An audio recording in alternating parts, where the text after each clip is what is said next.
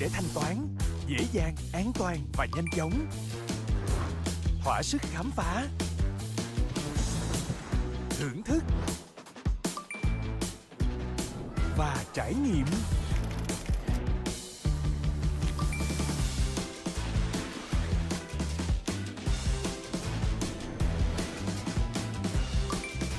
Visa trong tay, chạm Apple Pay, chạm cả thế giới.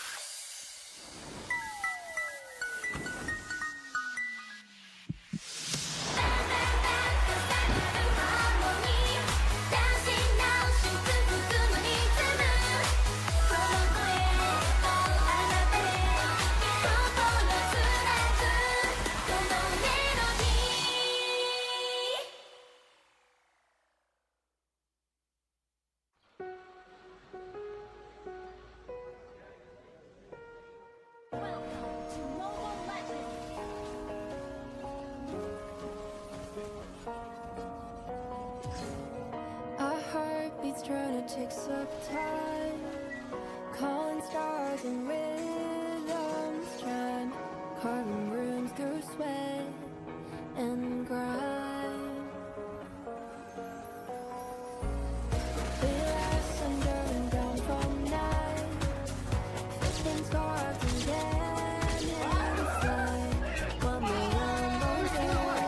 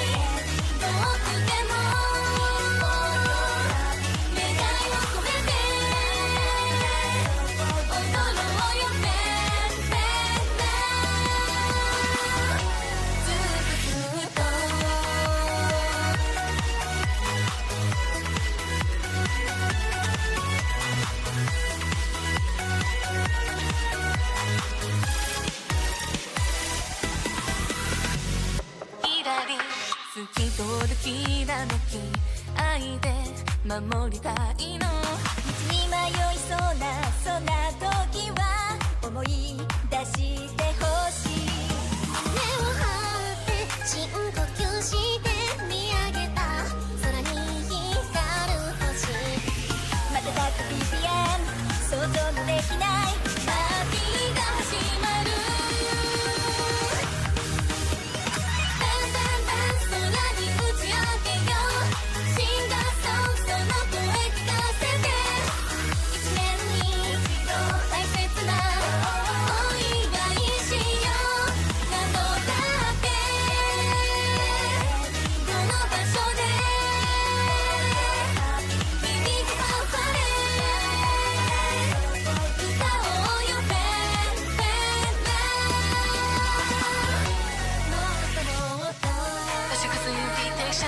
ワクワクしちゃうでしょみんなそれぞれに来年もきっと100年先も一緒に歌おう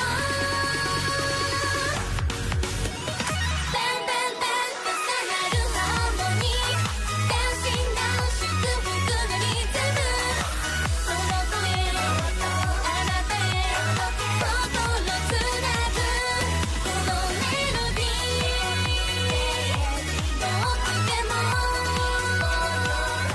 願いを込めて踊ろうよベンベンな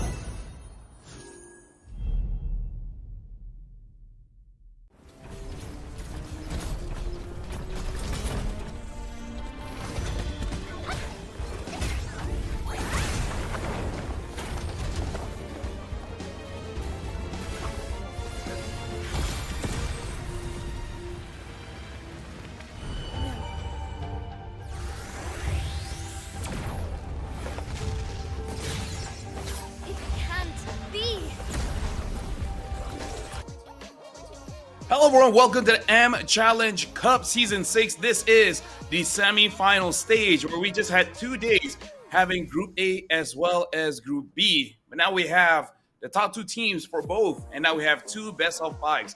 Welcome, my name is Abel, alongside with me is Stafa. Hello once again everyone, and welcome to day 3 of the MCCM Season 6, where we have borne witness the teams across the Mekong region fighting with their lives on the line for a singular slot to the M7 wild cards. And like LaFell brought up, we are going into semi-finals today. We've only got 4 teams remaining from our initial 6, and by the end of the day, that will be narrowed down to our top 2. And right now, the I would say country region states that's competing is gonna be Vietnam, 2 Laos teams, as well as one from Timor-Leste, which really showed up for yesterday. I would say the interesting thing is that both Laotian teams are the number 2 in each group, where we'll be seeing Saigon Phantoms going up against 189, and then we'll be seeing Leon going up against 3V Esports. And again, this is a best of 5 so far, Staffa. It has been clean sweeps, but again, those are best of 3s. Best of 5s, who knows? Could be different. And especially since these are going to be the top 2 teams from each group as well, I am expecting to see much closer matches for today. But once again, for those of you who might only be joining us today, just a little bit of a recap of what happened in day 1 and day 2. Saigon Phantom and Leon Esports emerged as the top 2 seeds of Group A, eliminating Made in Thailand. And then 3V Esports and 189 Esports emerged as the first and second place of Group B, unfortunately eliminating ESB Titans. Yeah, but the thing is, ESB Titans, they were very close to actually pushing that best of 3 to actually go all 3 games. But with that, we do wish Made in Thailand as well as ESB Titans the best of luck for all their competitions moving forward. But now we got to focus on the 4 teams still standing, where they'll be playing to fight this Sunday to go to the Grand Finals, winning a lot of money for sure. But also, like I said, that spot in the wild cards in M7. And now this is the bracket. Saigon Phantoms will be going up against 189. Vietnam going up against Laos, and then 3V will be going up against Leon. Timor-Leste going up against the second team from Laos. So we've got 2 Laos representatives here, obviously we brought it up, but that doesn't mean they can feel too safe about it yet. Every single team here has proven their mettle and has shown their stuff throughout the first 2 days of competition, and they're all just as eager for those top 2 spots for a chance to play in the Grand Finals. But our very first match of the day, best of 5 series, is going to be Saigon Phantom up against 189. We got the players up on screen. For Saigon, it's going to be Meow, Jawowski, Mzu, Hyde, and Malik TZ. And for 189, it is my name, Azi, as well as the rest. I did not get to see all that, but you guys can see their names because the draft is up on screen. Yep, something that we do have to note here. First of all, we got to talk about the coach SGP Sabo for 189. It is going to be Coach Zen. In terms of the power picks here, Jawowski amazing on that Hayabusa and Malik TZ on that Harif. We'll do have to see 189 if they have ways to deal with it or they are just going to be batting it out. And Keo, Keo is an amazing gold laner, doing quite well on the Natan, on the Granger, but not so much on the attack speed marksmen like the Claude. So I'm really not looking forward to see any kind of attack speed marksmen for today. Yeah, I think the only exception has been that one Natan pick at the very beginning of, I believe, day 1, where KO actually played particularly well. Actually, no, that was day 2. The days are already getting muddled up because there's been so much action here. But the Natan was a sleeper hit. KO did very well with that. Wouldn't be surprised if that gets pulled out. And I'm also curious to see whether or not any more new heroes are going to pop up now that the teams have a little bit more time to experiment with things. They haven't really gone too far yet. We're trying out the changes in the patch. Something that I have been trying and now I'm quite convinced is actually quite good is definitely Minotaur, where the motivation, it actually makes it so that as a roamer, I kind of feel like an EXP laner where I just go in and yes, I poke, do some damage, but I'll heal back some damage as well. So as a roamer, it does give me a little bit more confidence to be more aggressive in mid. But other than that, Balman as well feels good, but I don't know if it will be in competition. Yeah, hard to say. I am hoping to get to see some new faces here. We got one game of Minotaur yesterday, which actually performed pretty well, so I wouldn't be surprised if we get to see a little bit more going forward. But as you mentioned, things like Balman, like the Atlas, we haven't seen a lot of that yet, so we'll find out. But looks like Yi Sun-shin going to be the first hero picked up by Saigon Phantom. With Lance and Hayabusa both already taken off the table, the assassin pool is definitely quite small. Yep. And now the Harif has been picked up, so taking a power pick away from Saigon Phantoms. The Yuzong, the Lapu Lapu is still up, but looks like Gatakacha is going to be the premier roamer here getting picked up first. Firstly, for me, I would say for SGP, perhaps taking an Eve early, and then the Yuzong might be good for them. Eve would be solid. Yuzong is good as well. Kimmy is also open, was a very popular pick in throughout days 1 and 2. Hasn't been banned yet, but since they already have the Yi Sun-shin, they basically have to ask themselves, do we want to go the scaling mid lane, double fighter side lane? Do we want to experiment with triple marksman? Depending on what 189 is going to pull out. Because I believe all 4 of the top teams here in the tournament have shown to be quite skilled in that early game phase, but the Esmeralda are going to show up for the first time along with the Eve.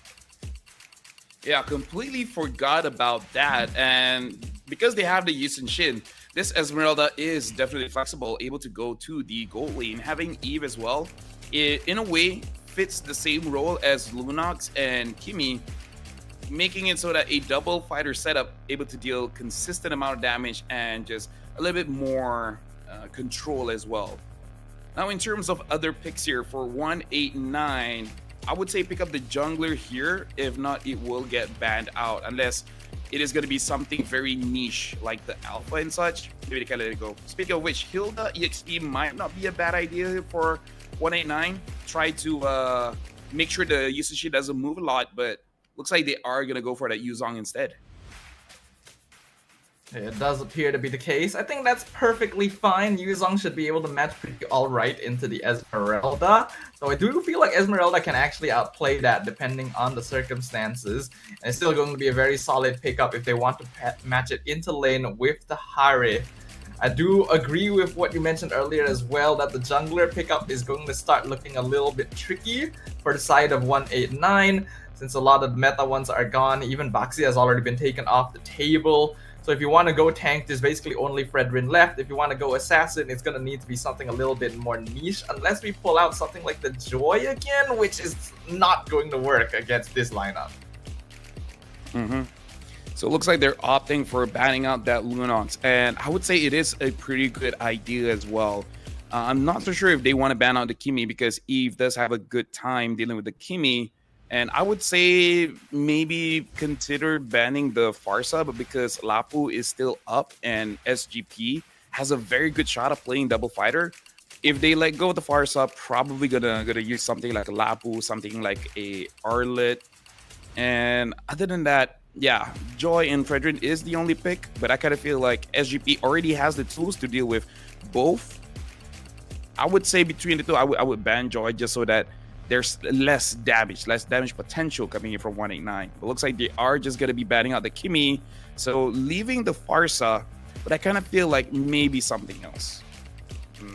But like the Sabrina. Haven't seen the Louis for a while, but Louis would actually be quite okay.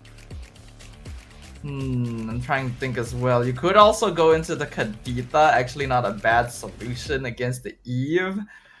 Someone in chat also pointing out something notable, the Grok being completely ignored despite having a very high ban rate during the group stage.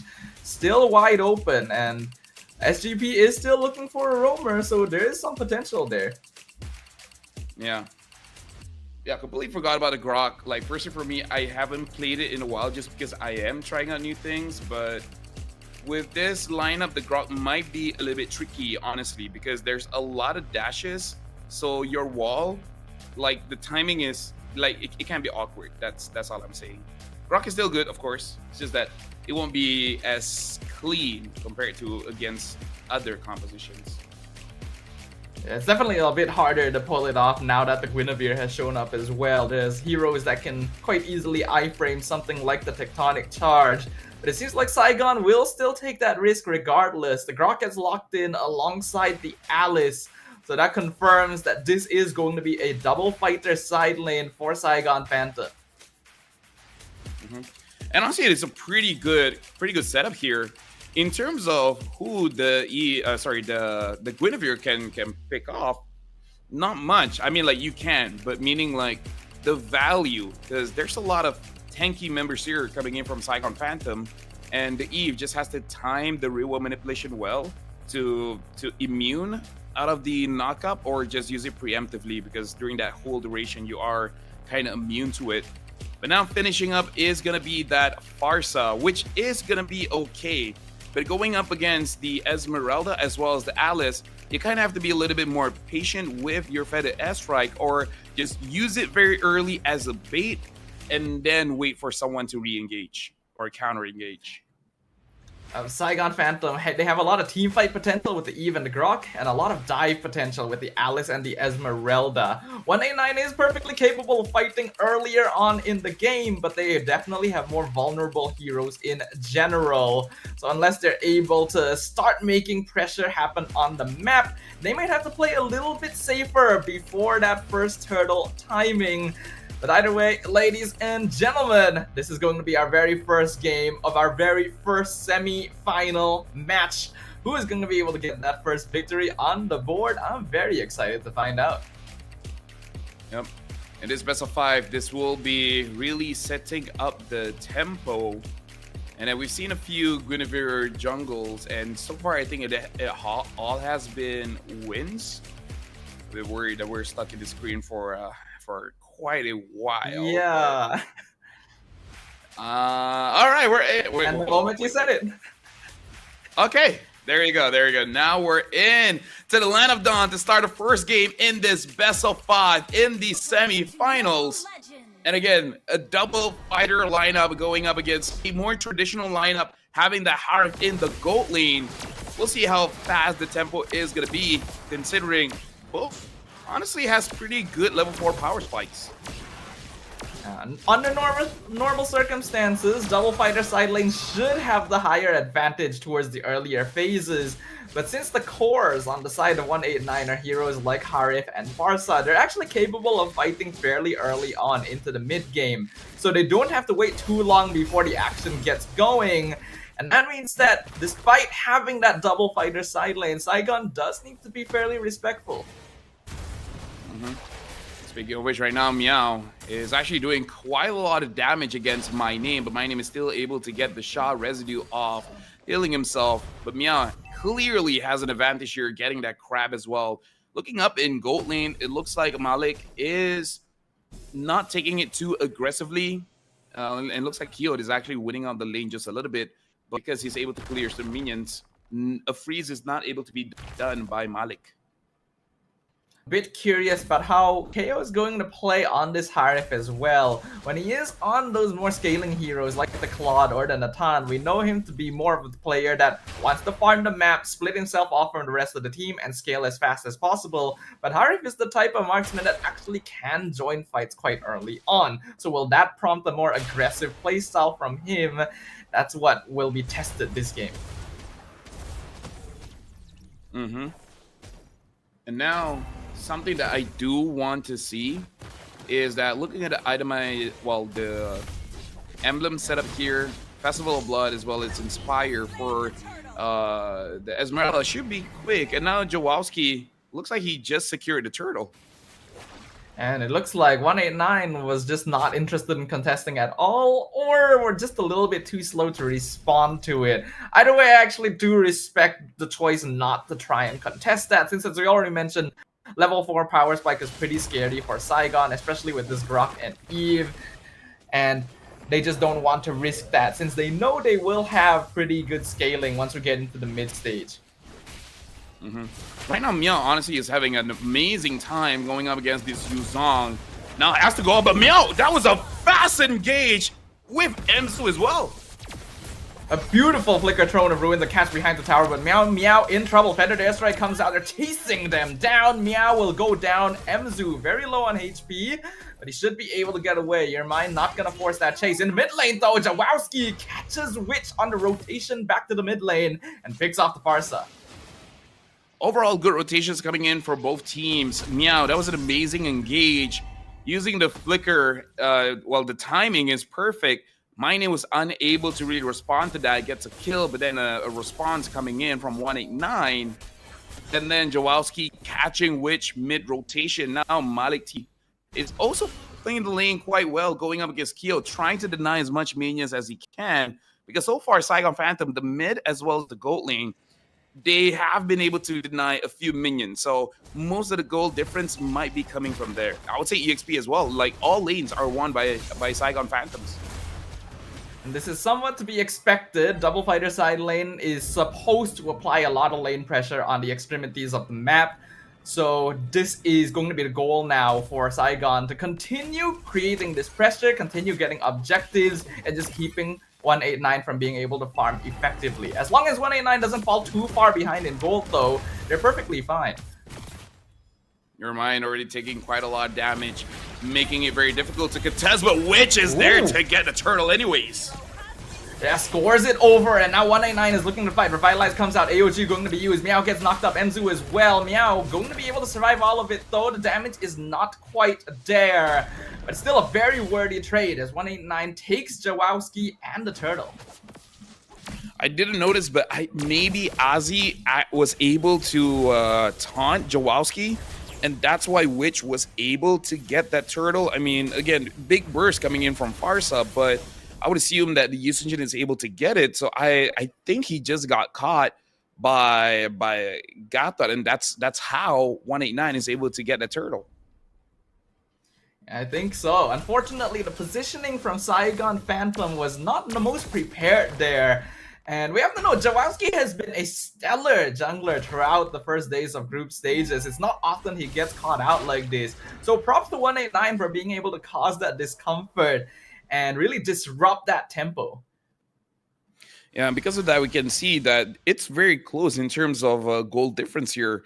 300 gold really is nothing to talk about. It's basically like boots, I would say, in terms of the difference. So not an item advantage for either team. It looks like your mind is going for an early brute force breastplate, in which, despite changes in the dominance ice, is still going for that glowing wand. I think you are going to need that, considering you're up against an Alice and Esmeralda. Even if dominance ice is a little better against it nowadays, you still gotta have some anti-heal in your arsenal, and which is going to be one of the players that applies it the most easily. You can see now, thanks to that pickup on Jawowski, the game state's a bit more even. Gold difference is basically nothing as the turtle is now spawning. And now the turtle is spawning. You gotta be careful of your mind's position, because she might be able to catch a lot of people off. Hyde and Malik does have that purify, so they should be fine even if they are caught. But everyone else, especially Jawowski, the changes, well, the nerf on the traceless does make it easier for you to catch this season Shin. Oh, and the gauge coming from the back. Charge! Goes in onto my name, catches him out. Black Ram Form comes out. Every single ultimate in the game is coming out at once, but Jawowski is able to secure the retry. And now Saigon Phantom is looking to retreat. Meow is still up ahead. Violet Requiem comes out. Your mind wants to trade for the Esmeralda, but he's surrounded by 4 people. And that makes him the only casualty of the battle. And I think that was a very bad call coming in from your mind, because even if he does get a kill, I don't think it's worth it, because technically Malik is a goal leader, but it's an Esmeralda. Even if you do take her down, it's not that big of a deal compared to you as a jungler, where the jungle resources are much less than the ones in lane. So I think even if your mind got a kill, it was not a good trade, and probably just miscommunication, because no one was there to back him up so that he can actually run away. Yeah, a bit of a lapse in judgment right there. Mzu's all the way in the back. The Tommy charge cancels the better airstrike. Does so much damage with the Mountain Shaker. Nearly takes out Witch. Your mind also trying to hold the tower. They'll be able to keep their tier 1 alive. But Saigon not quite satisfied. They're looking to steal the purple, but will eventually give it up. right now, at least in game number 1, looks like Saigon Phantom are outclassing 189 from the laning stage to taking turtles. And now even in team fights, Emzu, this Grok was picked up very late. But you can see the impact here, the amount of disruption has for the back line. No one is stopping this Grok. Ugh. And Witch gets caught in the mid lane. Mountain Shocker instantly 100 to 0. Damage really ramping up already. 3k lead for Saigon Phantom. Yeah, it's pretty difficult to use a Farsa in the current state of the game. And now a Conceal is being used by Emzu, trying to zone people out. Oh, look at him! Beautiful play with the flicker swing into the charge. Gets the 2-man knockup. Emzu will eventually go down, but he sets things up for his team. They get the mid tier 2 down to 10%. Now, unfortunately, going to need to retreat. Violet Requiem catches the Esme, but Malik pops the Purify and gets out of there. So that was cool, but it ended up not helping out the team that well. Maybe the team was like, no way are you going to hit that. And he was able to hit it, but the follow-up was just too far away. In terms of when they follow up, I think it's still timely. It's just that the range is just too far, and they were focused more on taking the objective, taking the turret, which I think overall is the correct choice. But because you see some hesitation, they don't know whether they want to take turret or the fight. So a bit of a mistake, but it was still cool though. Still cool. Honestly, props to Emzu for spotting that out. Mountain Shocker is gonna come out. They see 189. They know they're all hovered around the top part of the jungle here. Lord going to get reset. One of the benefits of the broken wall map, and the Lord can be reset in multiple directions. Conceal comes out from Emzu, zoning out Ozzy. And looks like Jawowski gets the turtle easily. Ozzy jumps in with the OG anyway. And that's just not a good call. Yeah. Looks like he is going for that Hail Mary, but there's really no way for him to get that. Either way, Jawowski now having the endless battle Mia with the Oracle, it does make it more difficult for Saigon Phantom to actually, I would say, make a mistake at this point because they're tankier and they just do a lot more damage. 5,000 gold ahead, and looking at the Harif does not have the Holy Crystal, and he actually bought the wrong book. So his Holy Crystal is going to get much later. Speaking of 7,400 compared to 5,900, that is a big gap, around 1,400 gold laners. Yeah, especially considering that KO is the type of gold laner that wants to play off of a gold advantage as well. I can see that the increased aggression from Saigon Phantom has made 189's typical win condition very difficult to access. And now 11 minutes in, they're already breaking down the front door. 6,000 net worth lead for the blue side. They're going to need something big to happen soon. And speaking of, Throne of Ruin ends up missing. Nice round of Requiem catches out the Grok. AOG going to be used as well. Emzu locked down under tower. Technology charge unfortunately does not save him. So KO picks up that kill, and 189 hopes their base. I made a mistake in terms of the distance that he had with the Gleam, unable to get close enough to 189. So that was just a botch engage where, again, the Throne of Ruin was just a little bit too early. So Emzu had to pay the price for it, but at the same time, it could have been much worse. So I think they'll just take their losses. Emzu, that again, you're a roamer anyways, doesn't matter. Meow finally does have that Dominance Ice. Probably will still be difficult if you're tanking the turret as well.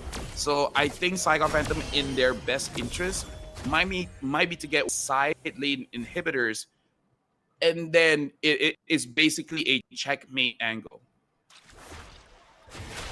But we also have to point out that in terms of scaling, 189 is going to eventually get pretty scared. KO is still deathless. His farm is a little slow, but he hasn't been disrupted just yet.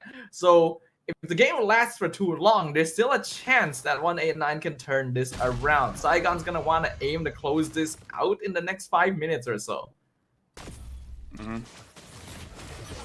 And look at this, Jawowski feeling very brave to catch out Your Mind, and Your Mind actually did almost get taken out with roughly 10 seconds left for the Lord. I'm not so sure what angle that 189 can really take. The best that I can think of is dodging the initial engage from Emzu and I would say Meow. And then hoping your mind and Ozzy gets a very good engage in which and kill has enough damage. But again, it's all about hoping that Saigon Phantom comes up after a botch engage and then go for a fight. Which, to be fair, the botch engages has been happening quite a while now. Like twice or the three last times. few engages have not been the most ideal for Saigon Phantom, so if that keeps happening, 189 can actually hold their position. They're gonna choose not to contest that Lord, but as a result, it's gonna be pushing down mid lane against them. They have all three inhibitor towers still standing. KO just got the Holy Crystal, but I am a little bit concerned about whether or not that will be enough. Lord now going to be crashing in mid. Mid tower will fall very, very quickly. The waves have also been synced up very well. The wall blocks them Sparse up, but he's able to flicker out over it. AOG comes in, gets a 3-man knocked off into defender strike. Jawowski goes down. Bottom tower will be finished off, but Meow also going to be traded away. Your mind trying to chase down Hyde, but will lose his life in exchange. Malik TC picks that one up. 2-for-1 trade, 2 towers down. Saigon at a numbers disadvantage, trying to see if they can cheekily push their way in, but I don't think so. Yeah, so it looks like the prophecy has been fulfilled. It was a botch engage and then re-engage. That was good, but I really feel like your mind might not be too familiar using this Guinevere because there's a lot of overextension where he just doesn't know how much damage that he can really put out, especially with the build that he has right now. So a good attempt from 189, but I feel like your mind really needs to start tightening up just a little bit. The moment you know you don't have enough damage, I think you shouldn't commit anymore. Yeah, I agree. In fact, based on the way Saigon Phantom has been playing, I feel like your mind can actually afford to play a little bit more defensively, since we know that a lot of frontliners are just gonna run at them. Uh-oh! Ozzy walks into the wrong bush. Just 5 people there, and he is dead. And now the game is going up 50 minutes here. I feel like 2 more minutes and Kyo might complete his 4th item. The question is, will he go for a concentrated energy or for the Divine Glaive? And it looks like it is going to be the Divine Glaive a little bit earlier than I thought. So now in terms of the damage, definitely 189 has the damage. They've achieved the items that they need. All they need is just the positioning for Kyo to deal free damage, and then 189 might be able to turn things around. Ooh, your mind tries to jump in, gets stunned instantly. AOG comes through, doesn't hit anyone. Tectonic charge in the backline, gets the 2-man knockout, which goes down. Meow jumps in with Malik TZ. Zion Force comes out, and Saigon chooses not to fight it. They know about Kyo's damage at this point. Tower still left standing, but with not much HP. That was a huge mistake. But before that, damage dealt here Hyde, basically doing double or almost double compared to everyone else. Damage taken, Ozzy taking quite a lot. I do not want to see that same mistake again coming in from 189, because if they can engage, that's good, but you really want to wait for SGP for that botch engage, especially Mzu, because everyone else, they don't counter engage that well. But Mzu, amazing. Oh, the biggest mistake you could have made. Your mind walked up to try and contest the Lord, but it was already taken. Throne of Ruin misses, but with 1 member down and the Lord in the hands of Saigon, we could be looking at the final push here. 189, they need to survive this. If they can hold off this Lord, they have a chance. I feel like in game number 2, the coach has to be thinking, how does he get your mind on a comfortable jungler? The Fredrin was open, but maybe he doesn't feel confident in that pick. Oh, but now an engage coming in. Oh, that's a quick death. A death roar instantly signed for my name. AOG comes in. Ozzy's trying to buy as much time as possible with Revitalize. Jawowski does end up going down. Ozzy's still alive for now, but will eventually be taken off. Unfortunately for Saigon, he's actually done his job. Ozzy distracting them long enough for Kyo to finish that Lord off. Now Saigon no longer has the objective to push in with. Your mind tries to jump in once again. He's low on HP. That might be a mistake. Winter Crown comes out. Malik is on top of him. Feathered Airstrike can be used. Winter Crown now on the Alice. Meow! Gonna get bursted away, and Kyo is chasing Hyde and them two out of the base, chasing them down. Hyde just barely survives. Malik TZ makes sure they get out of there. He wants to get this kill onto the Harif, but he's the last one left inside the base. 1v3. Violet Rep locks him down, and with My Name returning to the fray, this may have been a mistake. Petrify comes through. Malik TZ goes down. Saigon Phantom is getting a little bit desperate here, and I gotta say, Keo, this might be one of the hardest carry that he has done in his career, because my goodness, the game looked over at like what, 14 minutes, and now the game is all the way to 18 minutes.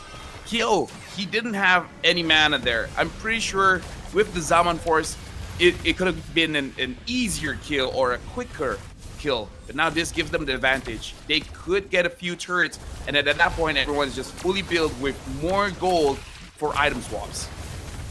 Throne of Ruin comes out, mid-tier 1 will fall. Your Mind finds the Violet Requiem to 1, and that is going to be Meow going down for the count. The wall blocks off Ozzy, but the damage is not quite there. Hyde will get that killing spree, but things are now looking sticky for Saigon Phantom. Oh yeah, for sure. Saigon Phantom, they are, you know, a little bit desperate. We can see even for the movement here. They want to end this now. And the Black Dragon form cancel, but still able to get out of there. And they are able to escape there, but things are looking dicey for sure. You remember a little while ago, I said that Saigon Phantom needed to try to end the game in around 5 minutes? Yeah, that time has passed, and the game is evidently still ongoing. This is where Kyo and Rich actually start hitting pretty hard, and Saigon Phantom start dropping off in terms of consistent DPS, especially if Zawowski keeps going down early. They want to try and blitz this Lord again. Mountain Shocker scouts them out. Your Mind tries to dash away, but he will get caught inside the RWM. Immortality runs down. Zawowski secures the Lord. Zaman Force does so much damage, but Malik TZ is able to walk out, and Saigon will cut their losses. Yeah, it's honestly unfortunate, because if 189 is able to get a few kills there, who cares about the Lord? At 19, 20 minutes, if you get kills, you can essentially just all mid. So I think they were thinking about it, but at the same time, maybe they think it's safer to fight around the base, but this is going to be a very difficult defense here. Seriously, I think they should have gone for a fight angle, but seeing My Name doing a U-turn, I don't know, man. It's on Saigon Phantom now. If they lose the next fight, it should be GG.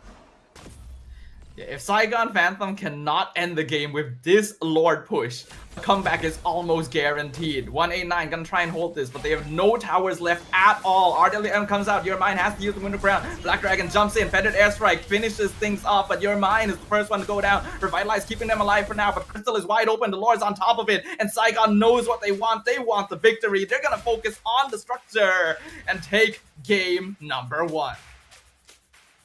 Congratulations to Saigon Phantom, essentially getting first blood in this matchup. And it was a good showing coming in from both teams. I would say this battle is worthy of a semi-final showing.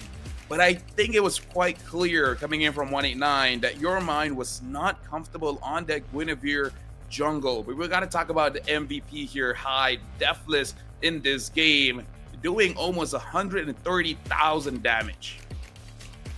That Wishing Lantern and Divine Glaive is definitely going to add up over the course of things.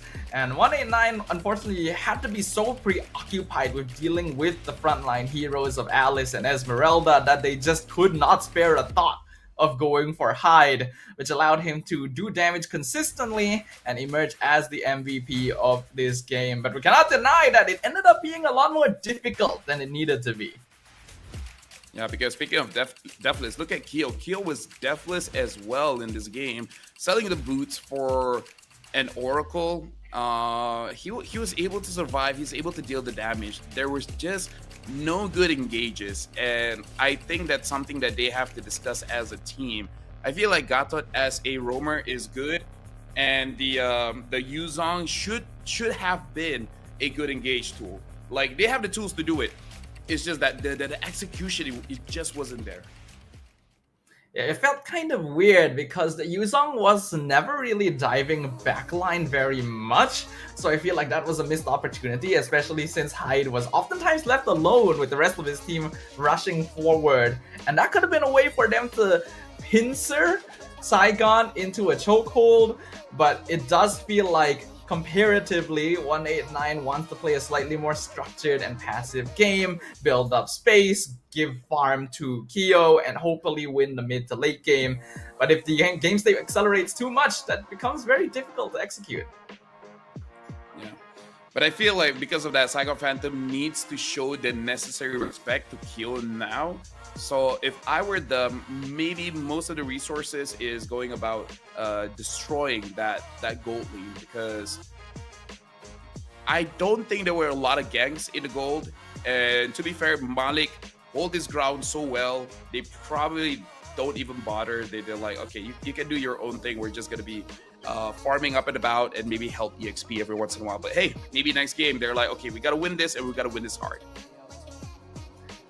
There were definitely mistakes being made here on both teams, actually. Saigon Phantom 100% could have ended that game sooner if they didn't blunder a few fights around the 14-15 minute mark, and 189 could have actually held the line a little bit more effectively by not forcing out fights when they didn't need to and working on their communication a little bit better. Kyo definitely held the line for them. If not for this Harif, it would have been way easier for Saigon, but that also gives some information, right? Because Kyo has been the win condition for 189 ever since day 2.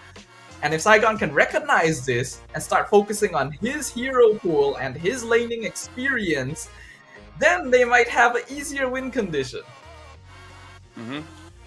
I think maybe get the jungler and mid a little bit earlier, Staffan, because I feel like there's a jungle, mid, gold, because these 3 roles are the one that has very small hero pool, I would say. I think EXP, there's a lot of usable heroes now. Same can be said about roamers. So I think maybe out of all, like after watching that game, the mid lane from 189, the Farsa was only really good at the defense. And the jungler, Gwyn, I think is a very good jungler. It's just that the execution, maybe he's nervous. I don't know, but still, you know, something to think about. I think unfortunately it is a slightly trickier game for Guinevere as well, because there are a lot of targets you can jump on quite easily, but they're also bulky that even if you use your full Violet Requiem, they're probably not going down regardless. So if the jungler hero pool is an issue, then drafting it earlier might need to happen. And I do feel like Eve is just so strong now, because I'm even watching some professional players live stream, including Sans, and he has been spamming that and is making games pretty easy. But again, you know, that's Sans, one of the best mid laners in the world. But yeah, seeing how he's been prioritizing that hero quite a bit, even in live streams, I'm like, okay, maybe that's the number 1 right now. Kimi is there as well. Kimi is there, don't get me wrong, but these 2 are like the top dogs, you know. Makes me remember the days when Eve was first released and she genuinely had a chessboard-sized RWM. Remember those days? But yeah, Eve does seem pretty solid. And it's for both mid laners as well, because I recall on day 1, Witch had an MVP performance on the Eve. So that also seems to be a very high contested hero. Draft starting to become a bit more crucial now that we're reaching the semi-finals and the teams are a little more closely tied in terms of power level.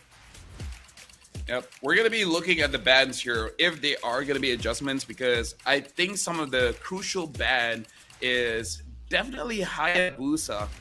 And now you got to consider, okay, if you see a Hayabusa ban, you want to ban out that Lancelot, because going up against Yisun Shin or Lancelot, I think like that may be the adjustment. Don't ban too many assassins until you just have nothing for yourself. I think that would be a wise choice here. We've already seen that when Saigon Phantom is on blue side, they like picking jungler first. They're even willing to go Haya right out the bat because Jawowski just plays a mean assassin in general. But now that they're on red side, maybe 189 will have a little more ability to curb that. They're gonna ban out the Kalea first, and Saigon gets rid of the Baxia. Yeah, this is going to be a tricky bit of a place right now. I wonder what is going to be the new changes we see in the draft going forward with the meta though. So far, the teams aren't really changing all that much in terms of the heroes that they're going to be bringing to play. Surprisingly as well, CC still getting quite consistently banned despite having a absolutely terrible win rate in MCCM thus far. So these teams still respect it, even though it has not been winning any games as far as I've seen here. Hayabusa also going to be banned out by 189. That is definitely respectable. I think this is Jawowski's like key hero pick. He is always so good on this Hayabusa.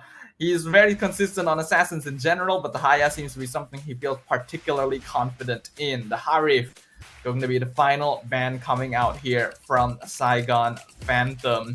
So they're already putting a little bit more focus onto Kyo's side. I do think it would be wise for 189 to keep Kyo's hero on the down low a little bit longer. Harif is a fairly safe hero to pick early, but since that's already been taken off the table, they either go for Granger in the first half of the draft or they save it until the very end so that they can maybe surprise with something like the Natan, which we saw at the beginning of day number 2.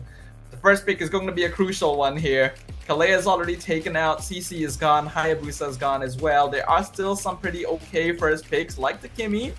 I was just about to bring that up actually. It felt like the most obvious one, especially since Witch does seem to play a pretty solid artillery mage style, quite good at farming. If they can create that space for him, then this is going to be very good. This is a hero that typically pairs up well with the Gatot roam as well. So I get the feeling that Saigon Phantom will probably want to contest the Gatot away. They could go into the Gatot Eve. I feel like that would actually be a very powerful opening since we've already mentioned that the Eve to be emerging as the top mid lane hero currently in the meta. Wondering what else would be good for them. Yuzong could also be an okay early pick. They could also go Lancelot just to make sure that Jawowski has an assassin right off the bat. But I think Gatot Eve makes the most sense. Ooh, something different entirely. Gatot is there. It looks like the Yi Sunshin is going to show up once again. I will say that out of all the heroes we've seen, Jawowski seems to be the least consistent on the Yi Sunshin compared to assassins like Hayabusa and Lancelot. So perhaps Saigon is trying to test this out. It's also possible that they're picking up the Yi Sunshin specifically to enable them to play double fighter side lane. Because they already see the Kimi. They know that there's a good chance that 189 is going for more of a late game scaling comp, which they do go for with the Granger-Kimi combination. If the Season Shin is picked up, they can go double fighter side lane, once again accelerate the early game tempo and try to take over before any scaling can come into play. With the Yu Zong now locked in for 189, that is going to be a tricky one. We already know that Kimi and Granger is a very powerful duo. It's basically a sheer win strat as long as you're not too far behind in the early to mid game. You can even afford to lose your early game a little bit just because of how well these heroes scale.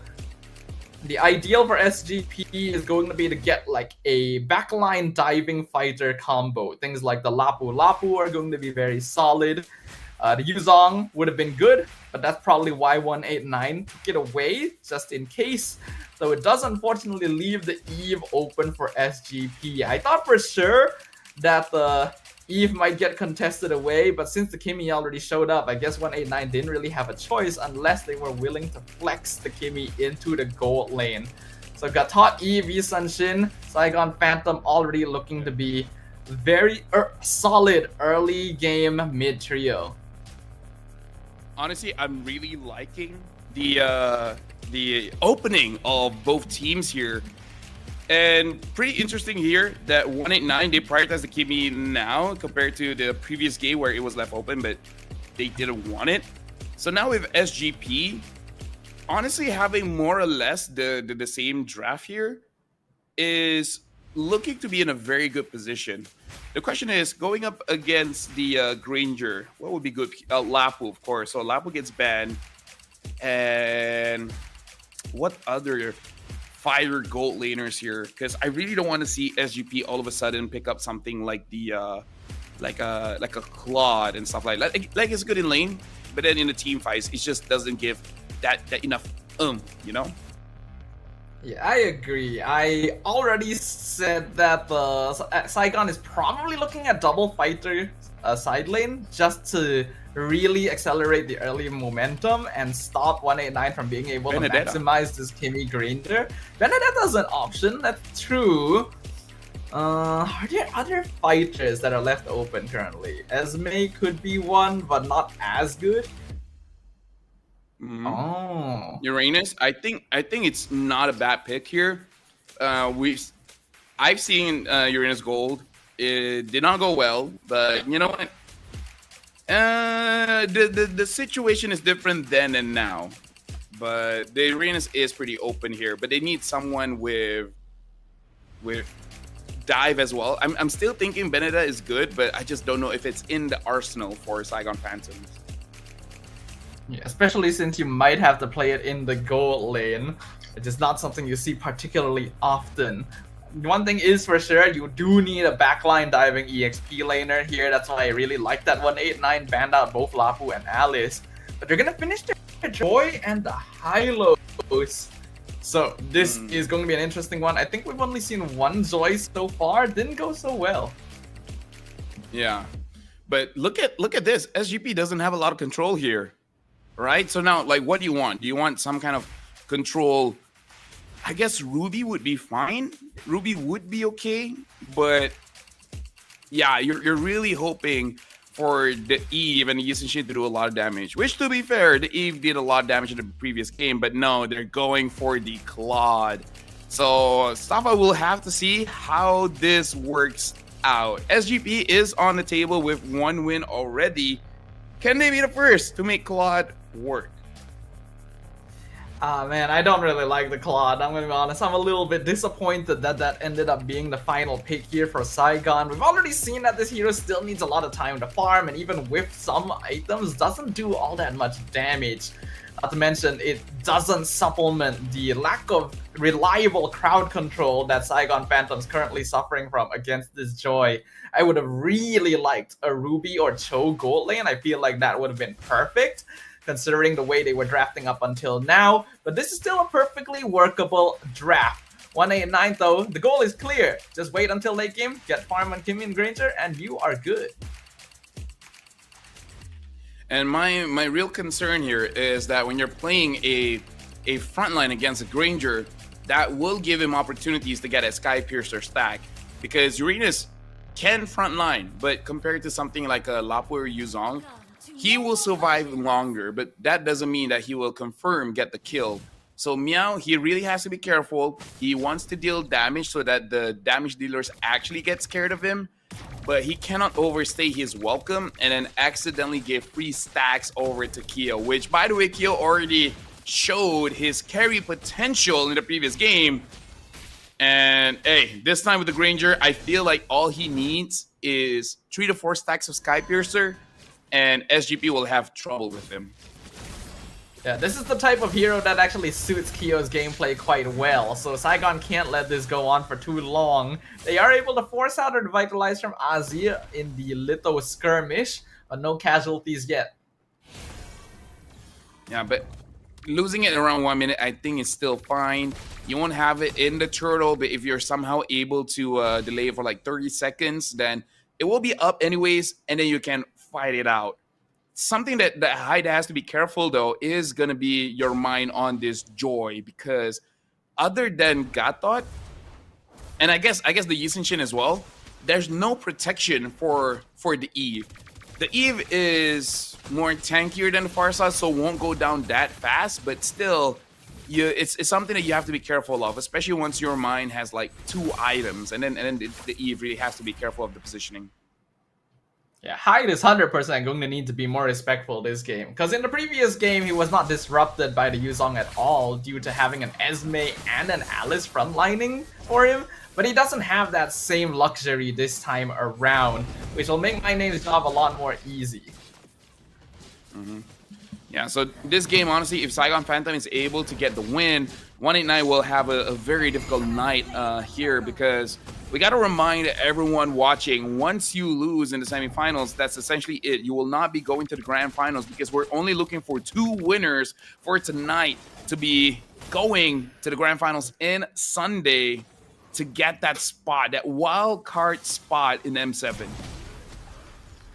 That one very coveted spot. And remember, we might be in the semifinals, but this is a single elimination bracket. There's no lower bracket for you to use as a second life if you go down here. It is one and done.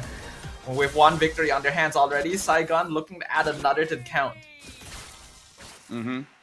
Looking at the goal difference again, both teams have been farming very well. They have not disrupted each other, so you can see like very minuscule numbers here in terms of the goal. But again, Saigon Phantoms looks like they are able to deny certain so the farm is just a little bit more for Saigon Phantoms. They are able to get that Black Dragon form, but with the turtle spawning in 1 minute, it's really not a big issue. Nice communication there. The coordination onto Ozzy nearly burst down the Hylos. In fact, if Ozzy didn't have Revitalize available, that would have been 100% kill. The moment the taunt came out, the Yi Sunshin and Eve both collapsed at the same time. Those are the kind of plays we've seen a lot from Saigon. And Ozzy is just going to get tankier and tankier. The only real threat is going to be the Claude. The Claude should be able to shred him down, but this is a perfect opportunity to see if the Claude is able to do with the high loss, and then high loss builds Pauldron, the Chastised Pauldron. Will it just make the Demon Hunter Sword build just mute? Because the Chastised Pauldron, it does reduce your attack speed, but also when your HP goes below 30%, you'll regen back a lot of your HP. So this high loss is just going to get very, very tanky later on. Oh, absolutely, but it means they have to buy enough time for that to happen. At the very least, they know they're dealing with a Claude, so the game isn't going to be quite as fast as before. The taunt ends up catching your mind, and now they're all collapsing onto the taunt. AOG going to be used defensively. Jawowski picks up the Turtle Blazing Duet, also doing some solid damage. Your mind nearly falls to it, but there will be no kills here. Yeah. I would say good call from Saigon Phantom, seeing that the Yuzong was far away. Starting it off without the Yuzong there made it so that they can basically get that for free. And it looks like another game where Kyo really needs to start caring for his team, because I gotta say, Staffa, this feels a little bit passive coming in from 189. Despite them having a Yuzong, despite them having a Kimmy, there's a lot of defensive maneuvers all around.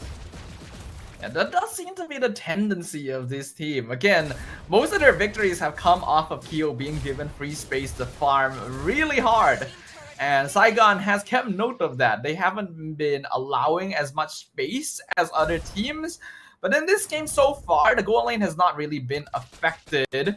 And while there is a 1.5k lead for SGP, it's still not all that bad. Right now, Meow is always the first to leave the lane. So I'm really looking at my name to start contributing for his team, because he's got to start making Jawowski work for it. We're 5 minutes in the game, almost 6, and so far 0-0 kills, which is fine, just because both teams does have that marksman. So they're just, it's almost like a gentleman's agreement. Let's get our items first, and then we'll see who can deal the most amount of damage with as less items as possible. Meow already bulking up to be very annoying. See that he's able to tank 3-4 people's worth of damage, especially since 189 is playing double marksman. So this Uranus, very annoying to handle and basically impossible for them to remove from them. Yeah, so far they do have anti-heal, they just don't really have the shred. So they gotta wait for your mind to maybe have a Holy Crystal as well to be able to deal enough damage onto Meow. Because if I'm not mistaken, he does have the Genius Wand. So just or maybe delay the Holy Crystal and pick up the Wishing Lantern. And then maybe you can do something against Meow. But Meow with that Radiant Armor, yeah, gonna be very difficult for them to take down. And we've already seen the impact of the new item changes to Uranus. Yes, I believe it was yesterday, also nearly unkillable. Unfortunately, we can see that your mind also having a little bit of difficulty on this Joy. At the very least, he hasn't died yet, but this is also a hero that needs a lot of farm. So Until that happens, Saigon Phantom has free reign of the map. Ooh, Shocker lands onto AOG. The combo is so good. Meow picks up first blood at 7 minutes, by the way, as they take down mid-tier 1. That was perfect execution. Sure, they wanted more, but again, the way that they did it, it was well coordinated. Now Jaworski going up against Yormine. Yormine has to retreat. Something I note of as well, Stafa. At 7 minutes, Kyo just completed the Sky Piercer. I could be wrong, but that feels like the slowest Sky Piercer I've seen in pro play. Well, okay, looking at the item build, it's a second Sky Piercer, so it makes a little bit more sense, but it is still definitely a lot later than you would ideally want it. And we're at a point in the game where it's very difficult for him to actually get stacks with this item, now that Saigon have been able to get a near 5k gold lead after that fight. So, again, I think I might be correct. That might be the slowest Sky Piercer purchase, even as a second item, because quite a few players are opting for Hunter Strike first.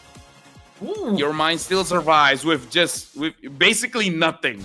That was just a can I survive pretty please kind of HP. I can't believe he was alive, actually. That's literally 1 foot in the grave situation. Lord has just spawned, but Saigon doesn't even need to go for it. Meow is able to tank so much damage that they're just able to run down the bot tier 2. And Malik TZ playing it safe. I'm very curious about how much damage this Claude deals by now, since he's just been allowed to free farm. I really feel like most of his damage is really just onto Kyo, because the only reason why Kyo is this, like, malnourished, I guess. Hold on, look at that. That was a very bad call by your mind. Literally dashing into the Lord pit against 4 people, and his team is nowhere close enough to back him up. Yeah, I think, again, it's a little bit desperation. I don't know what's going on. Maybe your mind is having a bad day, but give him some chocolate or something. Like, he needs to start like feeling good about himself. He needs to get his head in the game. He seems very off form for today. Yeah, I agree, and it's definitely not a good day for that off form to happen. Remember, this is a single elimination. These are the semi-finals. You need to win this to get to the Grand Finals. Ozzy, we can already see the poke damage from Malik TZ is building up, and the Lord is pushing up top. Now 10 minutes in, and looks like all holy defenses are down, and the claw damage is high at this point because, again, you're far in lead in terms of gold, and I don't think there's any pauldron here. AOG gonna be used. RWM splits the fight in half. Meow is inside the base and basically taking no damage at all from 4 members of 189. The top tower falls with basically 0 resistance, and now the wave is crashing in mid as well. MZU looking for the taunt, just trying to scare 189 away. Another free tower for Saigon Phantom because Meow is just too tanky. He's literally just standing there menacingly. The aura on this man. Dude, look at that. He's like, I have abilities, but I'm just gonna save them when you think you're gonna get a kill. Oh, this is rough. Under 11 minutes and 2 inhibitors are taken down. And Saigon Phantom, they might try to use this mid wave to end or at least get a few more kills. The Mountain Shocker comes out, they can see everyone, so I think they didn't even need that to know that they are all huddled inside the base. Mountain Shocker connects with Ozzy. Look at the damage on the high look. Blazing Duet into the Winter Crown. Ozzy gets shredded. Yuzong goes in, tries to get the knockup, but he also just melts in an instant. The 2 frontliners of 189 have been removed from the equation, and every single wave is synced up, pushing into the base. The Crystal is exposed. It's a 5v3 defense, and they can't even get through the Uranus alone. The waves are coming through. Crystal is wide open, and there is no resistance here. It is easy for them. Saigon Phantom 2-0. A much easier game for Saigon Phantoms, and the Claude won it out, and I feel like it's just denying the farm, denying the minions. Saigon Phantom, they are winning by lane mechanics alone, making sure that their opposing laners don't get a farm, because through no fighting at all, Malik TZ was able to extend his gold lead above Keo by about like 1,000, maybe just a little bit more in both games, just by the laning phase itself. And look at this, the Uranus is unkillable. Having the Oracle as well as the Radiant Armor, I feel like both those items are enough, and then no one can do anything about it. The only way that he will die if he dives inside the fountain. The changes, the tank items, making this hero feel a lot better. And Uranus has already been known to be a pick that works incredibly well if he is leading. If he falls behind, he ends up contributing very little to the team. But if he is ahead, well, you got to see that in person here. Meow basically unkillable for the entire game. And 189 had a solid draft, but they just didn't have enough time to get it online. Saigon Phantom made sure of that. I don't know, man. Like, looking at that game just now, outclass in lane, sure.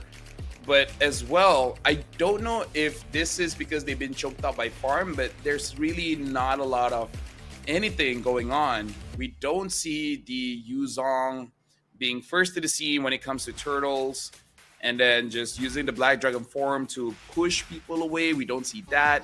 We don't see the Joy getting kills on the damage dealers because the Claw doesn't have a lot of HP. Eve might be a little bit more difficult, but again, like there was just nothing going on. This is a game that pacifists like to watch. No real deaths, no real kills. If it's not necessary for me to kill you, I'm not gonna kill you, okay? You're just gonna give me what's on the map for free.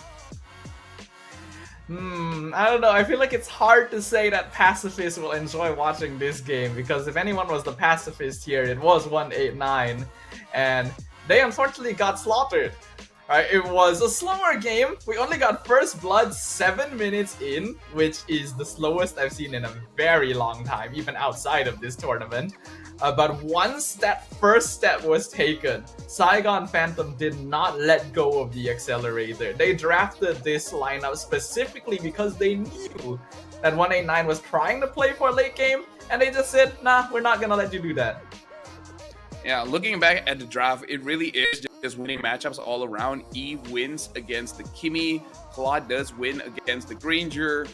I would say Uranus and Yuzong is more of a skill matchup because I can really see it go either way.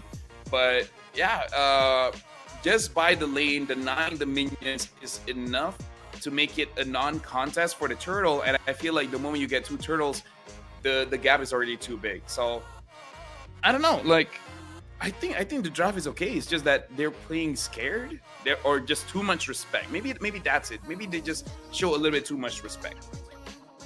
Yeah, I feel like the win condition is becoming a bit too telegraphed here for 189. Because most teams at this point can see like, oh, if we don't allow Keo to farm, then this team just doesn't get to do anything, unfortunately. They played 3 different scaling heroes, and Hylos got picked off got disrupted quite early on, so it was very difficult for him to open up the map. When you don't have anyone else to back up the Yuzong, then he also isn't going to be able to fight early. So there's a bit of a disconnect with the way this draft is supposed to work in the first place. Yeah, and so what you gonna do, right? What are you really gonna do? Because your mind is not having a good game on the Joy, as well as the Guinevere.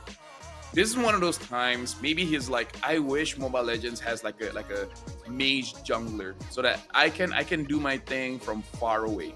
Doesn't make sense in concept because you need to reuse retribution and you need to be close to actually use it. But yeah, or hey, you know what? Maybe it's time just go for a tank, go for an Akai, right?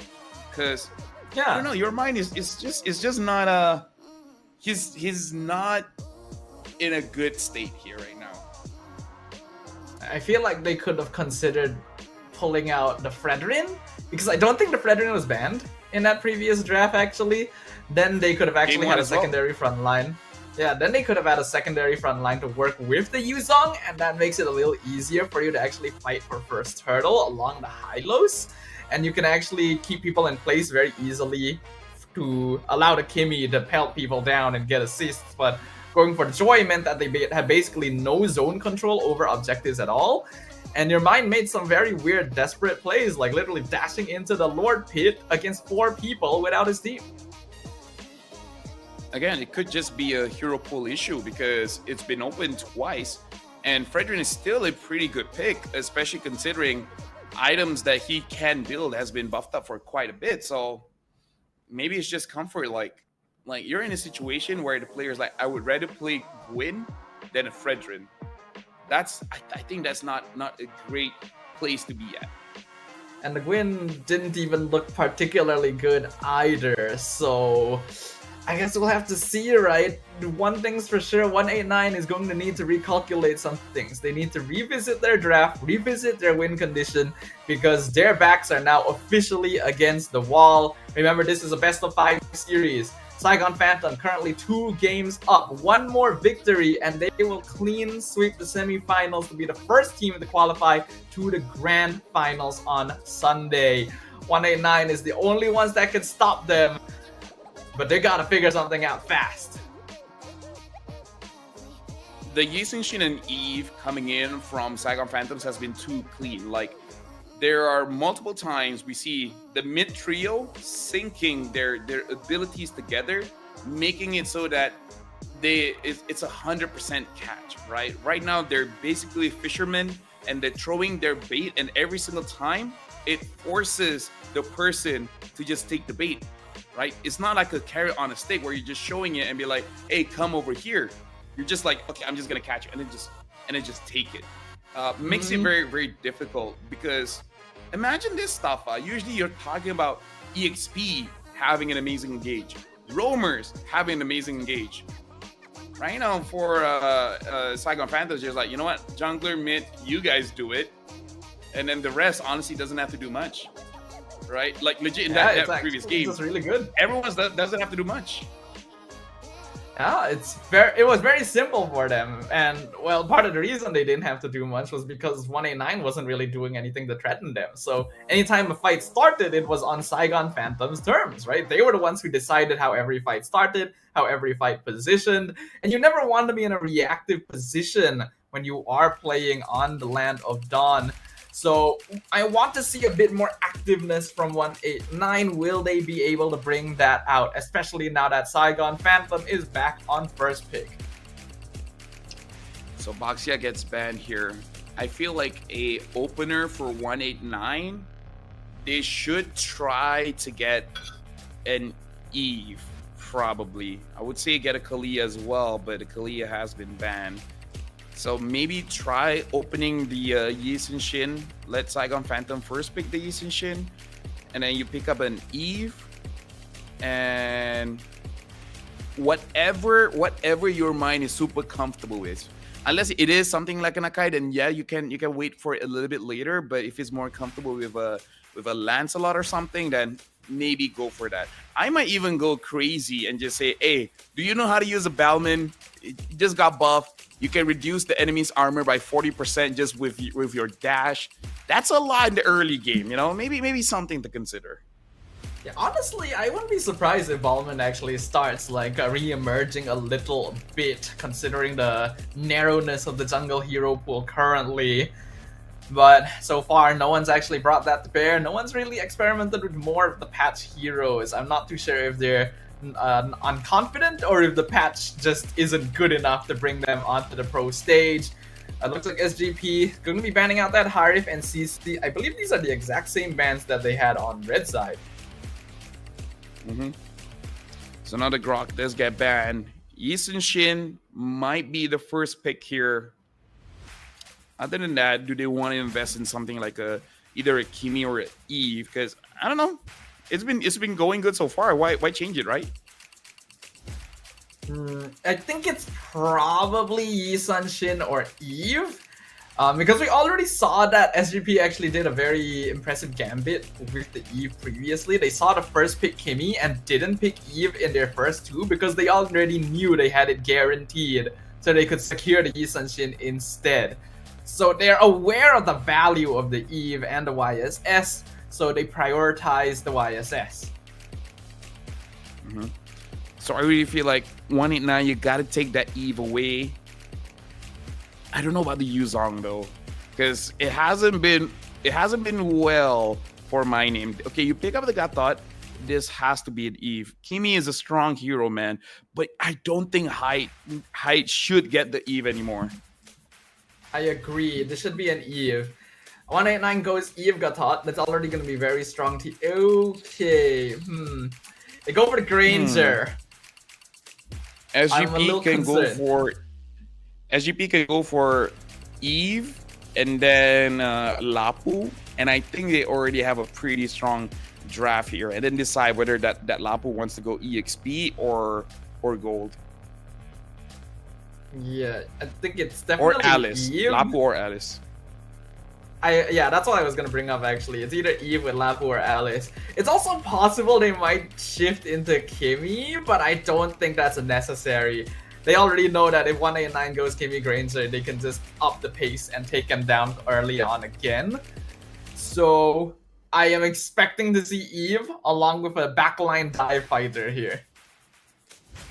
So it looks like they are going for the Esmeralda instead. Considering what Malik did in the previous game, maybe it could still be a gold lane Esmeralda, and now they use the Lancelot. So is this third jungle pick gonna be the charm? Will this finally be the one where your mind is able to shine? Well, at the very least, it is going to be a more meta assassin pickup. But I believe a viewer mentioned to me a little earlier on that Lancelot still has a 0% win rate in MCCM. I don't know if that's completely accurate, but I'm inclined to agree because I don't remember seeing a Lancelot win so far. And the odds are certainly stacked against them.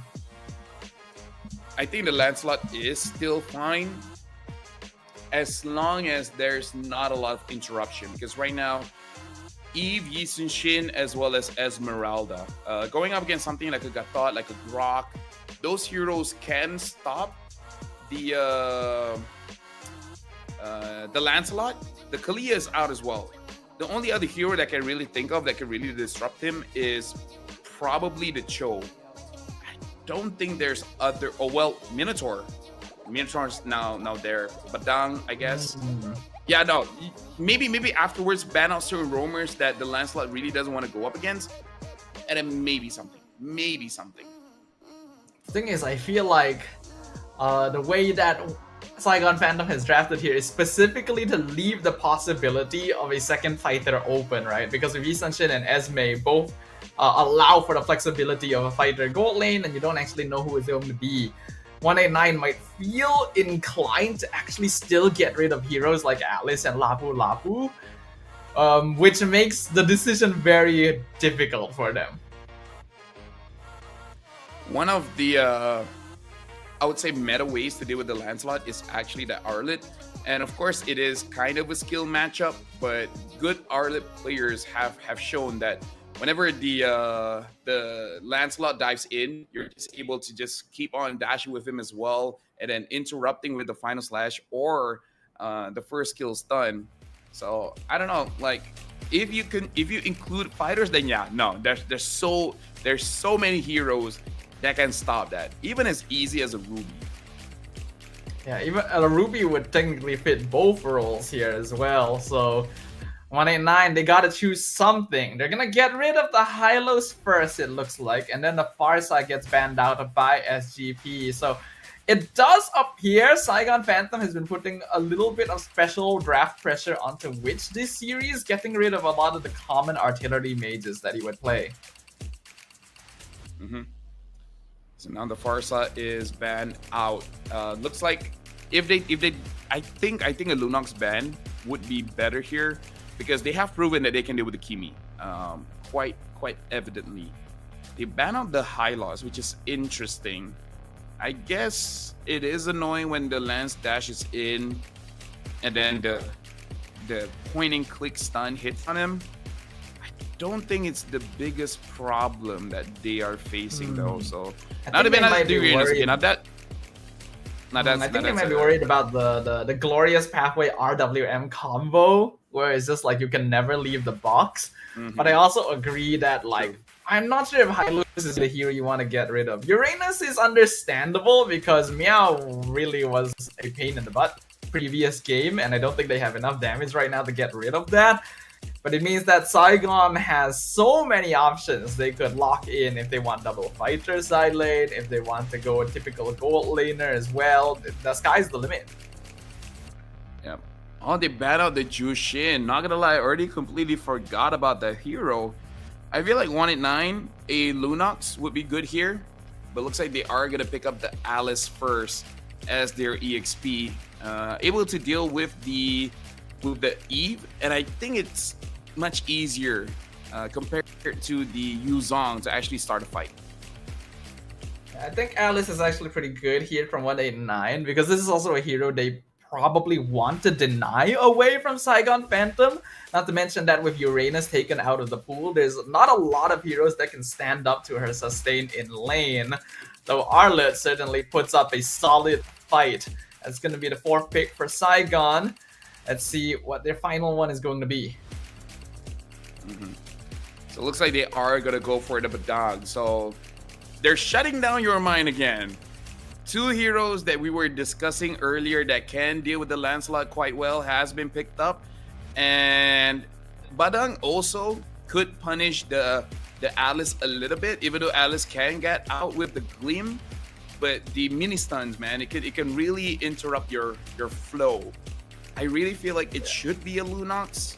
Other than the Lunox, I don't even know if a Kimmy is good here.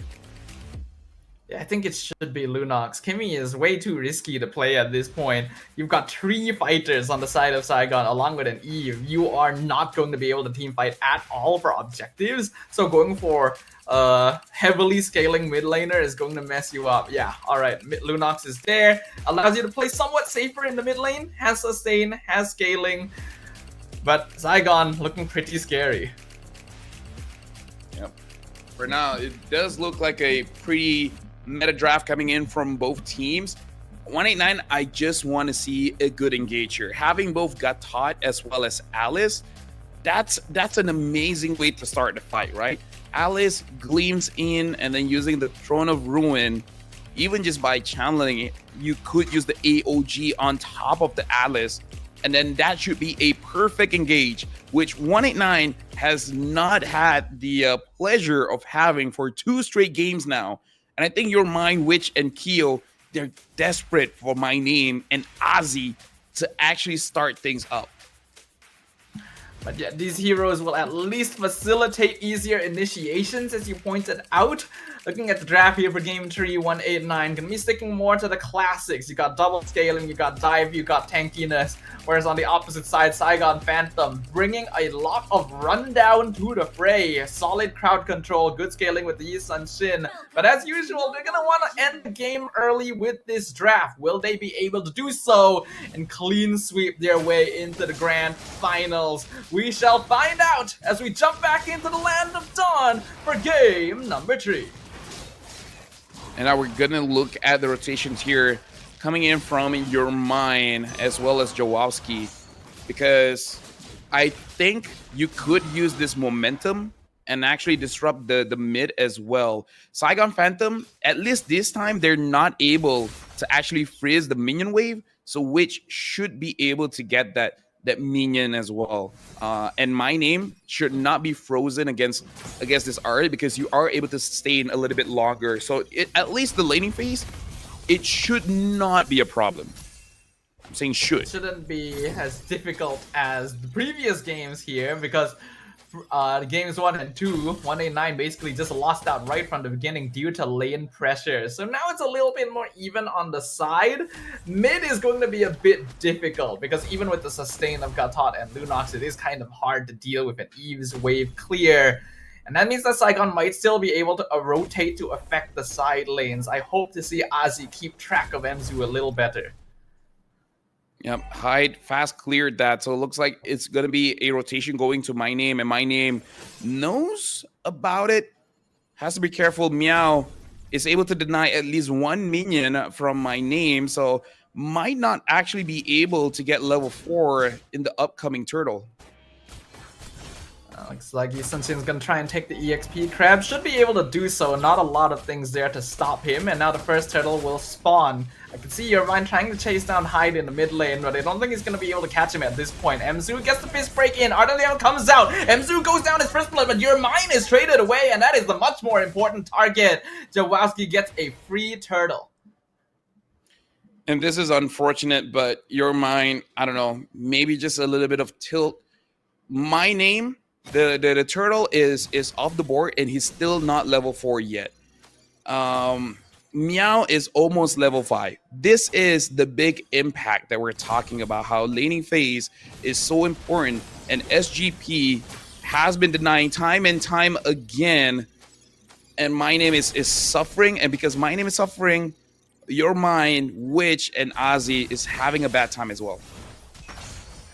They need to be a little bit more cautious. I do like that 189's at least trying to match the pace of Saigon Phantom, but the finesse is a little bit lacking in comparison.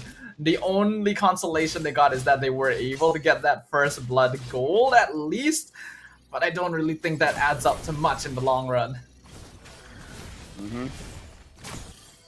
And look at Meow having a 1 level lead. He should be able to rotate mid in the after the next wave. And at that point, Witch has to be careful because he does not have the flicker here. Might have the brilliance, so should be fine.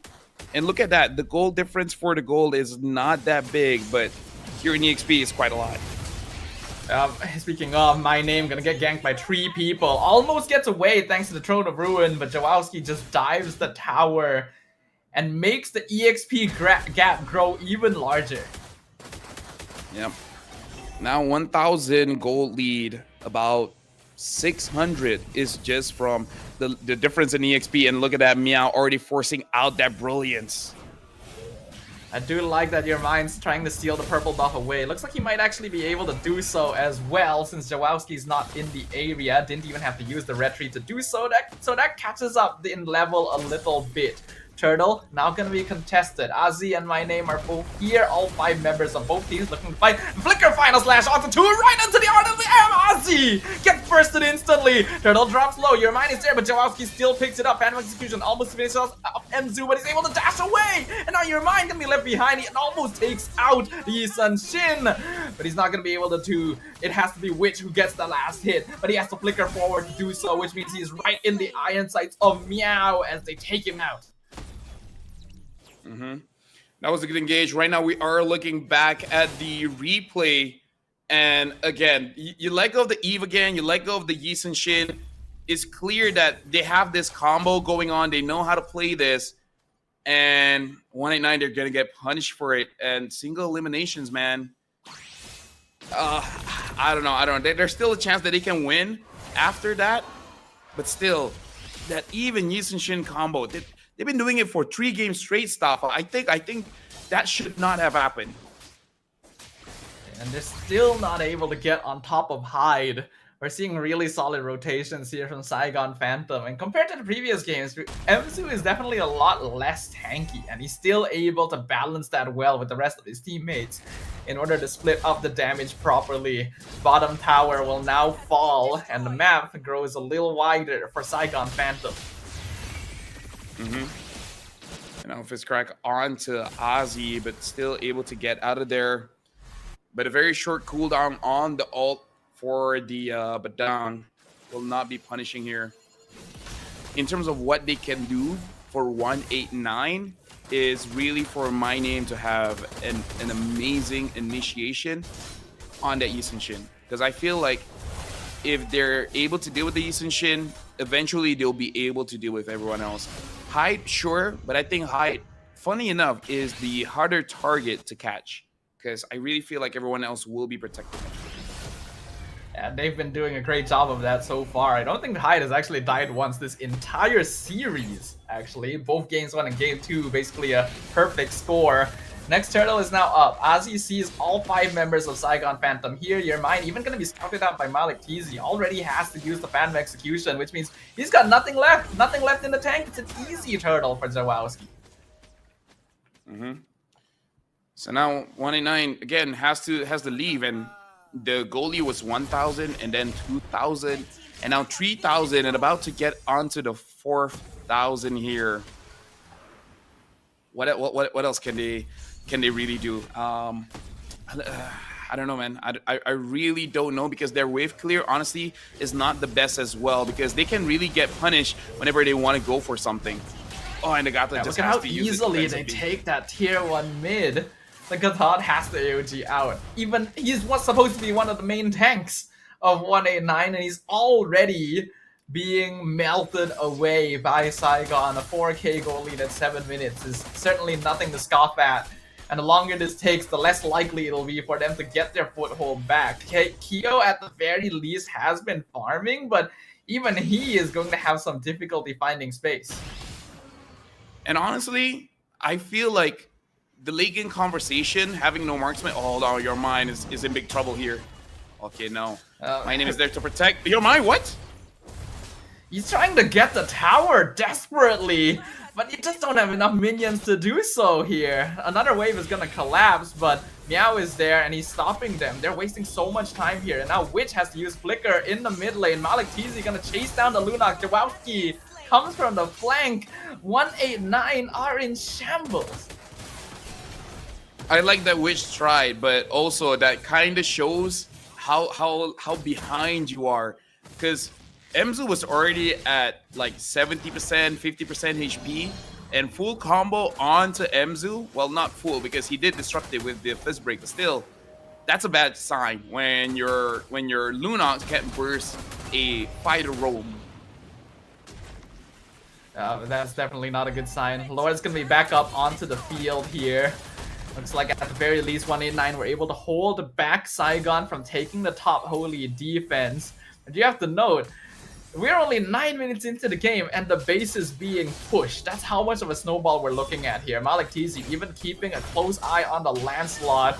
You'll at least not get stunned by the Badang, but it's a free Lord once again for Saigon Phantom. Right now, 189, I'm guessing the coach, analyst, management, everyone is watching, and this does not look good, because very high chance they're gonna get eliminated here. And M Challenge Cup so far has not have an extended series. It has been sweeps, and it doesn't look like it's gonna change today. Meow having that Guardian helmet as well, gonna be much more difficult to take down this Arlet. And it's gonna be nearly impossible to defend this, considering how few items 189 has at this point. The Lord's gonna collapse up top. The inhibitor already down to half HP, and they cannot even approach. Meow gonna take down the first base tower and slowly but surely close the grip here as the waves continue flowing in. Lord will get cleared up. Your mind trying to get rid of minion wave down mid as fast as possible. Prone to Ruin is good into the AOG! Damage is there, but Witch ends up going down instead. Meow dashing all over the place in the backline. Finally finish him off.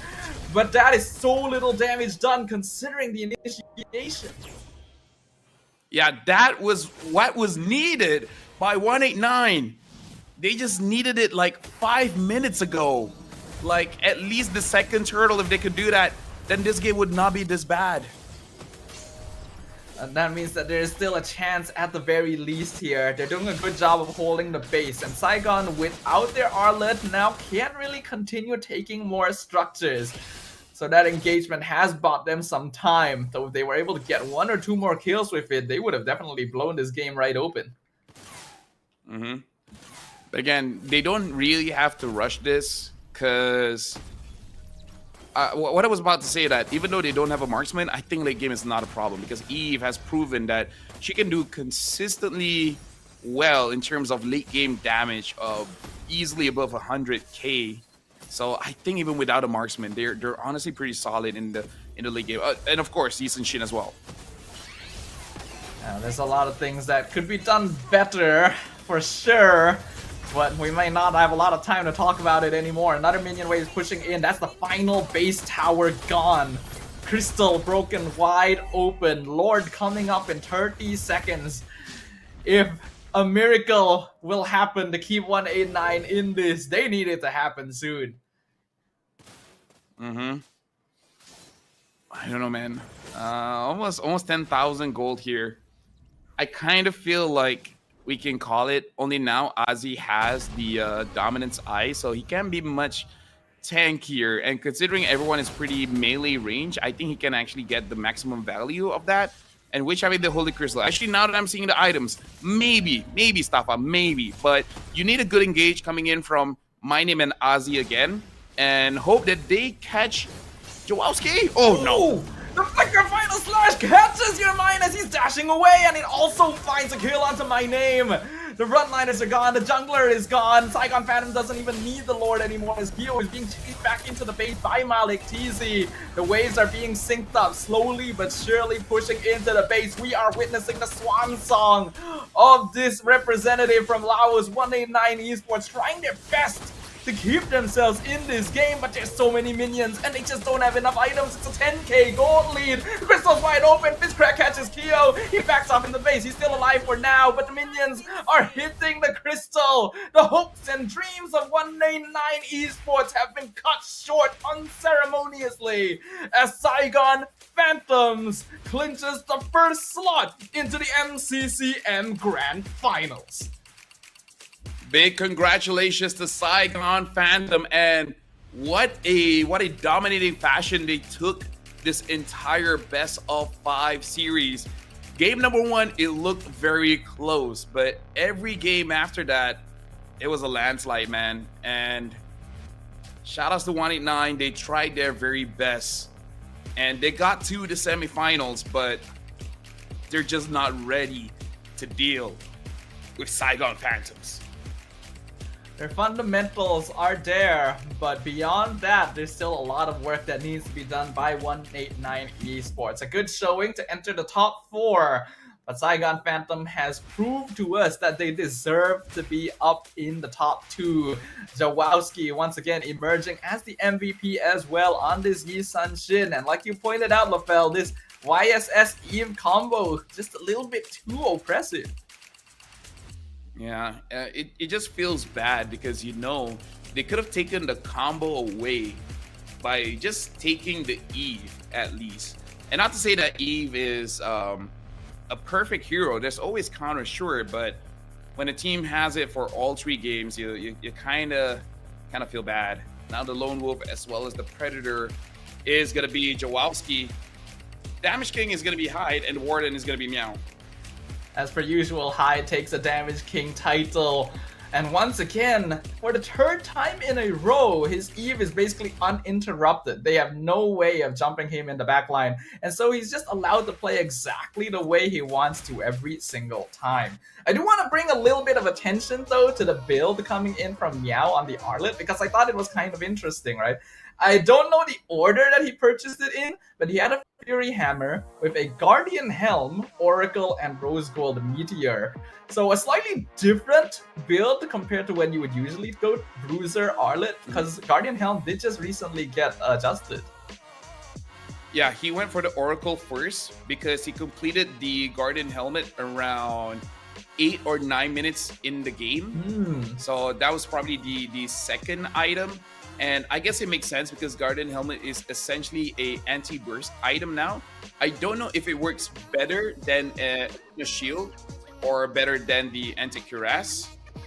It was such a big lead, so I think it doesn't matter anyways. But anyways, that was the first best of 5. Congratulations to Saigon Phantom, and that does mean that 189 is eliminated. We have one more best of 5 after this, which is going to be another Laotian team, Leon being the champion of their own qualifier, going up against Timor-Leste's 3v. We're going for a short break, but after this, the next matchup of the best of 5 will resume.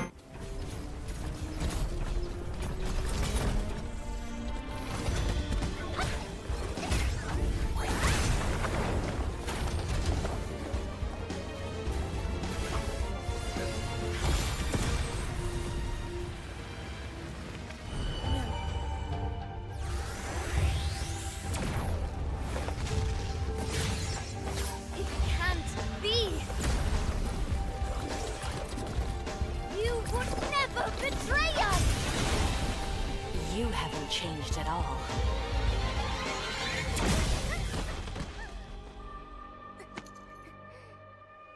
Have you really forgotten everything, Vexana?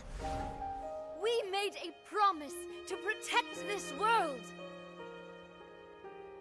Yeah, I made it myself, you know.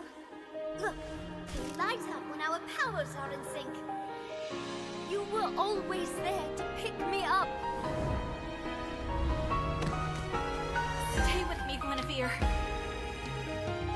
The one I could always count on. Enough!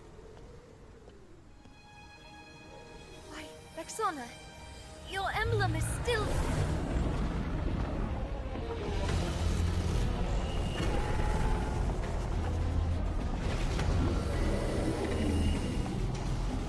The gateway is near completion.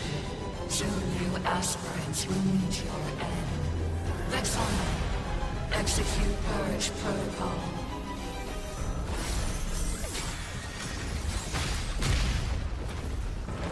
You... Give her back to me!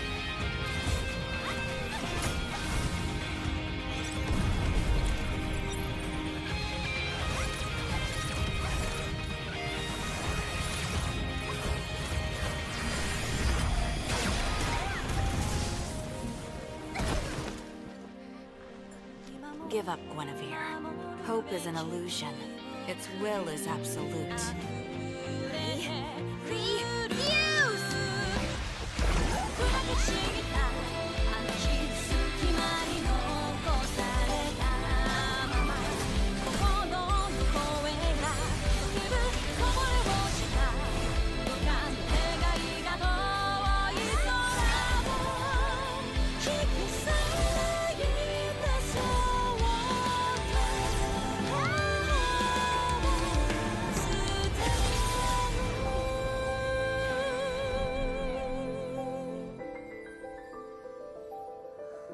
Don't let me be alone in this world. We are the aspirants.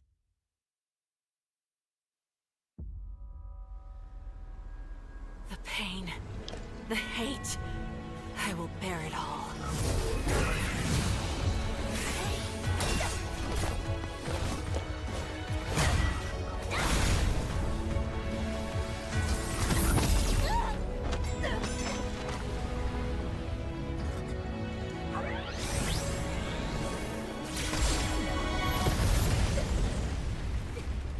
There you go again, taking on everything by yourself.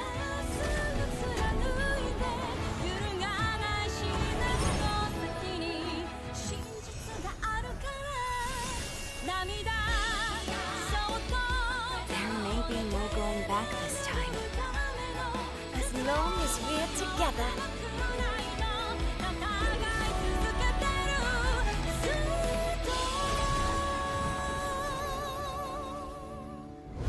We are the aspirants.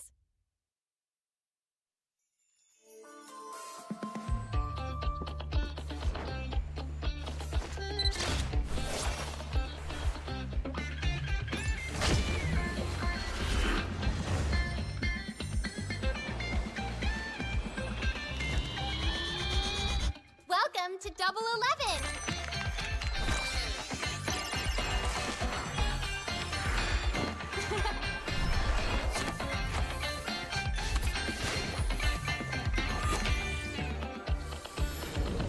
Amazing prices, amazing styles!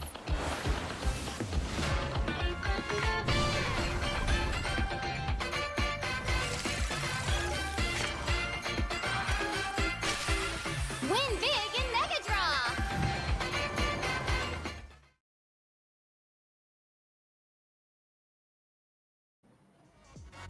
Ladies and gentlemen, welcome back to the M Challenge Cup semifinals. We just finished our first semifinals for today. Saigon Phantoms was able to win 3-0 against 189 Esports. Now, Saigon Phantom will be in the Grand Finals and 189 will be eliminated.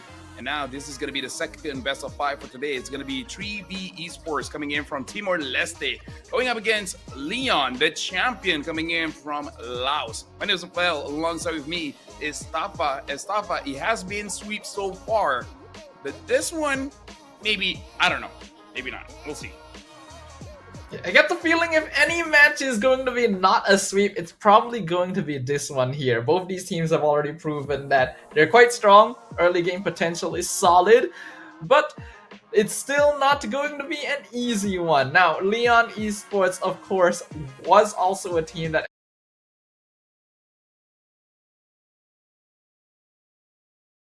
now that their fellow Laotian representative has been eliminated, they want to be able to take down 3V to represent their region in the Grand Finals. Yeah.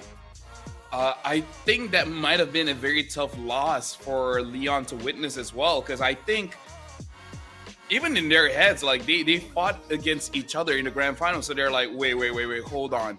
Both of us got swept by Saigon Phantom, so maybe a little bit of worry, but I hope it doesn't get into their head so much, because now they gotta go up against 3. In the same way, I still remember, like, you cannot let go of the Granger there against 3V. Definitely not, yeah. In the same way, 3V also bearing the hopes of their nation on their shoulders here, and especially considering that Timor-Leste has never really had international representation at a big MLBB event.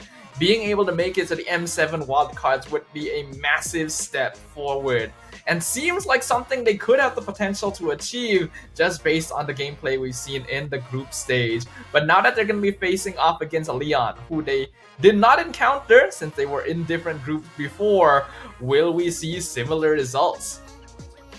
And again, we're just trying to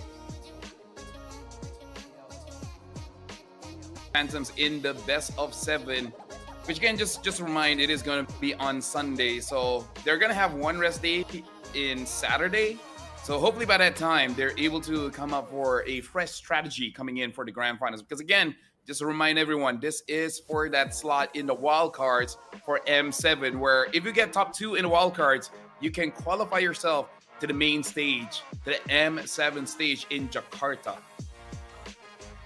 I'm really looking forward to what M7 will have in store for us, but of course, before all that, there's still going to be plenty of MLBB action in between, and for right now, we will have one more best of 5 series before the end of day 3 here at MCCM Season 6. I personally am going to feel kind of brokenhearted at the end of this series. I think that both 3V and Leon have done such a great job of making it here. Just know that one of them is going to be ending their journey. It leaves a sad feeling. Well, that's the nature of competition. Been casting for a while, and I do have my fair share of, I would say, emotional goodbyes. But going into this match, the important thing is definitely going to be that draft, because 3V, coming in from Timor-Leste, I'm pretty sure not a lot of people had eyes on this team, and you know, just it helps that Hunter coming in from Indonesia is a very solid jungler, as well as their gold laner, and I really feel like it gives I would say a direction, right? A direction of how do you want to play the early game, because that's one of the best things coming in from the Indonesian meta that it looks like is influencing Timor-Leste a little bit about how aggressive you really want to be for that early game. Yeah, I really like the rotations coming in from 3V Esports, and if I'm not wrong, this is the team with the player Zhao Silent, who really stood out yesterday as well. I'm very eager to see how he'll perform, especially on the upper side is going to be Lamage. And funnily enough, these teams have Filipino and Indonesian imports respectively, so the eternal MLBB rivalry of PH versus ID is going to take place on the MCCM stage as well. Now, looking very confident here coming in from Timor-Leste. And again, maybe they deserve it, right? They won against 189, and now going up against Leon. Coming in from the same region, they probably feel like, okay, they got it. I just hope that Leon doesn't do the same thing as 189 did just now and allow for 3V to have their best heroes.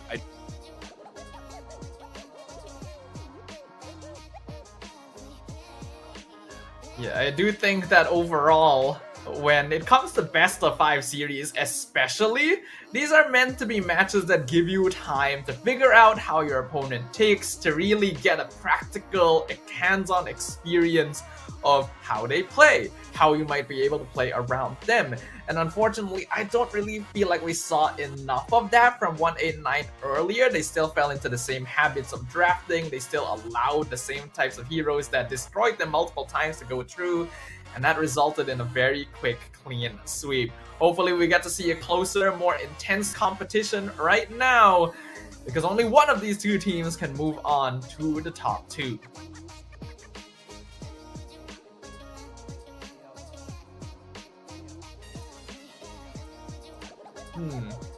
I get the feeling that LaFell might be encountering some difficulty right now.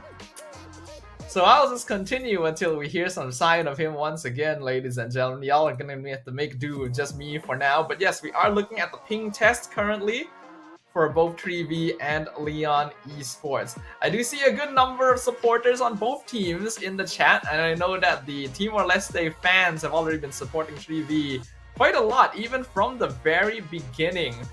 So I personally want to support them as well, right? You gotta root for the underdog sometimes, but man, Leon is definitely not gonna be an easy competitor. Yeah. Okay, so when it comes to the strength that Leon has right now, I honestly can't even remember, because I believe in their showing in day number 1, they were just a very clean team.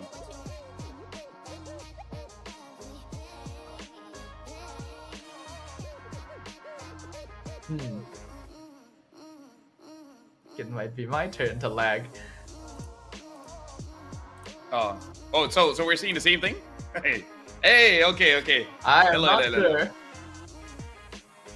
Well, if we could hear each other stuff out, then that's fine. I almost restarted my internet. Not gonna lie there. Not gonna lie. But anyways, going back to what I was gonna say, Leon is pretty clean, but it looks like when you introduce just a little bit of chaos, and there does seem to be a bit trouble.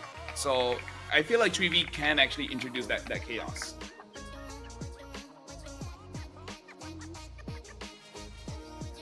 Yeah, I am not, I'm gonna be honest, man, I'm not too sure if I was able to catch what you were saying there, because things are coming through a little.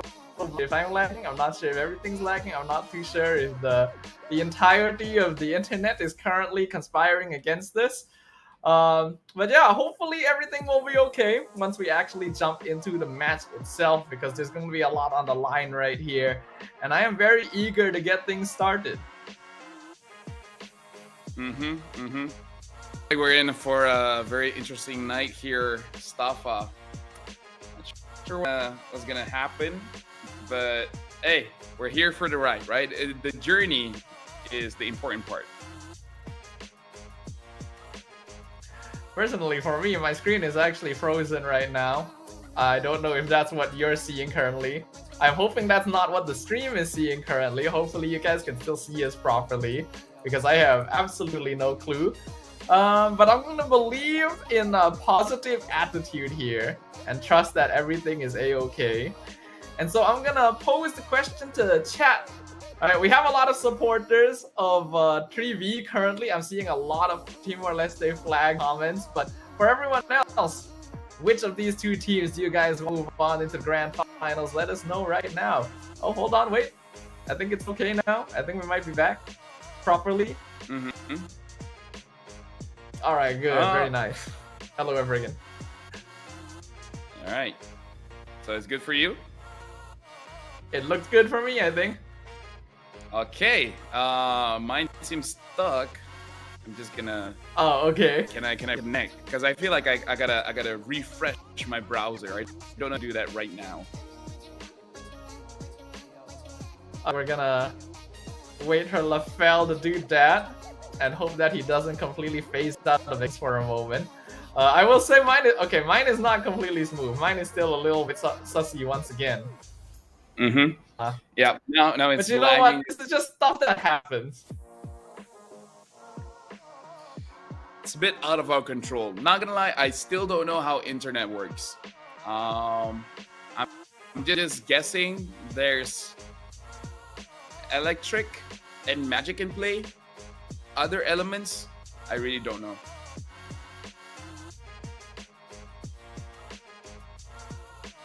Yeah, I'm currently looking at the stream myself, and we are kind of phasing in and out of motion, but not terrible, I think. I hope. Anyway, so yeah, we've already seen gameplay from these two teams before this.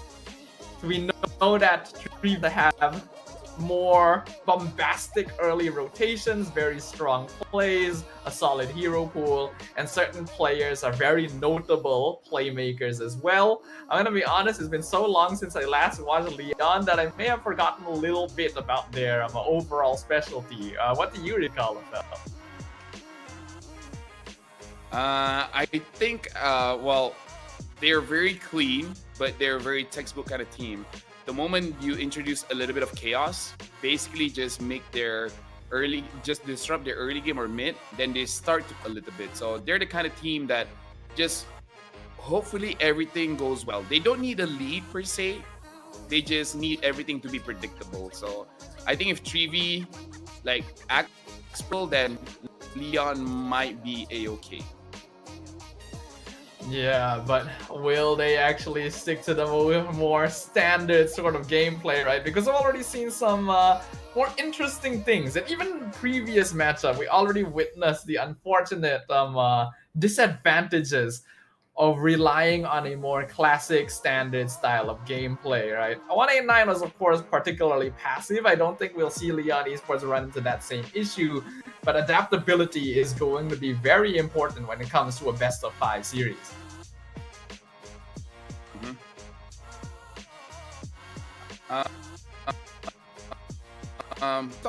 Right now, mine seems pretty okay. So hopefully, whatever going through right now, it will resolve itself very. Actually, looking at my internet, I'm pretty impressed. Yeah, I get the feeling that Lafelle might be going through something right now once again, but it should be fine. It just takes a moment to stabilize. Let's first talk about the two teams that are going to be facing off here. We got 3V from Timor-Leste versus Leon from Laos. We got V, Hunter, Van, Shinra, and Jao Silent on 3V Esports. And then we got Jubiana, Jinzu, Water, Lamaj, and Agi from Leon Esports. Yeah, I would say something to note here is I think between both gold laners, I really feel like Jao Silent is the premier gold laner because he's definitely carry like very intense games, especially with that Granger. So really looking forward to see the Granger getting banned. Like I think it deserves that respect. But now we're jumping into the draft here. 3V is gonna be first pick, and they instantly ban out that Fanny. Ooh, getting rid of Fanny right off the bat. We have not seen any Fanny at all throughout this tournament, and it actually doesn't have a 100% ban rate. So I wonder if there is something in particular that 3V are keeping their eyes out for. But I also agree with you, Lafelle. I think that the gold lane matchup is going to be very, very interesting this time around, since Jao Silent and Lamaj have both shown really impressive performances on the two most meta picks, which are the Granger and the Hare. I imagine that both of those will need to be contested somewhat. And even EXP laners have done pretty good. Juviana and V also deserve some respect. Yep. Betting out Akimi as well here, I think it's pretty solid. So they understand that Leon also is looking at a double fighter kind of setup. Leon betting out a CC as well as the Baxia. I think very interesting ban, because I feel like Hunter can use a tank, but I feel like a Hayabusa should be a higher priority when it comes to ban going up against Hunter. Yeah, I think so as well. I think we've already witnessed earlier how Hayabusa gets specifically banned out against Jawowski from Saigon Phantom. Hunter plays a pretty mean Hayabusa, but we haven't seen the same kind of style where you would literally lock in Hayabusa first. So I wonder if it's something that they would really want to ban out when you take that into consideration. I would say they're banking on 3V to pick up the Kalia first. But I don't know if that's a good idea because the Kalia was pretty nasty coming in from Van. And they even banned out the Kimi as well as the Lunox, which both mid laners can survive against a Kalia.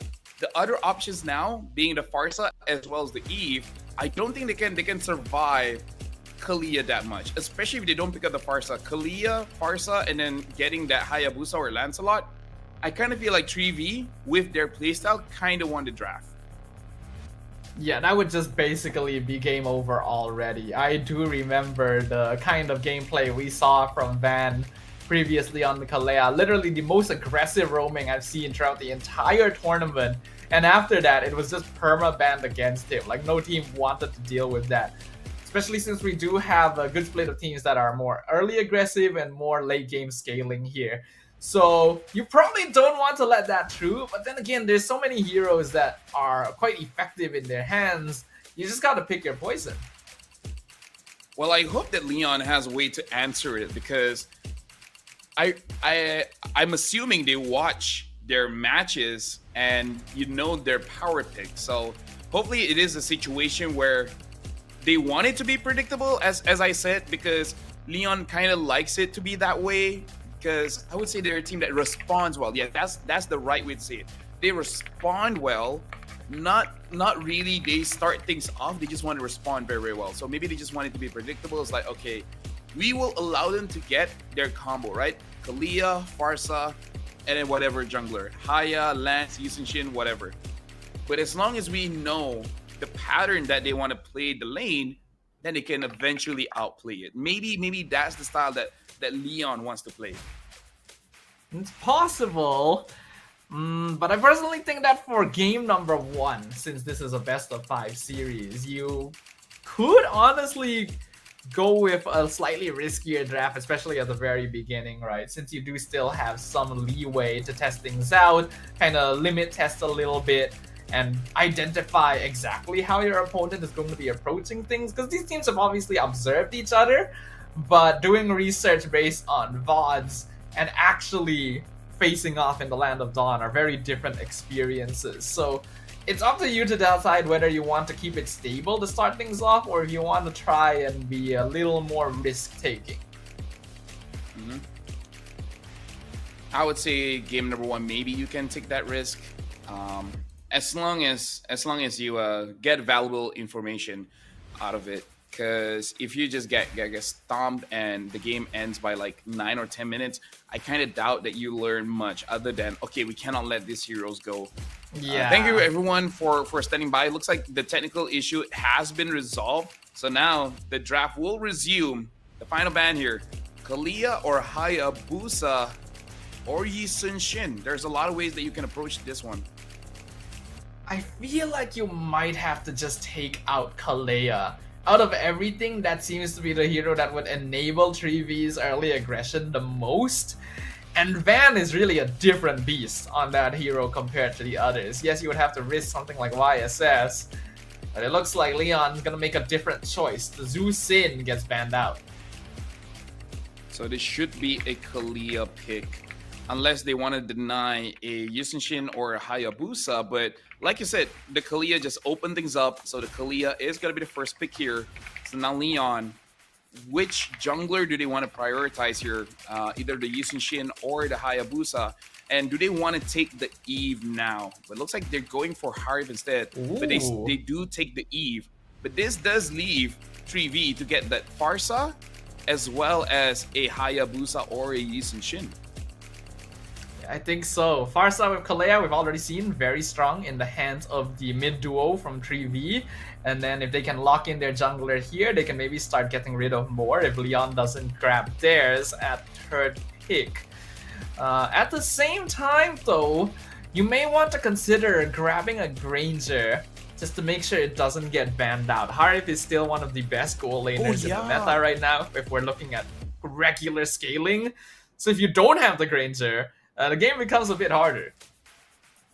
I completely forgot. Like, in my head, I'm just like, okay, there's no way that the Granger is going through. So I completely forgot that the Granger was still up. But either ways, right now, Leon, they have to pick up their jungler, but looks like they're going for the Gatot instead.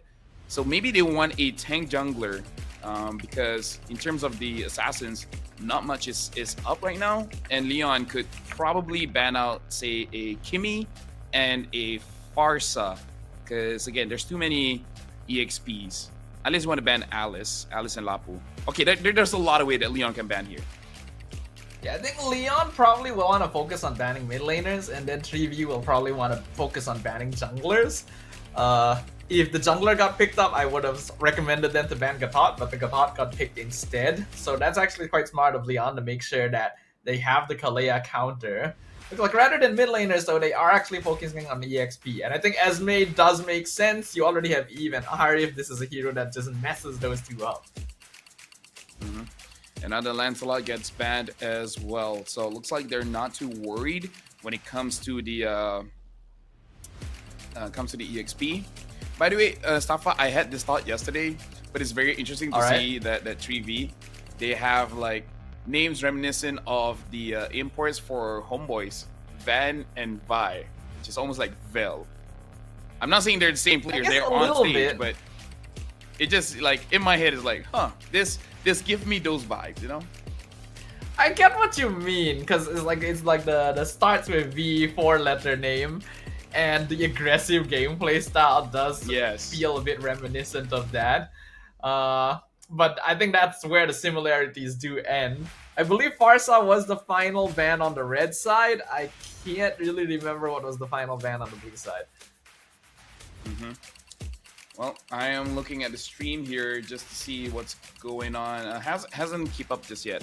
But either ways, I kind of feel like for both teams, when it comes to the picks, at least the first 3 picks, I definitely favor 3V's draft just because they basically got like what you call it, like their aces, right? They got their aces. Yep. He's the best with the Hayabusa, he got it. He's the best with the Granger, he got it. And then he's the best with the Kalia. As of right now, my assessment of Leon is just that they don't like things being unpredictable, but I don't know if it's worth it to give the very best heroes to your opponent. But if they win against 3v, when 3v has literally the best draft that they can cook up, then that might be a big hit to their confidence. It would be a big momentum boost if you're able to take them down while they're using some of their more comfort picks here. But we will see what happens. Once again, ladies and gentlemen, we are dealing with a very small technical issue right now. So once we get that fixed, we'll go ahead and jump back into the draft. Gotta make sure that everything is in working condition before we head on into the land of Dawn. Game 1 going to be a very important foundation since we might be looking at a longer match here. By the way, I would say despite like the issues right now and everything, personally, I'm pretty impressed looking at the setup here that they have at Hanoi. I don't know like the location in terms of how the entire building looks like, but this itself, personally for me, I'm really liking the setup that they have here. So I'm really looking forward to see how cool the Grand Finals will actually look like. That is true. That is true. I have actually been looking at stage, looking at the setup. I also agree. It's pretty nice. It is pretty solid looking over there. So it's nice to see more regions being able to rise up in terms of their MLBB ecosystem.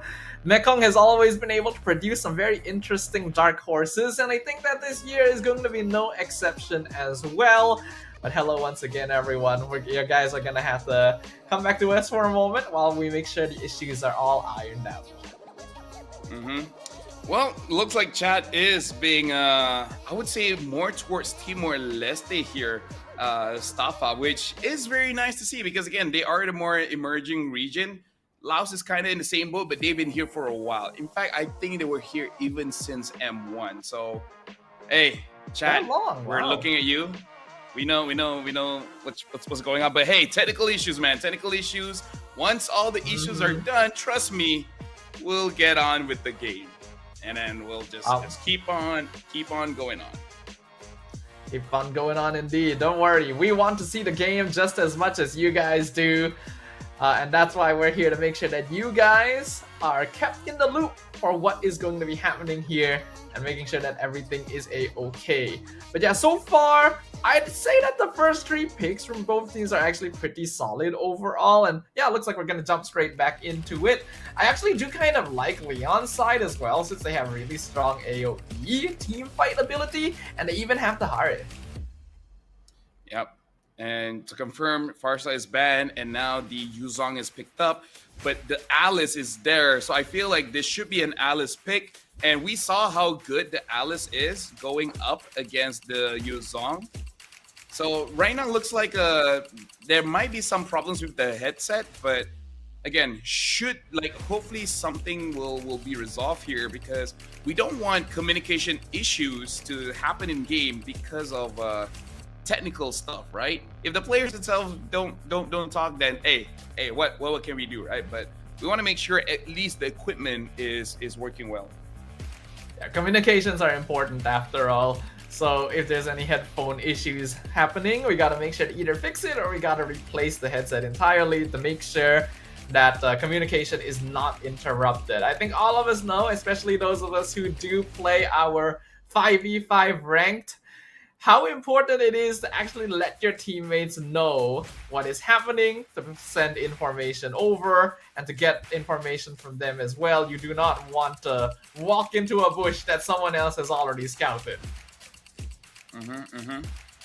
But again, going back into the draft, I don't know. I'm not liking how Leon is drafting so far, because it almost feels ego challengey, kind of like, You think? you know, like I say, we'll give you your best, and then it's because they pick up the Yuzong when the Alice is up, and Yuzong wins a lot of trades, not against the Alice. So I'm worried that it will be what we saw in the previous semifinals, where the laning phase is just abysmal for one of the teams, and then ends up, you know, just translating over to all the neutral objectives. That is true, but I will say that if I remember correctly, based on day one, Leon Esports is one of those teams that actually really likes the 5v5 death ball. So going into Yuzong here might just be specifically to facilitate that, since they already have Gatot and Eve as well. So if they're able to force 3v into a situation where they're just straight up fighting directly over the objective, they will have the superiority even if Yuzong has a slightly harder time in lane. And now in terms of the mid laner here, trying to remember what other options. I believe the Kimi was still up. I'm trying to look at the Lunox. Is the Lunox still available? No, Lunox has been banned. In fact, Treevee themselves banned out the Lunox. So it might be... No, even the Kimi is banned. So not a lot of mid here. Farsa banned, Zushin banned, Kimi banned, Lunox banned. I wonder if they want to go for a Valentina just to take the RWM away, or potentially just get the Black Dragon form. Honestly, Valentina doesn't look bad. There's a lot of really good ultimates that could be stolen away here, so I think that it is a perfectly fine choice to go for. Nowadays, it's definitely a lot more difficult to play Valentina compared to when the hero was in its prime, where you could just open every draft with Valentina and it was perfectly fine. Now you gotta be a little bit more niche with it. You only can pick up Valentina if there's a really game-changing ultimate on the other side, and you already have good enough scaling, since mid lane actually is a pretty important scaling position now. Yeah. In terms of other mids, if you really want to use the Kalia strength, you can pick up a Selena, so a lot of burst, but then when it comes to the 5v5 fight, you have to be more disciplined and just use the poke of Selena and Granger to make sure that there's no engages coming in from Leon. If they have practice with the new changes with the Xavier, could be an option, but I'm really thinking either Valentina or Selena should be the choices here, and then Alice. Because I feel like Treevee, they have a very linear draft that they should not pivot too much away from. Well, Alice is certainly a solid option here. I don't think it's the best option, but it would be a very good lane opponent for the Yuzong. I was wondering if they would go Uranus. I wasn't sure if it would be the pick since there might not be enough crowd control, but looks like 3v thinks it will be sufficient, and they also pair it with the Kagura. So now the option here is Fredrin and the Joy. I would say both is fine, both is okay, and they go for the Fredrin. So Leon, they are going for a 5v5 fight, and 3v, as long as Uranus does not have a bad laning phase, it could be a game where they won't be able to kill the Uranus, because I think they need the Holy Crystal from Harif to be able to do that, and the Wishing Lantern from Eve to be able to do that. So 3v has a pretty good draft here, but Leon definitely drafts towards their identity, where you said they want to play a 5v5 death ball. So for Leon, it's all about execution, and for 3v, I would say it's about Van and Vi. If they're both able to do their jobs well, then it's gonna be over for. It's gonna be pretty difficult for Leon to do anything. I personally think this is a very good draft on both sides for game 1 because it just oozes identity on both sides, right? Like you pointed out, Leon, 5v5 dev ball strat mid-game going to be very strong. You do not want to run into them because there's just so much AoE. Whereas on the other side, 3v, a little more difficult to execute on, but has a lot of potential for really dynamic and interesting plays that could catch Leon off guard. Which identity will emerge victorious? Which team will be able to solidify game 1 as their foundation and foothold to make it one step closer to the Grand Finals? It's time to find out. Yeah, right now we can see that already a lot of poke here in mid. Agi as well as Jinzu. Jinzu separated a little bit, and now Water looks like he does want to contest, but the healing coming in from both roamers. Jinzu trying to sustain, very hard to do so. But he will just be able to keep himself alive here. If it was any other hero, if it was any other battle spell, that would have been a confirmed kill. And this is very much a 3v signature. They really like grouping up as the mid trio and instantly seeing if they can get a cheeky pick off before the 1 minute mark. Speaking of basically 3v from Timor-Leste getting their best heroes, looks like the chat is pretty hyped that V or Vi is able to get that Uranus. So maybe this is also one of his best picks from the region. Ooh, that would be interesting if it is the case. Juviana has had pretty solid performances, but Yuzong versus Uranus is going to be a tough one. You can't really beat that in lane. But look at this, Joviana is almost level 4. Vi could hit that level 4 with one more wave as well, and now he's getting targeted. Ooh. Yeah, Vi gets target, able to dash away, 3-man title strike, knock up, and the damage is being done. Ogi, shadow kill, first blood being taken by Vi. Even a double for the Uranus as they find 3 instantly. And this is going to be a free turtle. And that was amazing coming in from the frontliners. And again, this is what I wanted to see from Vi as well as Van. Vi was targeted by 3, and then Van knocks everyone up, delaying the damage, giving time for Vi to get out of there and then regen and then come back in. Van did not sacrifice himself. Good follow-up coming in from Hunter, and Uranus starting off with a double kill. That is beautiful. This is good coordination considering the fact that they did not start the fight. They were being reactive. They just reacted very fast. Well, speaking of very fast, Van very quickly jumps into the tower, gets the Tsunami Slam on Juviana, and there's 4 people here already to pick off the Yuzong. Yo, it's already 2,000 gold lead here, Staffa. Timor-Leste, what?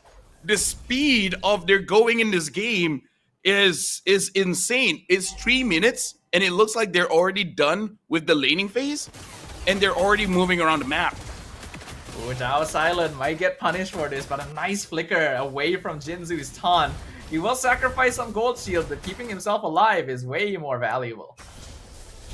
That reaction was good as well. Now Vi gets another kill onto Water. Wow. Water going down again? That is rough. Good. Right now, Van goes for it. Tries to grab the Tsunami Slam, Purify comes out, so Agi is okay. AOG used offensively, maybe a bit too much so. Revitalize has to be used. And now, once again, Jinzu surrounded by 4 people. Vi with the mega kill. Oh, Lamaj actually gets a kill onto Zhao Silent. At least a victory here coming in from Leon. Van, can he get there? He can! Cancels the recall. Wow, this is a really quick game right here. Zhao Silent going to get picked off here, but that is the only kill that Leon Esports has been able to get the entire game compared to 7 already in the hands of 3v. 4 of which are on Vi. This Uranus has a nearly 100% kill participation. He's in a little bit of trouble here, surrounded by 4, but he's just so tanky. And it's not enough for them to be able to take him down. The Black Dragon form comes through, trying to zone them away from Turtle. Water secures it away, tries to dash back out. AOG comes in, gets the one-man knockup, purified out by Shinra. Van also going to end up losing his life. Lamaj is here in the fight, but the rest of his team is already backed up. They've abandoned their gold lane, and Hunter picks him off. Yep, and now Hunter dealing more damage onto Agi. There's no dashes, but his quad shadow is expiring. He has to get himself out of there. And I gotta say, Stafa, right now, Timor-Leste is really bringing the Brawl server vibes, really feeling like Indonesia here being super aggressive at 5 minutes, basically having 10 kills altogether, a far cry from the previous semifinals where there's not a lot of action. This is already more action. Multiple ultimates used to try and catch Hunter, but he just quad shadows out of there. And at the same time, Zhao Silent picks off the bottom tier 1. 3v doing a great job of accelerating the game pace. Ooh, Van might be in trouble. Gets taunted away by Water. Tsunami Slam going to be used on the Gatok Kacha defensively. Revitalize comes out as well. 3v not going to force it. Yep. And now with 3,000 gold lead here, 3v is in a very good spot, especially because Zhao Silent, it does look like he's able to get that free farm. He has the Sky Piercer now, so the moment that he starts joining the fight and then he gets those tags, I think it's genuinely over. But the fact that Lamaj was able to get that 1v1, maybe he's able to scale up and help his team as well. Kind of like what Keo almost did in game number 1 of the previous semifinals, but the speed that 3v is going really does not allow a lot of farm to be given, especially for the mid trio. You see Zhao Silent literally on the opposite side of the map. They're already trying to rotate the Granger over to get more farm while the Turtle is spawning down bottom, and Vi providing very important information. You can see Water, unfortunately, having a tough time. So now it's going to be used on Jinsu in the mid lane. AOG defensively. RWM comes out. Yin Yang overturn. Burst down Lamaj. He's on 1 HP, but they can't quite chase him down. Never mind. Vi is able to do so. He is unstoppable. Surrounded by 4 people, and yet he is still aura farming. Juviano in the Black Dragon form does not scare him at all, as 3v chases Leon back to their base. Talk about this patch helping Uranus out a lot. Like, Uranus is already pretty strong in the previous patch, but dude, this looks like a monster. 7 minutes in and having 5 kills, 3 assists, 0 death, and the damage profile from Leon is not there to deal with this Uranus.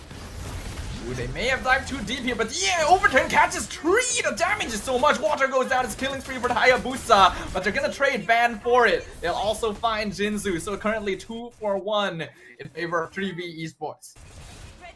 3v was in the middle of 5, and he got out of there like what? 15% HP loss. That's discouraging for Leon. And Zhao Silent getting his first Sky Piercer stack. We gotta look at the items here. It's the Oracle as well as the Radiant Armor. And in terms of gold difference, a little bit over 1,000 gold difference here for the EXP. And not as much, but the gold in is favoring Zhao Silent as well. Even though he lost the 1v1 earlier, Lamaj has been getting picked off consistently. Vi gonna get taunted in. Ogi Shadow Kill comes out. Doesn't do all that much damage, but Leon can't really re-enter the fight here. And Zhao Silent is just poking from afar. Black Dragon form has to be used defensively. Tsunami Slam comes out. RWM only traps Vi, and it forces out another defensive rotation. Leon just cannot engage at all. Yeah, and the thing is, if they do engage, they risk dying. And look at this Vi. Challenging them, gets taunted, gets hit by the Harif. Harif now does have the Feather of Heaven, so the speed of the damage that comes out is going to be faster. Looks like now they're just going for that tier 2. Vi is just standing there. That's all he needs to do. And they get a tier 2 for free. There's 4 members of Leon. And they cannot touch this man. One thing's for sure, the Uranus is not getting let through easily in the draft after this. Mid tier 2 now being threatened. Look at the damage from Jao Silent. It's really starting to build up. I don't think they can defend this tower. I predicted that we're gonna see a one-sided game because of the EXP diff, but I did not thought that it would be a Uranus. But yeah, the draft didn't go exactly as I thought, but the result, man. Laos, their EXP laners are having a pretty bad day here. He really needs to wake up for game number 2 because Juviana is, if I remember correctly, one of the best playmakers for Leon. One of the best reasons why they've been winning all throughout this competition. But the moment that we see that he's not doing so well, then it's not looking good for Leon. I feel like Juviana and Lamont are basically the standout players from the side of Leon Esports, and since half of that equation has already been disabled, it becomes very difficult for them to initiate anything aggressively, especially since this team composition is highly dependent on all 5 players being together and being somewhat even in gold. We're 10 minutes in and the gold lead is 9k in favor of 3v, and now the Timor-Leste representatives are pushing into base with the Lord up top. There is still a holy defense, so this shouldn't do too much damage. Yeah, they'll be able to clear it up just fine. Yeah, but now in mid, and Vi does have that dominance eye, so he can stay much longer. RWM, Vi, will he die now? He's taking so much damage. My goodness, it took so long, but they finally funded the shutdown. Agi picks up that shutdown. Only shadow kill goes in on Juviana, but he's alive on 1 HP. Yeah, at that point, Vi is like, okay, guys, apparently gods do bleed. Uranus did survive for quite a lot. Essentially, Leon had to 6v1 that. Everyone threw their skills, including the turret itself, and then that was enough. So, okay, now you know how to counter Uranus, right? Everyone has to do it. Kind of not great when you have nothing else left for Jao Silent, Shinra, and Hunter, but hey, some life being breathed into Leon. Yeah, at the very least, they've bought themselves some time. And Agi so far has not died, so this Eve could end up being a pretty important source of DPS for 3v going forward, especially when it comes to base defenses. Now we can see that the net worth difference still is affecting them quite heavily. Most of the players on Leon still only have 2 items. And considering the fact that the fleeing time is being built, it has been built by Van. The moment someone gets picked off, especially around the Lord, you could look forward for 2 ults being used by the Kalia. So this makes Leon very difficult to contest for the Lord, because the moment one person dies and Van is a part of it, it might be a wipeout. That is possible. Vi is going to be standing up once again. Sees that most of Leon is in that bush, so they're aware of the positioning on the map. Lord is coming up in another 10 seconds, and 3v are definitely in a better position to rotate to it. La Manche now does have the Holy Crystal, so in case 3v miss positions and multiple members are inside that Zaman force and not targeting La Manche for some reason, they can't get a kill. Oh, they're contesting! Yeah, they're trying to go in Black Dragon form, but it's too late. Hunter has already secured the retry timing, and now all the ultimates are being popped down at once. RWM only catches 1, AOG completely whiffs. They're gonna use the Slam Slam, but Juviana pulls him forward. Meanwhile, look at Vi, 1v4, and he's still kicking, boy. Abraze's Wrath misses. Joe Silent finds a double, finds a triple. He's sniping them down. It's a maniac for the Granger. It's a savage for 3v Esports. The full team wipe on Leon as the Timor-Leste representatives make their mark, taking victory in game number 1. The first Savage, and we thought, Staffa, based on the performance yesterday, Jao Silent will never get that Granger again. After that Savage, Staffa, if he gets it again, I don't know, that there must be some kind of conspiracy. They're like, hey, $100 on who can beat him when he's on that Granger or something. Because, bro, how did Timor Leste basically like they got a like global 1 ranking on each hero kind of draft, bro? Damn. I feel like 3V just actually has a really wide hero pool in general. We're starting to realize that it's kind of difficult to ban against them. You get rid of some of the heroes you think will be a problem, but then others crop up. I do agree that the Granger should not have been allowed through, but it's also not a hero you typically want to waste a ban on. But the MVP is of course going to be Vi on this Uranus. He died once, but considering the amount of damage that was soaked throughout that game, that is an insane number. If I know I'm going up against them, Staffa, I legit don't care. I'm banning Haya, I'm banning Granger, and then we'll see what's left, and then we'll decide then. Because the Haya you can't catch, and you saw how Leon tried to use all their abilities, but Hunter is too slippery on the Haya, right? So how can you fight against a jungler that you can't even catch, and then how can you fight a marksman that always outranges and out damages you, right? They have the tools too, right? They have the Yuzong, but the Yuzong couldn't do anything because, dude, Vi on this Uranus, man. Oh, bro. Like I just really like how aggressive 3V is in general, honestly. The fact that they're already looking for pickoffs before minute 1, and they're making use of strong mid lane pressure and a highly mobile jungler to cause pressure and even find kills early on already disrupts Leon's timing heavily. This is a 5v5 lineup, right? As long as they're not losing too hard early, they should naturally win objectives, but 3v didn't even allow that natural state of affairs to happen. If 3v gets 3 of the same hero in this draft, I think it's gonna be a sweep. Like, just from that game 1, other than Kagura, I feel like Kagura is like didn't impact that much in the game. But if other like heroes, if they get Haya, Granger in the first picks again, and say Uranus as well, I'm calling it, man. It's gonna be a sweep. It might be time to give up on banning certain meta heroes just to get rid of the more comfort picks here. I think especially you can't let Kalea first pick be left open. Van is just too efficient on this pickoff style, and it sets up so well for everyone else. It was only a 13-minute game, and the net worth lead was already 11,000. Water and Juviana basically didn't get to do anything. And look at this, bro. The Damage King, Frontliner, wow. DPS Machine, and the Gold Digger. Usually you see this from EXPs like Cram, Sanford, man. Dude, Vi is getting up there.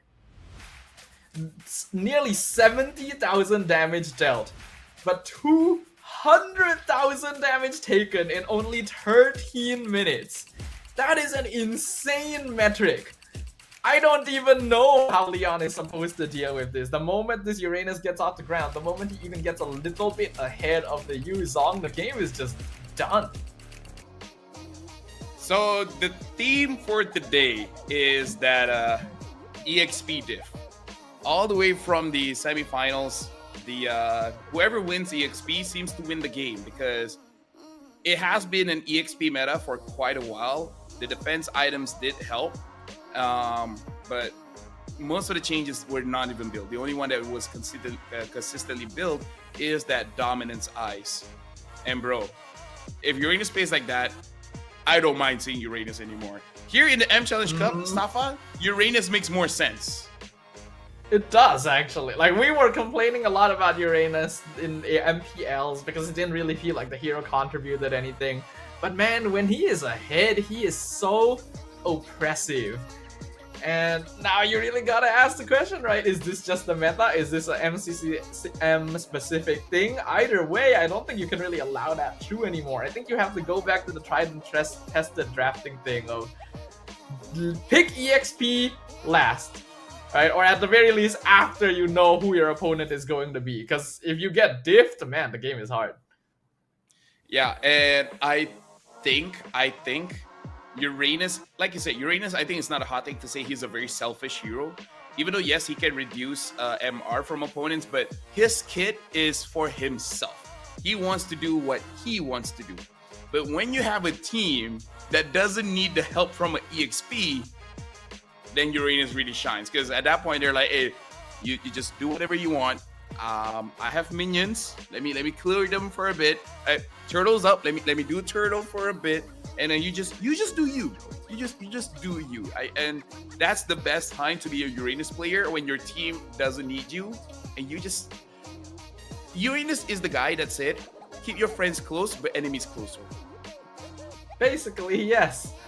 Uranus is also the type of hero that benefits a lot from the changes to items like Dominance Ice, right? Because he is going to be surrounded by people a lot of the time to get that extra tankiness.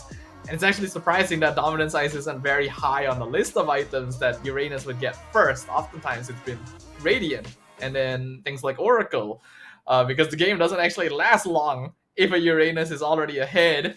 But let's hope that Leon will have learned something from that experience, because we are now jumping into the draft for game number 2. Something to note here, Treevee is going to get first pick again. So Leon, if I was them, I would ban Kalia, Haya, and maybe something like a Baxia maybe. Okay, so Kalia ban, very fast ban. Thank you very much. Yeah, take that off the table. I agree. I think you probably want to get rid of the Hayabusa as well. Just get rid of these heroes that would be very safe opening picks. The thing is, even if they get rid of Kalia and then they get rid of Haya, even if they like ban Uranus, I actually think that Treevee could first pick Granger. It just seems like they're more than capable of doing that. And there's nothing much that directly counters a Granger, because I feel like almost everything, it really is a skill matchup, just because the Granger has basically 2 ways to dash with the ult as well as the Rondo. So it really is mostly just a skill-based matchup where either the jungler or the EXP is the main predator for the Granger. But if the Granger just does too much damage, the predator will be the one that actually succumbs there, and Lunas gets banned again.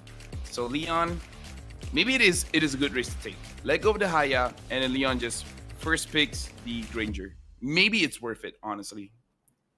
Yeah, because you are not going to get rid of them, so you might just have to contest. Let Treevee make the decision, like, do you want to first pick Haya or Granger? We grab the other one. Looks like that is the case. They will ban the CC. Let's see if Treevee can surprise us here. So, Haya or Granger? Is there any other top picks here? So, okay, so Hayabusa can pick. Leon, if they don't pick up the Granger, kind of trolling. I think you can go either Granger Gatot or Granger Eve, since those would be the high value mid targets, and with Kalea already taken out, Gatot is just naturally going to be stronger as well. I do agree. I feel like Gatot and Granger is pretty good. Eve is a good hero, but there are still other options, namely like the fart. Okay. Pick up the Hive Lancelot here. So is this gonna be Eve Granger or Granger Uranus? I think it's gonna be the same case, basically the same options that Leon had. It's either Granger Gatot or Granger Eve, I think. I don't believe you have to go Uranus so early on, but you actually can in Treevee's position if you want. Because funnily enough, Uranus can be flexed, so I still think Granger into Eve or Gatot would make more sense. I would say Gatot, right? Because they show that they can use the Kagura, so they can delete that. So, yep, Granger pick, 100% pick, and Uranus. Wow. Well, why not, right? Vi played an insane Uranus. Leon is going to need to find something that can deal with this like right now, I think. Either you go into the Alice or the Esme, because if you don't, Treevee is going to ban them. But then again, you might want other things, right? That's not one of them though. Yeah, I think I'm gonna call it. It feels like a sweep here, Stafa. I already said in our analysis, if 3V gets the same 3 heroes, it's kind of done. They got the Haya again, they got the Granger again, and they got the Uranus. What is going on in the semifinals, man? That's what I'm wondering. But like, I could still okay, maybe you don't go Alice or Esme yet, right? But you grab something like the Gatot, right? But they go Farsa? Like, you are going to get so messed up. My grains are high up. You're banning Kagura and not Eve? I don't think Kagura deserves a ban there. Kagura is a strong hero. He's a very cool hero. But out of all the mages, it's easier to mess up the Kagura combo because there's a lot of inputs and etc. Blah blah blah blah blah. And now the Alice gets banned. So I'm pretty sure Vi, being as good as he is on the Uranus, he knows matchups. So he just takes away all the bad matchups, and then is good. And then, what else is gonna happen? You just basically ban Alice and Esme here, I think. You don't even need to ban Esme, but if you want to guarantee Vi wins the lane no matter what, you just get rid of that. And Leon bans Hylos. Which, alright, I guess, since the Glorious Pathway can give access to Farsa, but compared to Eve and stuff like that, and yeah, 3V does ban Esme, so yeah, this is not a good draft from Leon, I'm gonna say. Arlet, very solid, honestly, going up against Uranus-ish, but I think it's more like Uranus still wins that matchup because you just keep on stacking your Ionic Edge, and I'm seeing chat, and chat is saying, you know, heroes that can counter the Granger. Yuzong already lost to the Granger. Iritel, you can't because you already have a Harif. And the CC is banned. So all of the suggestions are out of the table. And now the Jushin and Gato gets picked up. Ooh. Atlas! Okay, now that's new. Atlas? Okay. I don't... As much as I love Atlas, right? I actually love Atlas. I love playing Atlas. I love watching Atlas. I don't think this is the game for Atlas. Like, I don't think 3V is going to put themselves in a position where they all get Fatal Links, I'm gonna be honest with you. And considering that the range has gotten shorter as well, it is going to be pretty difficult. And I feel like even if you do catch targets, it's targets that don't mind getting caught, right? Like, Uranus and Gato is like, oh, you pull me closer to you? Well, thanks. I don't think Haya will get caught. I doubt it. But considering it's Hunter as well, he's already shown his reactiveness. Maybe we could see a good like Arlet combo, right? A big final slash setup into Fatal Links could be the way to go. But that means that Leon is once again depending on a pretty notable 5v5 matchup. And 3V has already defeated this style of play once. So let's hope we see something different. There's only one flaw about the Fatal Links, like, and Arlet. You gotta hit it first, you know. So you gotta hit your abilities first, and that's the thing. That's the thing. So Atlas, after the changes, his tank here. I think that one, like, we can say for sure. And then his Frigid Glacier, like his passive, where you freeze your opponents, it's easier to hit. It's just the Fatal Links, it's very hard to do, especially against this lineup where Jushin, even if you do catch her, she probably won't die that fast, right? Especially because she gets the Elegant Gem or just completely Flock of Destiny, and then able to Crimson Beacon out. I don't think Granger is gonna get caught. So this Atlas is a cool hero. I don't know if the rule of cool will help him out this time. They're gonna need to ask for a lot to happen, basically. And we have to know there's like a few heroes on the 3V side that can take Purify as well. So if they do happen to make a mistake and get caught, then you just purify the Fatal Links, right? So that's a bit tricky. But yeah, looks like we have a small technical issue once again, ladies and gentlemen. We've just been told that we need to very quickly remake the game. So hopefully you guys will be patient with us, and we'll jump into game 2 very soon. Yep, for sure. And what can 3V do for them to potentially basically throw the game, right? Because okay, let's talk about this. Hive did win a 1v1 against the Granger, right? So maybe in lane, something can happen, right? So that's number one. They have the Lancelot. What if they just gank Granger over and over again? Will that be enough? And then just ask your EXP. There's no help coming, so please don't die in a 1v1. I do think that it would be good for Leon to maybe take a page out of 3V's playstyle and just like try to target a lane early to disrupt.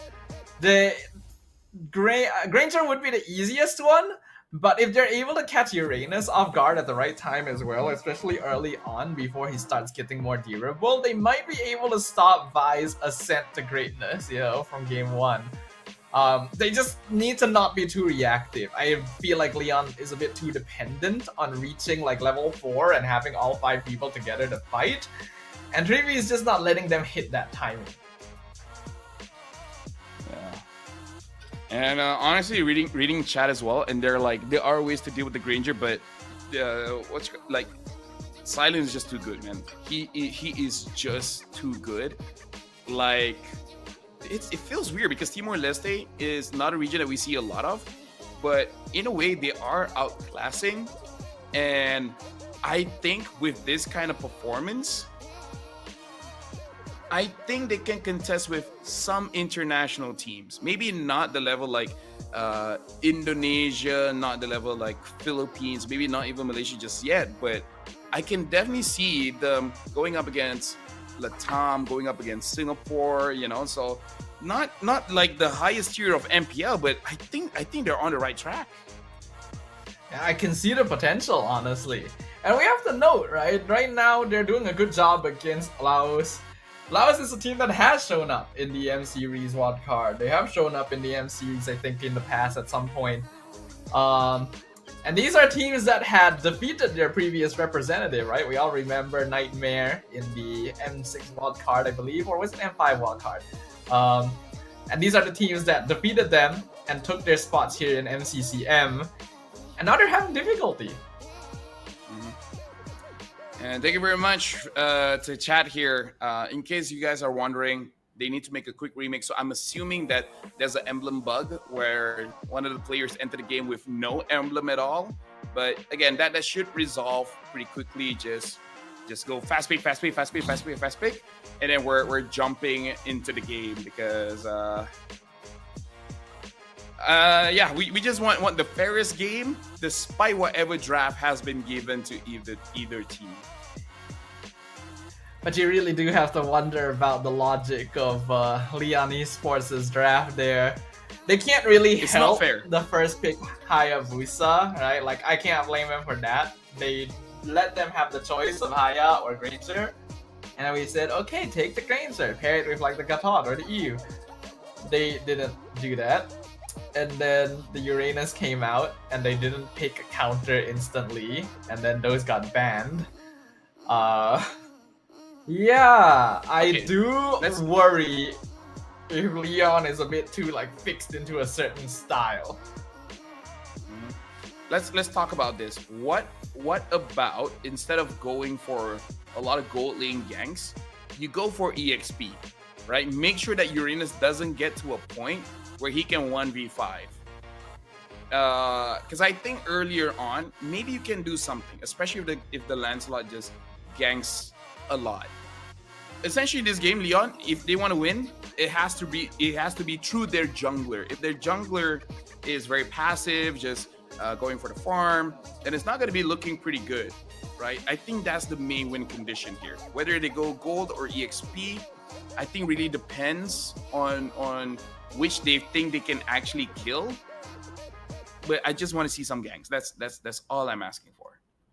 Yeah, I agree with you. I think it's not just the jungle as well. It's going to be basically the mid trio in general because 3B is going to be playing Gatot Zusin, if I remember correctly, and their Glisby is not actually all that quick, especially compared to something like a Farsa. So if they can clear lane right off the bat, and rather than trying to contest Lito, because we know that 3B is going to have a pretty strong presence there, just instantly go for a level 2 gank on the EXP lane, that might be a good way to slow down Vi.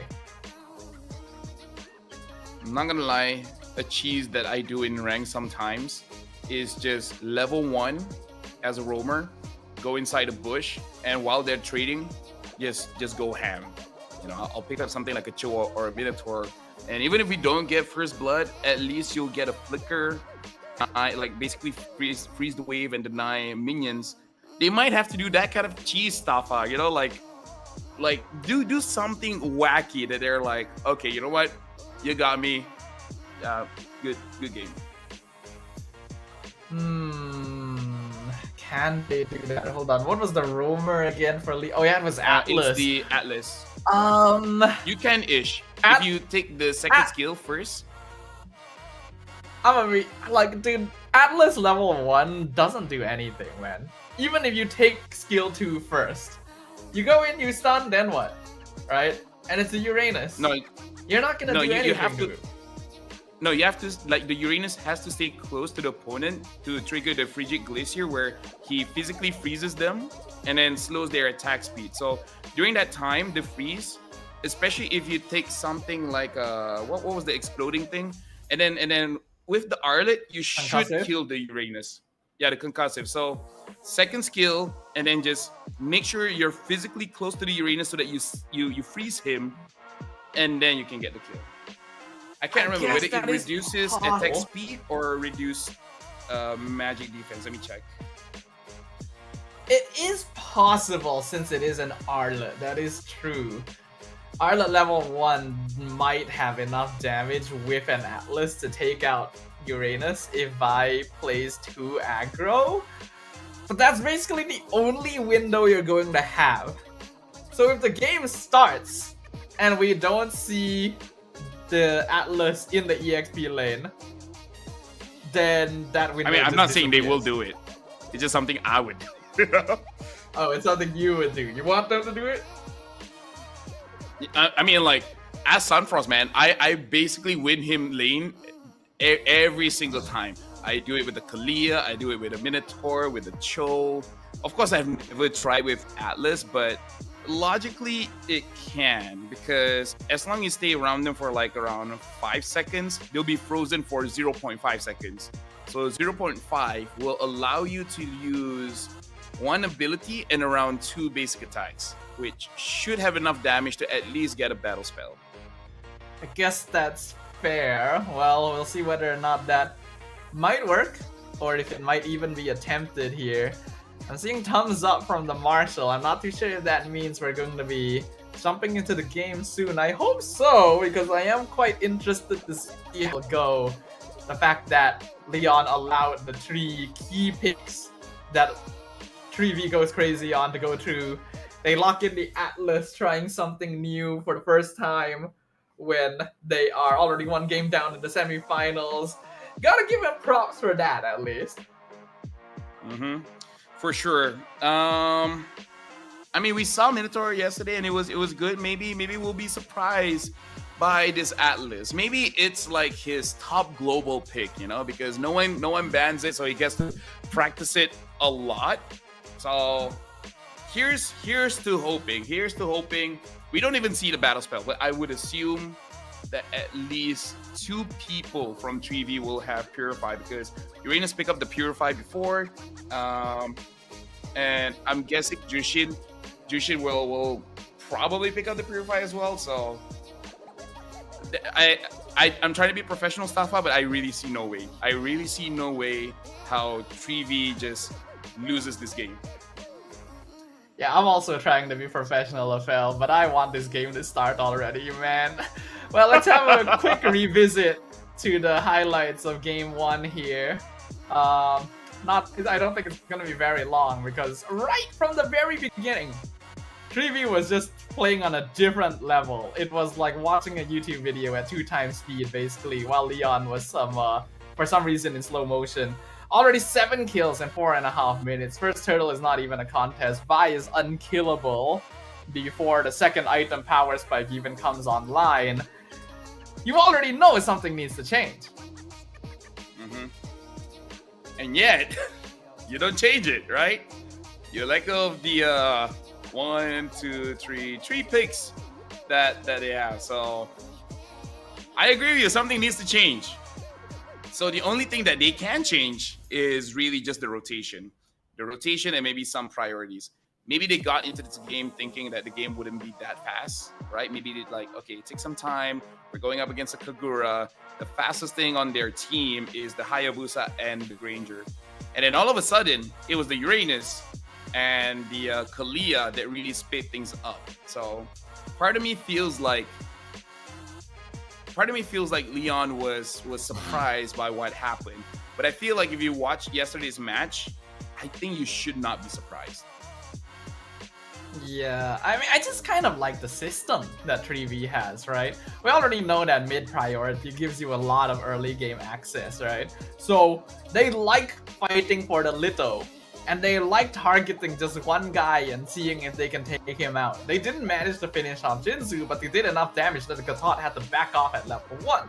So instantly they get lane pressure, they can rotate, they can mess up Juviana's entire game, and it's just easy from there. Well, looking at the highlights here, Agi was not able to really do much, but again, it is because he keeps on getting zoned out, and I think that's one of the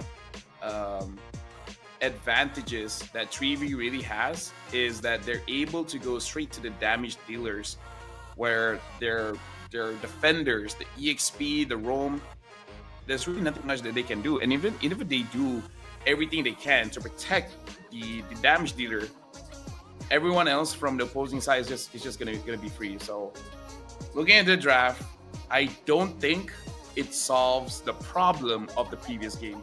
The only way that they can win this with this draft is if basically Atlas, Farsa, and Lancelot, I would say without level 4, they can get a kill. But that means that I want to see level 2, level 3, them trying to do something. And I would say even if they get the Gato Kacha, I think that's enough, right? Just kill absolutely anyone. It doesn't have to specifically be the Granger or whatever. If they get, just be thankful who you get, because control is good. The damage from Farsight and Lance, I have to imagine it should be enough to kill someone, or at least get the revitalize early and then try again. Yeah, I agree. You just gotta coordinate. You gotta make a decision and you gotta commit to it, right? Have the Lancelot start jungling on the side of the map that they intend to attack, whether or not it's the gold, whether or not it's the EXP. Then at level 2, just ignore the Litho, because you already know that 3V wants to fight around there, and instantly go for the lane gank with the mid duo along with the Lancelot. I think that will 100% guarantee a kill, especially if that lane happens to be pushing forward. At that point, then you have a little bit more momentum on your side, but that'll depend on whether Leon can pull that off. Yep. Now we're just waiting for the teams to get into the game, and looks like they are in the game and the characters are moving. So now we are starting the second game in the semifinals, and I'm really looking forward to see what Leon has in store for us. Thank goodness we're here, LaFell. I was running out of things to talk about. All right, ladies and gentlemen, game number 2 of our semi-final matchup. 3V Esports from Timor-Leste, currently 1 game up against Leon Esports from Laos. Can they even things up? Or are we going to look at a repeat of history from our first series of the day? Well, Van is already taking a little bit of damage, but it looks like 3V is the one that actually wants to go aggressive here on Jinzu. And this is exactly the same timing that they always operate on, the little fight. Instantly targeting the roamer. Jinsu just barely gets out, but he had to use his flicker and recall. So once again, mid lane prio is gone. Yeah, and this is just very, very worrying here, especially for Leon, because they really want to get that pressure early, and yet 3V gets it again. And here in the lane, Looks like Vi is on border, but Agi's here. Ooh. And gets first blood.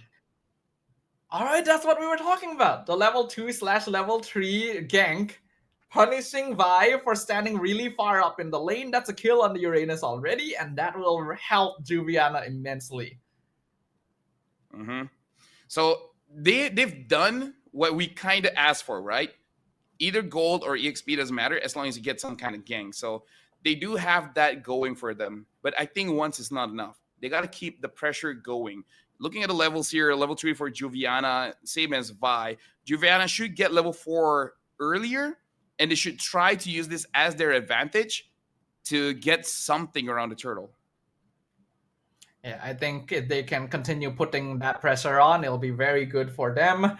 They're already in position around... Oh, Juviana walks forward, gets taunted. Nice flicker final slash, pushes Shinra forward. Revitalize comes out on Van. Fender Deathstrike doing a lot of damage to the Kacha, but he's still alive. It's a full dive from Leon. Shinra dropping low HP. Will eventually be finished off by Juviana, but he bought a lot of time. Oki Shadow Kill comes in. Hunter here to clean things up. Agi gonna be traded away. Turtle currently still at half HP. Vi inside the pit doing a lot of damage to Water, but he is alone, and the turtle will be traded over. Leon picks up their first objective.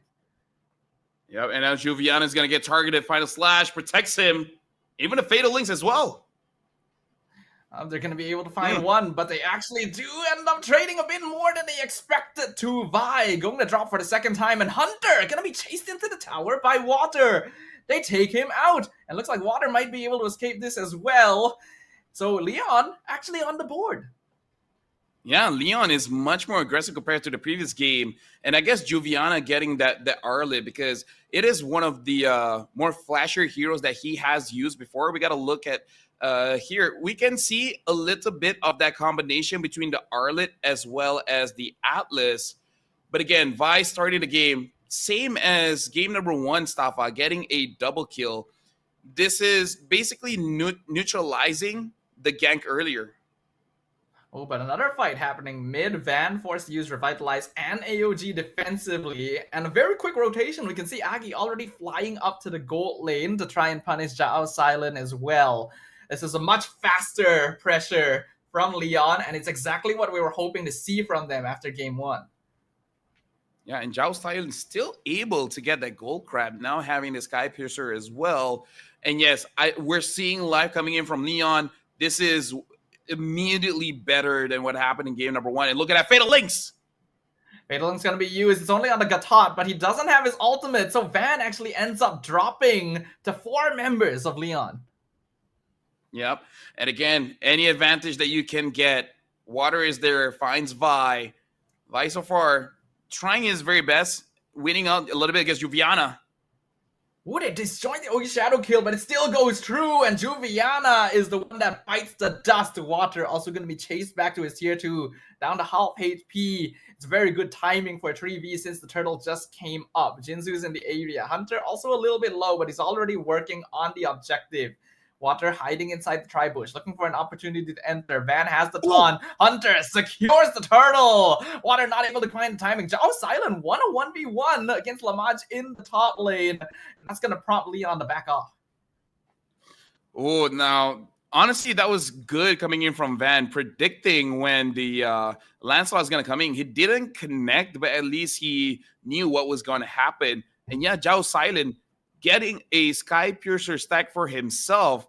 Now, this is very, very, very dangerous because before, Lamaj was the one that got it, and now Zhao Silent, will he get caught here?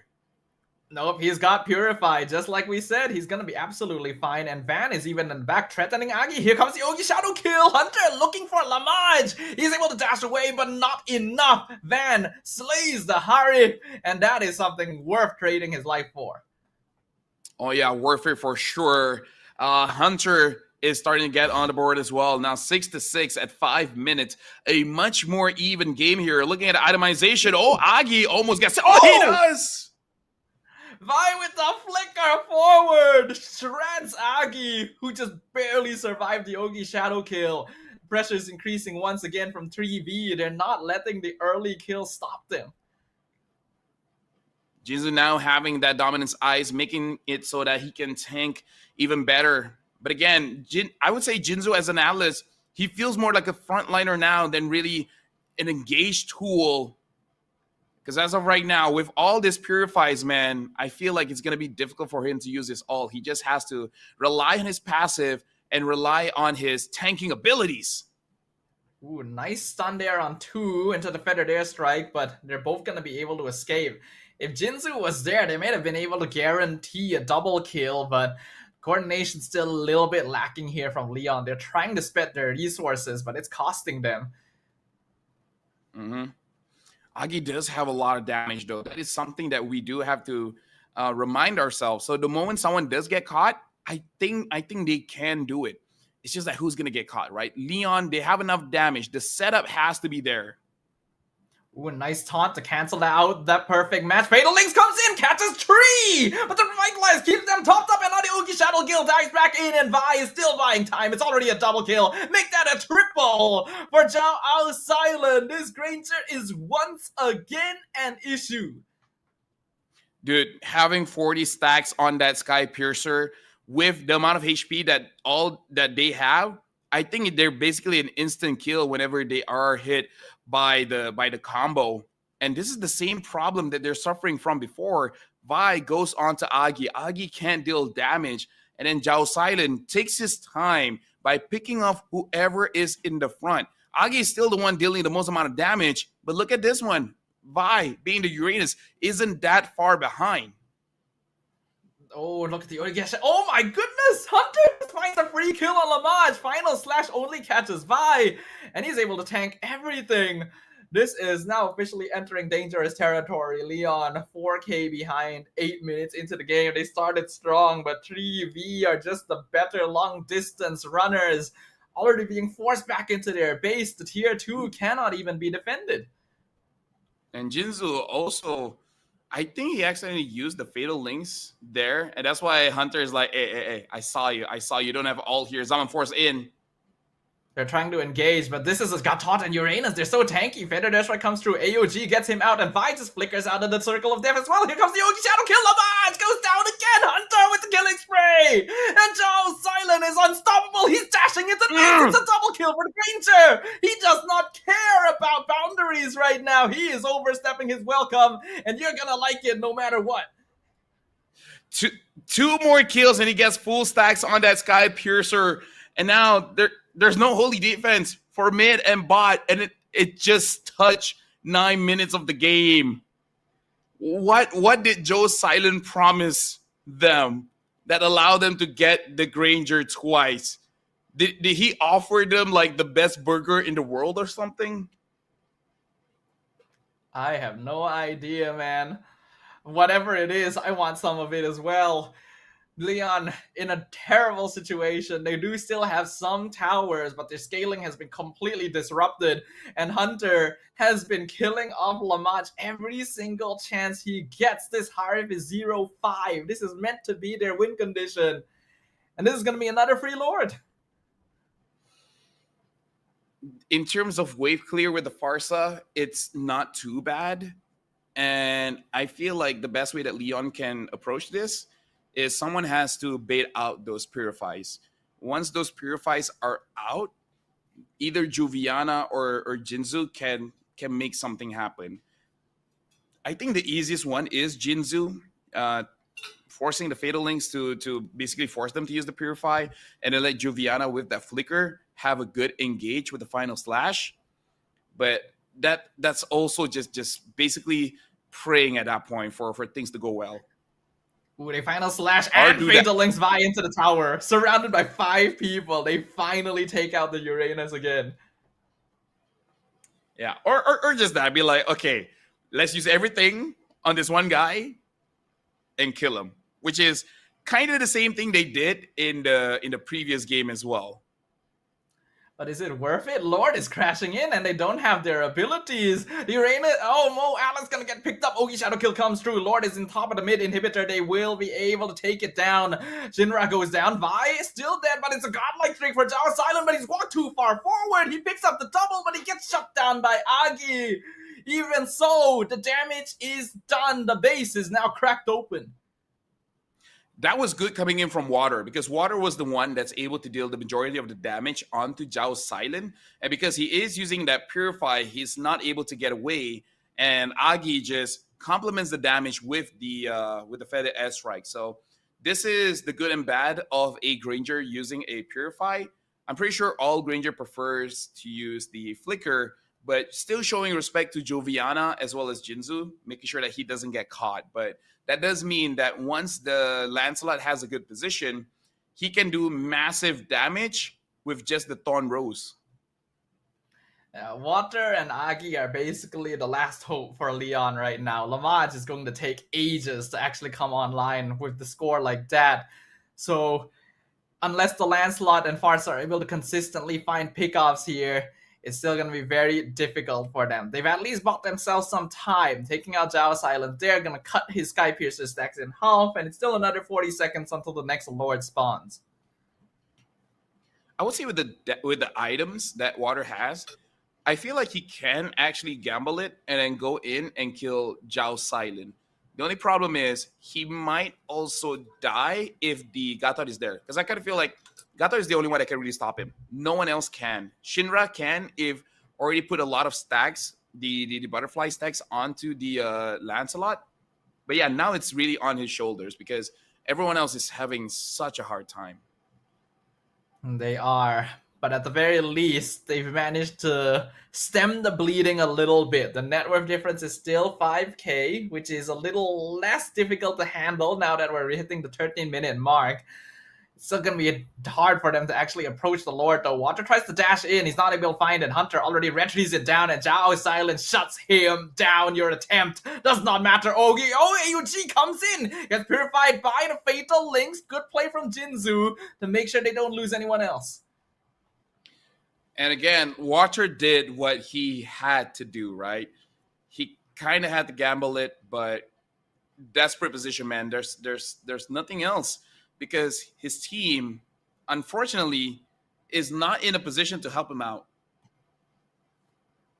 And now he needs to wait another 5 seconds before coming back. He should be able to rejoin the fight, but the Lord is already on the crystal. The final slash finds the Granger. Winter Crown comes out, Feather Airstrike, doing a lot of damage. Zhao Silent switches for the immortality. He's alive! The Lancelot's trying to chase him down. He eventually finishes off. The Lord is still on top of the crystal, and the numbers advantage is still in favor of 3v. Van is on top of it. He gets finished off by Juviana, and Water actually bought enough time. The rest of his team can catch up with them now. Fatal Links finds the Yuzu Sin, and Shinra gets punished. It's a 4-man wipe for Leon.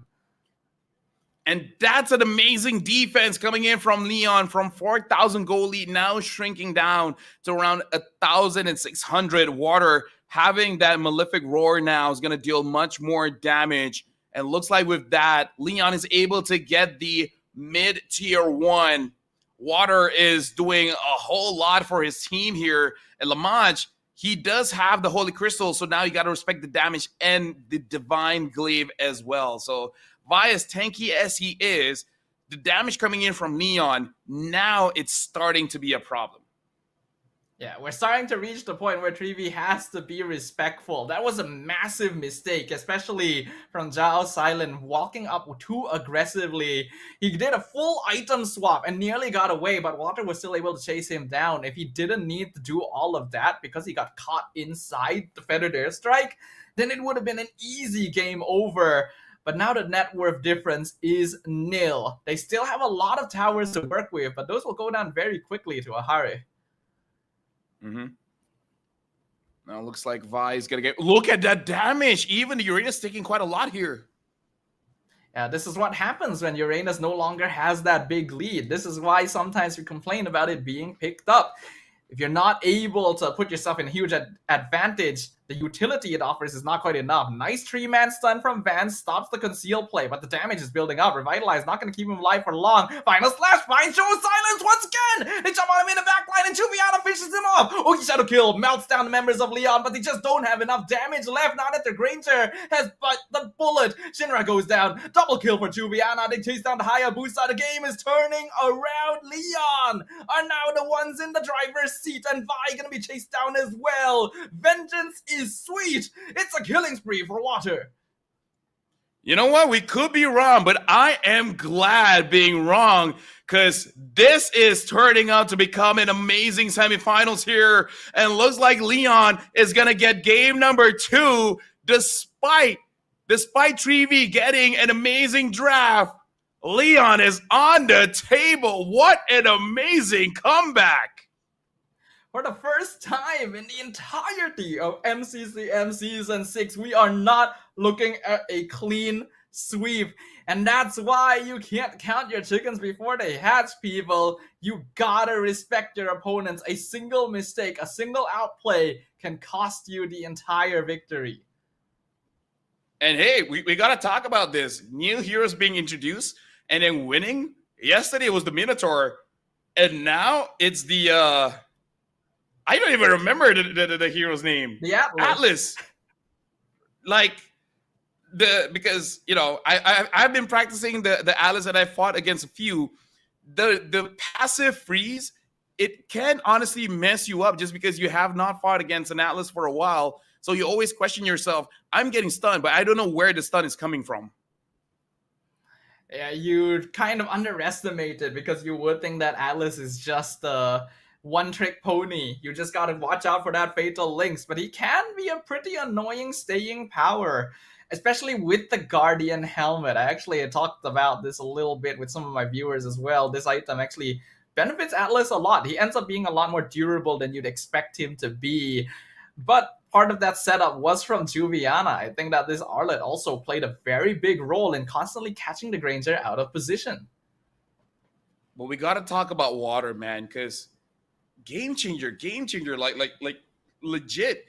When he killed the Granger, getting half of the stacks away from him made it so that they can survive the damage, right? They can survive, and then that's all they need. They have the damage. They just need to survive long enough. And Water, man, talk about game, talk about having that clutch gene. Everyone else was good. But Water, man, you gotta be like Water. You gotta flow like the river. Unstoppable in its ascent right here. Really impressive, honestly. We talked about a lot of things that Leon probably needed to change in order to deal with 3V after game 1. And while it wasn't perfect, I think they did a lot of what was needed, right?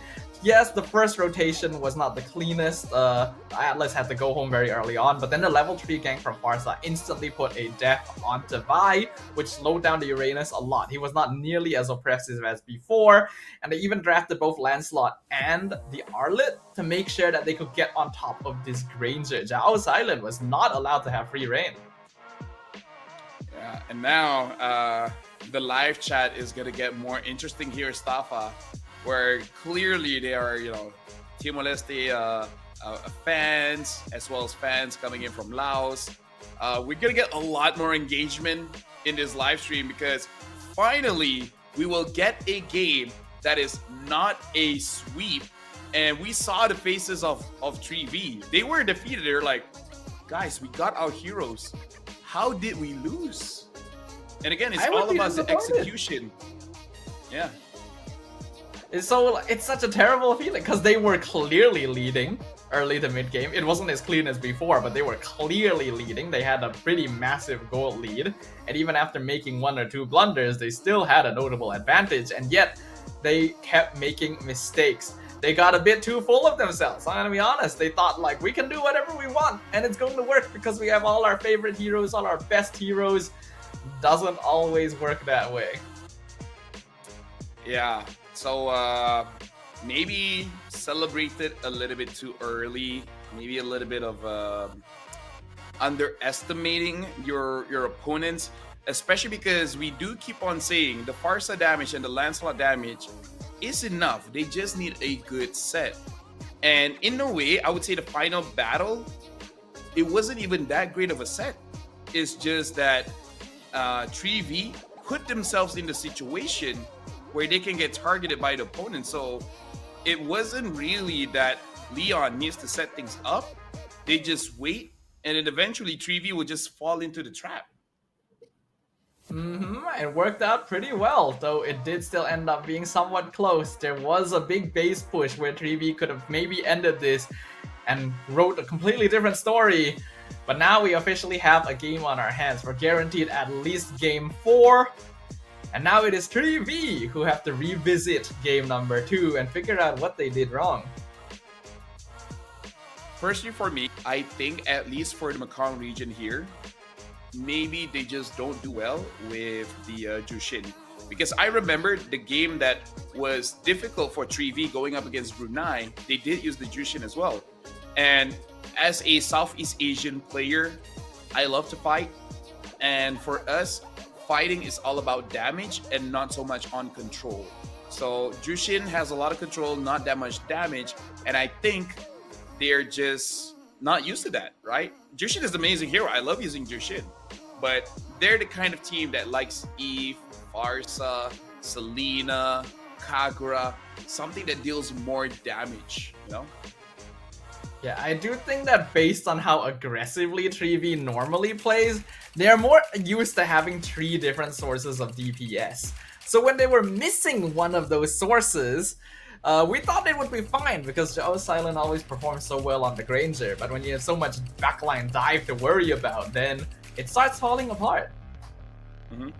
So hopefully we'll see a difference this time. And Leon, they're like, okay, you know what? Enough Hayabusa. It's a little bit crack, a little bit ridiculous, because even in the game that they won, again, it was a little bit too close, and it's hard for them to fight against this. And I think the Kalia will still get banned.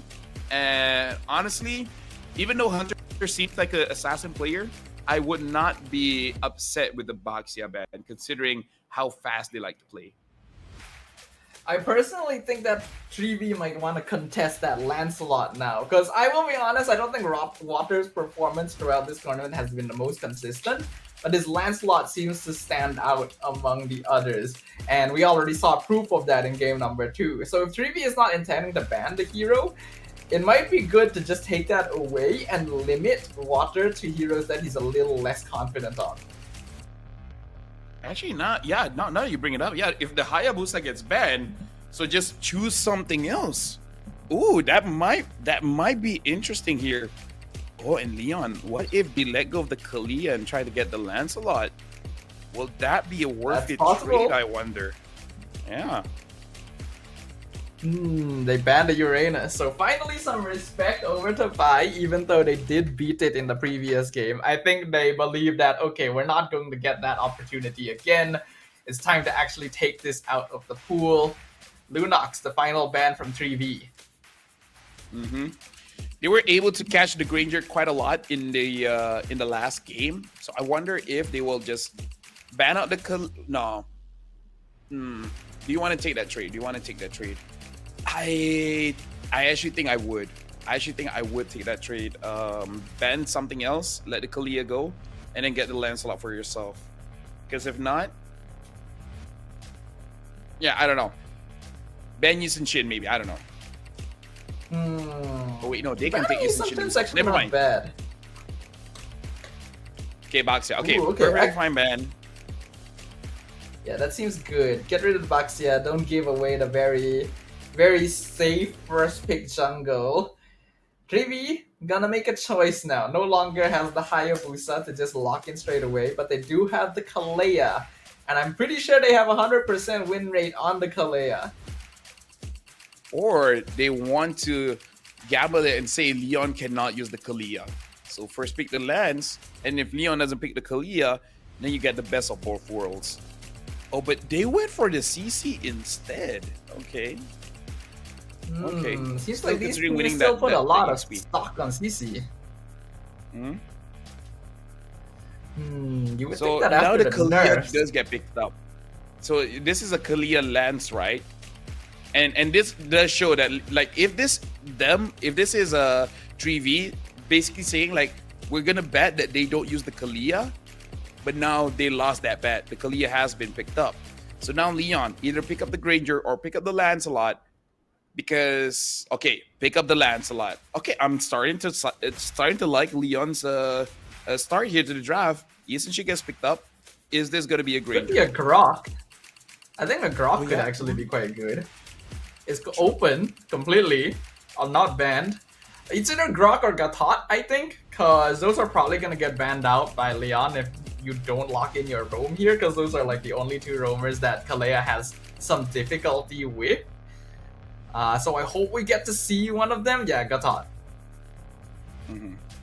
So now for Leon, I think you can pick up your mid laner here. The Farsa is honestly fine, especially if Farsa lands Kalia. That's a pretty strong opener, and then ban out gold laners. It looks like they are gonna go for the Yuzong.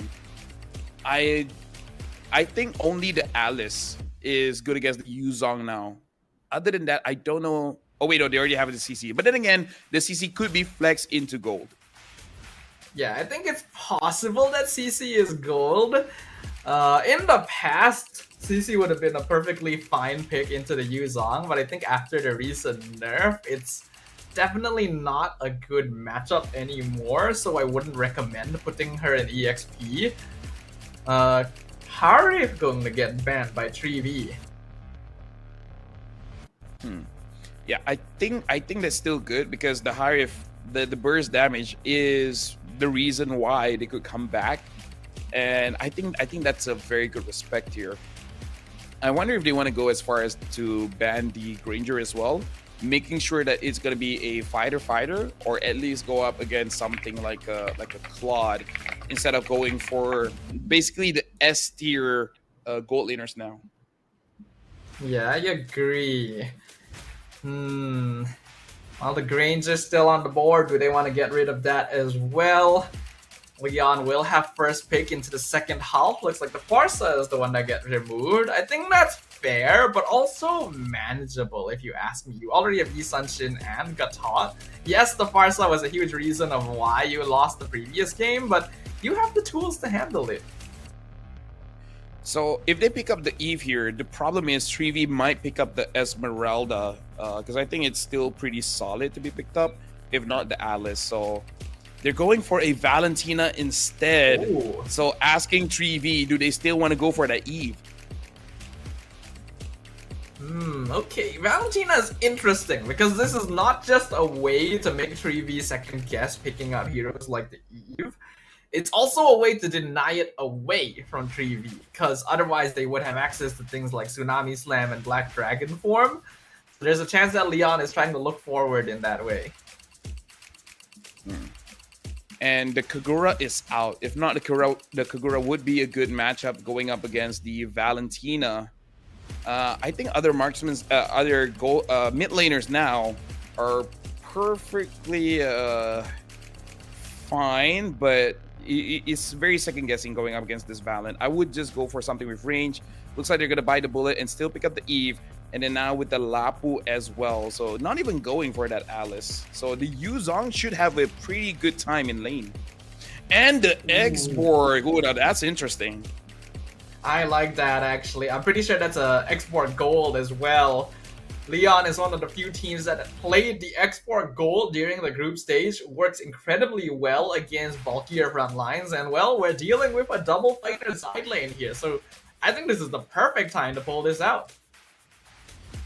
Only one caveat, and I feel like they are more than prepared for it, is the Eve, because the natural predator for the export is the Farsa, is the Eve, someone that can do a lot of damage from far away. So I think the export is still a very good pick. It's just that they got to make sure someone is dealing with Shinra so that Lamach does not get focused down.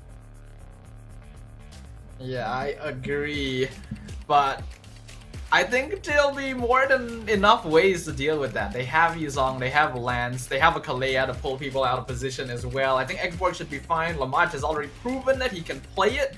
And this also means that the fighter gold lane advantage that 3v was aiming for is taken away, because the nerfed CC is going to have a hard time breaking through that Faraga armor. And now, ladies and gentlemen, this is going to be the third game in the semifinals of the M Challenge Cup here in Mekong, Season 6. The wild card ticket is on the table here. Whoever loses this one will be eliminated. It will not be advancing to the Grand Finals against Saigon Phantom. So it looks like the draft has been changing basically every game, especially coming in from Leon and now Trevi. They started off feeling very confident, but now I gotta imagine that they're sweating just a little bit. A little bit, especially since it's been a while since Joe Silent had to be put onto a fighter gold lane, and especially one that has recently been underperforming like the CC. Will he be able to prove us wrong? Will he be able to retain that playmaker style we know him for? Or will Leon really turn the fates around in this semi-finals? Let's jump right back into the land of Dawn. The matchup against Xborg is not good though for CC, even before she got nerfed. So this should not be a good lane for Zhao Silent. Yeah, the Xborg is an amazing play. Now Van is taking quite a lot of damage, but still able to force out Jinzu to use the flicker. So at least they don't lose out too much in mid. But I like to see that Leon has adjusted to the rotations they know 3v likes to play. They know they want to fight 3-man for the Litho. So they're gonna do the exact same, and they do have a Kalea, so their regen is able to match up to something like a Kapot. So it looks like we're gonna jump into a very quick pause here, ladies and gentlemen. I hope it's quick. I hope so. Although to be fair, going into that pause, that was pretty quick. Unsure what is going on. Hopefully, again, it's just a easy solve. Maybe it's the headset again. You know, those I think there was one headset problem in history that was so bad that they had to cancel and resume the battle really? next week. Yeah, it was in MPLID. Okay, that's actually, I'm not actually aware of that. I really need to keep up with other MPLs a little bit more. I have a really hard time keeping up with outside MPLs. I think that was 2 seasons ago. Ah. I think it was 2 seasons ago. So I believe the problem is that you can hear the communication from your opponents or something else. Meaning like you can hear more than you really should. So there was something wrong with the cables. They couldn't solve it that day.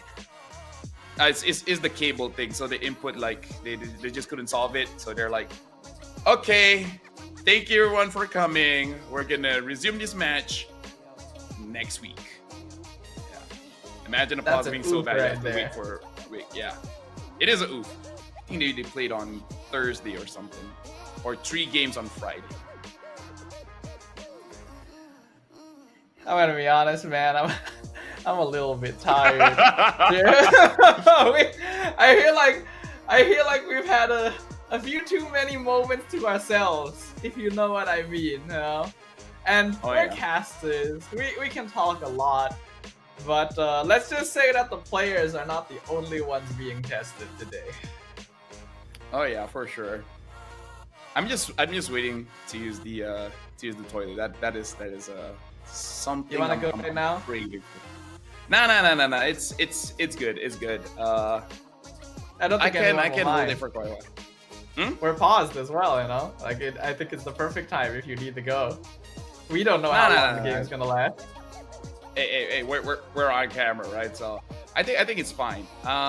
In this matchup though, I think Leon is in a good position, but as we saw, sometimes overconfidence can really bite you back. Because I'm looking back into the draft here, and I would say the biggest problem is that if Leon engages wrongly, because this is something that is vulnerable if you have engages like Kalia as well as Yuzong, where you have to dive, right? If your dive goes bad, then immediately everything goes wrong. And now we're jumping back into the game here. It looks like nothing much has happened, so nothing off cam. So all good, everyone is farming just as usual. Luckily, it actually ended up being a fairly short pause after all. So once again, thank you very much to the marshals working hard to make sure that everything is resolved. I just noticed as well, Zhao Silent is actually playing Sprint on the CC. So not your typical Vengeance or even Flicker here, wanting to try and dive the backline as much as possible. So There really isn't one in this draft. For sure. So now at least good for Zhao Silent is really not getting punished so much by Lamanche. As I say that, okay, able to dodge out of that. So, look at Shinra. He's getting picked off by his own RWM because he's not level 4 yet. Valentina making use of the EXP passive and flickering forward. It's a double kill for Agi in the mid lane.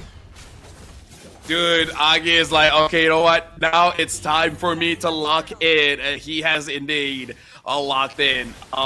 Again, good foresight picking up the Valentina, understanding Eve is the only really good pick. Betting up the Kagura. Dude, Leon was like, hey, game 1 was a fluke, man. Now this is where the real fight starts. Oh, Jinzuku messed up that flicker title strike, but he's still gonna be able to get the Tsunami Slam forward because they are all diving in on Zhao Silent. Last Insanity gets the last hit. RWM locks 3 people in, but Lamanche just flickers out. Yeah, and I think for 3v, their draft doesn't get punished too much by the RWM, but again, it is still something that you got to be careful of because it's so deceptively strong. Speaking of deceptively strong, man, Water on this Lancelot is doing work. Like, I think he revitalized the entire team, and now everyone's locked in, and again, a gank onto Zhao Silent. The curtain call comes out, but we can see the difference in damage compared to before, where it's a lot more difficult for CC to even try to attempt these 1v2s, especially now that Lamanche is a full level up on the CC after that previous gang. We're only 3 minutes in, but the net worth lead is already 2k. Leon has completely reversed the script. And this time we see a heavy emphasis on that gold lane where they understand it is a winning matchup, but instead of equalizing and helping out the EXP, they're like, okay, we're just gonna win much more. We're gonna make sure that Zhao Silent has 0 chance on getting onto you. Because I really feel like if CC delays the War Axe for a long time, then it's in a very bad spot. But at 4 minutes completing the War Axe, I think it's still a very respectable timing because at Turtle 2, that's when the big fight is gonna happen. This is where 3v, if they can get a win in a team fight, this is where they can come back. But if Leon wins this one, then that's where the snowball happens. Honestly, this turtle might actually determine how the rest of this game goes. We've already seen the complete shift of Leon. They want to play at the same tempo as 3B. Play it hard, play it fast. 2-man Purify. Petrify comes in for Juviana. Black Rank Form can be used as well. The damage from Lamanche really building up. Tsunami Slam can be used. Pull them backwards. Water secures the turtle. Secures the kill on the van. Vi also going to be dropping. And Zhao Silent can be chased down. Just barely gets away with the Shaw Residue. Melts him down, 3 kills for nothing, and Leon even gets the turtle. And now we can see the real Leon, man. Juviana gets to play the game. Agi gets to play the game. Lamanche gets to do his thing. 5 minutes in, and the score is 6-0. And Vi looking much different than the first 2 games here. Unable to get a double kill early. And look at this, man. Leon, they needed time. But time was well spent. They're like, okay, thank goodness for all the tech issues, because now we are activated. We talked about this at the beginning of the series. A lot of time to learn and discover how your opponents tick. And after game 1, Leon already had the idea. Game 2 was where they were able to really figure things out. And now they're implementing it. Hit hard, fast, early game combos, side lane fighters that can really disrupt 3v from going for early ganks. If they can kill anyone, it has to be Agi. Agi has 3 kills now.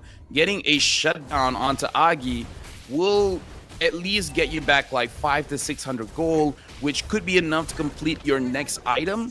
And then you can start to do something. But we did say the second turtle is going to determine what's happening in this game. 4,500 gold lead. That's basically an item ahead. And Leon, they don't seem to be making mistakes here. Looking at the itemization, War Axe is complete on all of the fighters already. Fury Hammer into Oracle for Juviana so that they can frontline more easily. And yeah, so far it's been a perfect game from Leon Esports. 6 kills to 0, 4.5k gold lead. Third turtle has now officially spawned. Leon is in position. Juviana already spotting out Zhao and even stopping his rotation, letting them take the turtle easily. Yeah, but it looks like he's fighting, using the Black Dragon form to escape. So we see multiple members on 3V being stopped by Joviana and unable to kill him. And he was fighting without the Black Dragon form. So now, this is good coming in from Leon because they're a very textbook team where when they are ahead, they really don't, they don't tend to overextend. They take the lead and they take it slowly, but they make it so that there's no way for 3V to catch them lacking, whether it's in positioning or just taking any of the objectives. I also like that even though they're learning a little bit from the way 3V rotates, they're not fully imitating them, recognizing difference in the draft. Jinzu is not playing nearly as aggressively on this Kalea as Van does because they know they don't have as much burst. Most of their damage is continuous. And because of that, they're taking things slowly. RWM going to be used by Agi to try and zone them off of the mid wave, but 3V is able to avoid it and protect their tier 1. Something that I do have to say is Lamaj is already doing quite a lot of damage. Van could not tank that. And I think Lamaj realizes that as well. And he's still not going for a heavy engage here. So still showing the respect, probably waiting for that Lord and basically trying to kill 3V around a neutral. Tsunami Slam onto Lapu Lapu. Van going to be dropped low. That's a revitalized use. Jinzu also needs to use the conceal to back off. AOG defensively. Large Shaker connects on the X-Borg. Juviana misses the Dragon Tail. A lot happening, but nothing final. No casualties here. But they were able to get a lot coming in from 3V just before the Lord spawns. And Juviana does not have the Black Dragon form, but I feel like his ult will come a little bit faster compared to Van. I agree as well. This Lord going to be an important one. First Lord shouldn't be a very heavy impact in terms of towers, but it is a chance for 3V to maybe reverse the gold difference, because right now they're very behind. Boundstalker comes out. They're trying to engage on Lamaj up top, but he uses the last insanity to escape into the Tri-Brush, and Jinzu is there to make sure he gets out. So overall, looking pretty good. In fact, down bot, looks like Water's able to get that. And Black Dragon onto Shinra. They're trying to chase him, but they'll settle with just chasing him back to base. Black Dragon form has been used, so that means Leon probably wants to commit to the Lord now. They've already zoned back Shinra and Van, so it should be pretty easy for them to take this. I don't think Hunter wants to contest. Yep, so far very clean coming in from Leon. About 10 minutes into the game, 6 kills with 7,000 gold lead, not giving anything over to 3V. And I think 3V is hungry for a fight, but there's just no opportunity for it. Uh-oh, Van went too far forward. Tsunami Slam has the AOG back. Revitalize also utilized. RWM going to zone Leon away. But that's perfectly fine for them. They've got the Lord pushing down bottom. Yeah, and they're looking at mid here, and I don't think they can protect this anymore. Even top, Hunter is going to be there to protect, but I think it should be pretty easy for Leon to get a tier 2 as well at the top lane. And now 3V, they're struggling. I think they really do want to start a fight, but there's just no opportunity. Yeah, at this point, Leon is just too strong. The conceal comes out, gets cancelled straight away. They're scuttling the Lord onto the bottom inhibitor, and it will crash now. 3V can try and best to stop this Black Dragon form to zone them off, but they are still able to melt the Lord away. So not too much damage to the inhibitor yet, though their mid tier 2 might not be as lucky. Agi now having the current call as well. So if he's able to get Hunter, Hunter might get taken down. Oh, there was a bit of anti-synergy there, but we'll talk about that later as Water dashes all the way through from behind the base. Does some good damage, but it's not enough to push them back. The bottom inhibitor will still stand. Yep. But look at Vi. Vi wants to go back in, but he's taking too much damage. Now look at how much damage he's taking here. He has the flicker to get away. RWM comes out. Juviana now the one in trouble. And Van finishes him off with the AOG. Lamaj now holding the front. Nice title strike knockout. Look at the burn. Look at the blast insanity. They explode. And at first the fireworks. Double kill for Lamaj. Water taking a lot of damage from Zhao Silent. They're both going to be able to disengage. Yeah, and that's where you start to worry just a little bit when the X-Borg basically melts your, like, everyone. And they're still fighting once again. The Lapu Lapu gets a land shaker. Tsunami Slam gonna be used on the CC, but they don't quite have enough burst to finish him off. And now Water in some trouble. The tower hit's gonna finish him off. Lamaj also gonna be chased down. It's a mega kill for Agi, but Zhao Silent is the one coming out on top. Double for the CC. He'll back off and respect the Valentina here, but the rest of his team is coming to chase Agi down. But yeah, now we can see a little bit of mistake coming in from Leon, overstaying their welcome, where it was clear that you don't have the Fraga armor. You still want to fight. Joviana, though, should be okay. Still have the Black Dragon form. So really just making sure that the bush is not fully controlled, but still control given over to 3V. Yeah, I do think that Leon made very similar mistakes to 3V in game number 2, overheating once they knew they were ahead.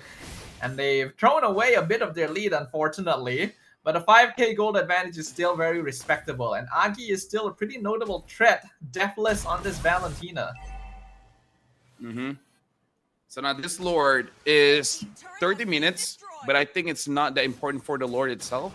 I think this is where you want to get some crucial kills, especially if you're 3v. Even if you're able to kill off Juviana, I think that is going to be enough for you to get substantial map pressure and then get some turrets. But Lamaj is going to be very annoying to handle, just constantly burning away at the front line and not allowing Van to walk forward. Taunt comes in on Jinzu. Black Dragon form to scout out the bush. They see Hunter. They chase him off the Lord, and they will be able to secure it for Water. AOG comes through, gets the knockup on Lamaj. RWM, though, going to be used by Agi to chase them backwards. And now Leon wants to engage. Nice 4-man stun is not quite enough. The damage coming in. The flames are forcing them out. The last insanity going to be used. Zhao Silent trying to chase them down. At this point, the CC does actually do pretty respectable damage. They've already lost 2 members. Jinzu going to just barely escape with immortality intact. And they will scatter. Lance, look at Water. He's thinking about it, but they're 3 members. He's not gonna risk it. But very clean coming in from Leon. 3v, they understood that if they're able to get a win there, it's gonna be huge. So they tried for it, unable to do so. Good respawn coming in from Leon. The moment the jump comes in from Van, opening up the RWM by Agi, and basically stopping and engage and stopping Van from running away. It's very difficult to disengage from Leon right now, thanks to the existence of this X-Borg, as well as the Kalea catching you. Oh, what? They actually found a kill on Juviana up top. That means that Leon is 1 man down, and now they're engaging onto the X-Borg. Lamaj loses his Vraga armor, no more last insanity. RWMs are both gonna come out, but Vi is the one that ends up abandoned, gets grabbed right in the face and taken down. Lord gonna be dragged over to mid inhibitor. Leon takes that out as well. Base definitely looking a lot more empty. 3v is still in this yet. Yep, still a lot of resources that Leon was able to take, but 3v, there's still a lot of turrets from Leon, so there is a lot of standing gold on the table here, and Zhao Silent is doing quite well on the CC, but I would say even better coming in from Leon around this CC, because even if they are caught by the current call, we don't see anyone really get taken down. Lamaj now scouting things out, has a gold lane X-Borg, still able to open up the map for the team, and that's very valuable. I do also personally think Agi needs to steal real-world manipulation. Certain call on their side doesn't actually offer a lot of value compared to having their own box of death. We are 16 minutes in. Gold leads 7k in favor of Leon, but we're reaching the point where the gold difference is starting to matter less and less. And the important item here is definitely that Wishing Lantern. When you do take the RWM, your damage is going to be that much different, because look at the Eve. only really 2 items, the glowing wand and the bloodwing. So the difference of damage when Agi uses the RWM and Shinra uses the RWM is going to be huge, because you can't understate the value that the Wishing Lantern has against 1, 2, basically 4 front lines here.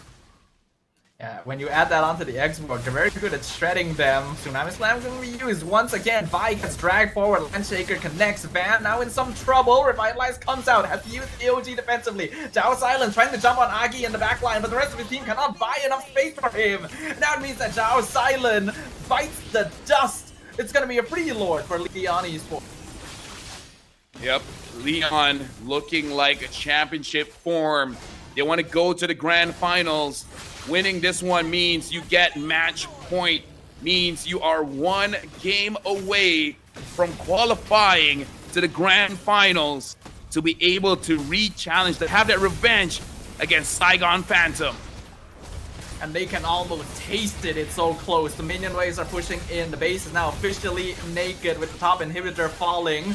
Lord just began its push out from the base of Leon. Black Dragon form gonna be used. I worry this is a little bit early, but the Lord will be joining us very, very soon. This is gonna be a prime opportunity, but Leon needs to make sure to take it. They cannot afford to get comeback on the same way as before. The Slam finds the Kacha. RWM gonna be used as well. Van trying to dive the backline, but gets caught in the curtain call. He's not able to jump forward. He gets taken down. Cannot even use the AOG. Monster kill going over to Leon Esports as they crash through. They are scattering into the winds among 3v Esports. Lord is still alive. Crystal is wide open. Last Insanity can be used as they blow things up wide open. Leon Esports currently on match point. And look at Leon, man. They're charged up. I'm thinking we're hearing some shouts coming in from Leon, especially in that final push.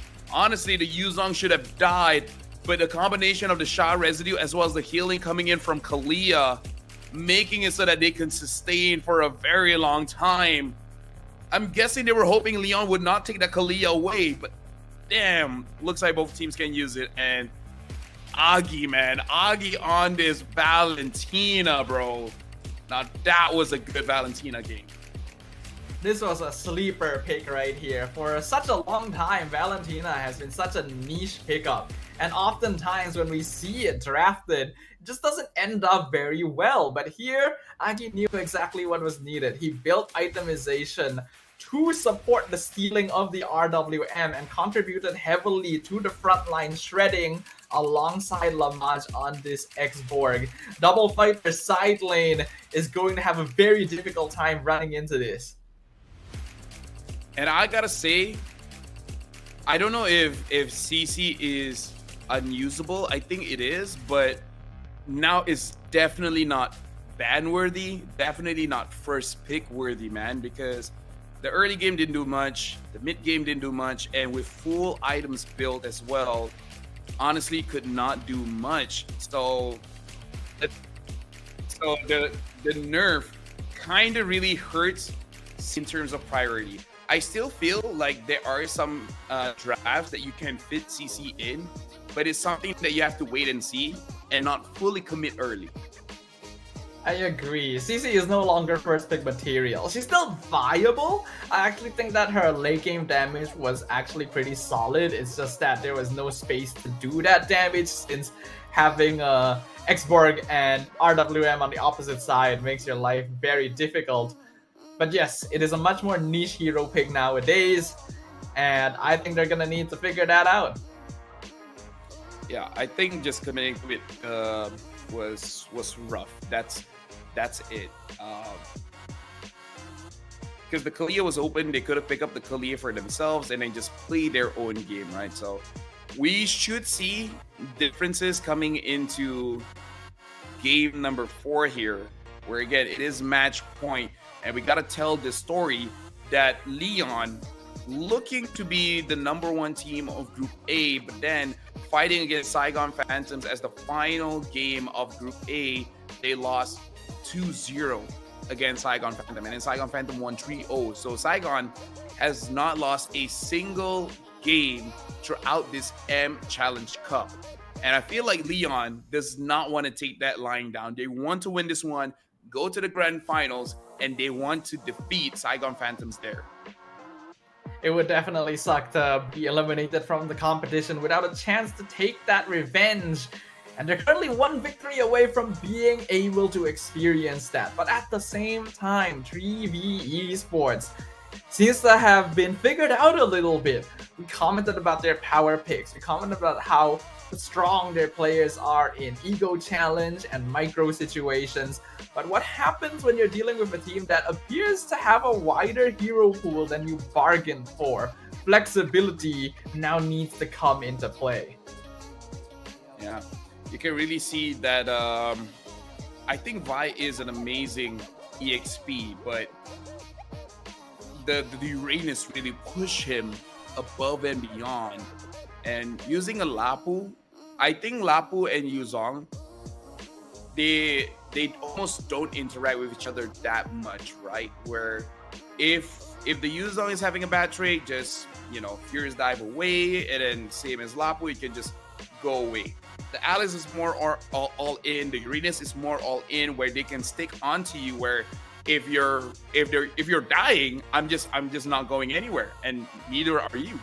So yeah, I think 3V needs to adjust this a little bit in terms of the draft, and consider that there's no good CC game so far, Staffa. Maybe there's a CC win, but it's not because of the CC. It's not as oppressive as before. I don't really remember. There might have been one, now that you pointed out. But yeah, the success rate of the hero has been very, very low. And I will say that Water has been single-handedly saving Lancelot's win rate as well. Because before this, he, I think, had a 0% win rate too. So, goes to show, you just need the right pilot. But Agi definitely got the show started strong with that level 4 double kill. Mm-hmm. And in this game, I would say that 3V, they really lost based on that mid trio. Not saying that they were bad, but Agi starting things off with 2 kills on Shinra as well as Van. And then that's where the speed, that's where the engine for 3V is, when the mid lane is able to get a very quick rotation onto EXP or gold. And then we can see, oh, this team is actually very strong. So the moment that Leon stops that from happening, basically making the game very, very honest, you know, let's make this into a lane versus lane matchup, and then we'll see how it goes. And now actually having matchups that they can win, a far cry of what happened in game number 1. This time it's basically a 1v1 5 times. They definitely opened up the draft entirely, and there are notes that 3V Esports are going to need to take here. I think especially Lancelot should not be allowed to go through. Water has already proven 2 games in a row that he is incredibly solid on this jungler. You are not able to disrupt him the same way that we saw in the earlier games. Get that out of the way, and then you can start playing around a bit more. So now we have to see if 3V wants first pick or they want second pick, because I think as a first pick, you're more welcome to ban out the Lancelot. In the second pick, it's going to be a gamble, because you might let go of the Lancelot hoping that you can get a second pick. But then what if the opponent's like, I see what you're trying to do. I'm just going to pick the Lancelot first pick. Because we saw their gambit in game number 3 where they tried to do the thing with Kalia and it really didn't work out. At this point, you got to assume that Leon understands what you're trying to do in the draft. I think so as well. It took him a moment, but all things considered, they figured things out pretty fast. So can 3V do the same? They're the ones who have to observe and research and investigate what are the steps they need to take to overcome Leon's new style right now, right? I think it's probably worth it to just take CC off the table. No point considering this hero anymore unless it's just absolutely perfect later in the draft. Okay, 3V is first pick, so I think they need to angle themselves to ban the Lancelot and try to get that Kalia again. Because I think that's already a very good first step. Because, yeah, I agree, Lancelot has to go. They should ban the Lancelot here instead of the Lunox. Yeah, I think so. They were Hayabusa and Uranus. Still gonna be banned by Leon as before, since it already worked out for them and they have a bit of leeway now that they are at match point. 3v still banned the Fanny, still banned the Kimmy. This is where you probably want to get rid of the Lance, but nope, they go for the Lunox. So I'm hoping they contest it, but they would ideally want Kalea first. Oh, well, this makes it easier than Kalia is banned, so this should be a Lance pick, right? I would hope so. I'm wondering what else feels particularly good. I don't really think you would want to first pick Eve as solid as she is currently, though it is possible. There's also heroes like the Grok, which surprisingly are not seeing a lot of play. I would even accept the Granger, just not the CC, you know? Definitely not. Yeah, I would accept a Granger first pick if they're just trying to go for pure comfort. Oh, no, CC again? Personally, not liking it.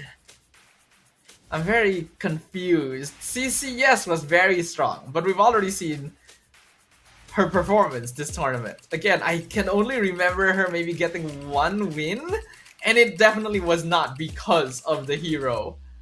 So Leon now has their pick of the litter. They can go Lance again. They can even grab Eve in advance. Though I get the feeling they don't feel too worried about it since they actually have the Valentina in the back pocket. Yeah, they pick up the Gatot first. So this should be a Lance. I don't see a reason why you want to adjust the draft right now. But they go for the Eve instead. Look at Trivi, even they're confused. They're like, wait, they're not picking up the Lancelot. So instead of using Shin, let's grab the Lancelot instead. Very curious here coming in from Leon. Yeah, Trivi should definitely go Lancelot here just to steal it from water.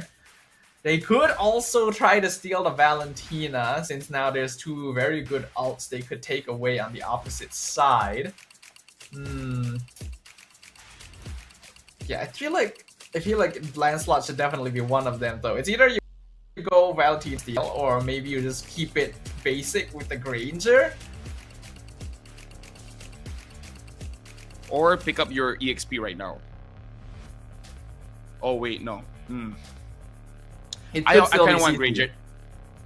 Oh, okay, so they do pick up. Yeah, so it is Alice, because I did think about Alice, because Alice kind of eats Eve up, but that does mean that the CC is going to the gold lane. So their mid here for 3v is going to be very, very crucial, and Leon just picks up the X-Borg again. I knew this was coming. The moment the Alice was locked in, I was like, Leon is going to pick X-Borg here. Because if they don't, it's 100% getting banned by 3v in the next phase. And while it's true it can be countered if it's revealed at this stage of the draft, it feels very solid since the side lanes have already been revealed on 3v's side.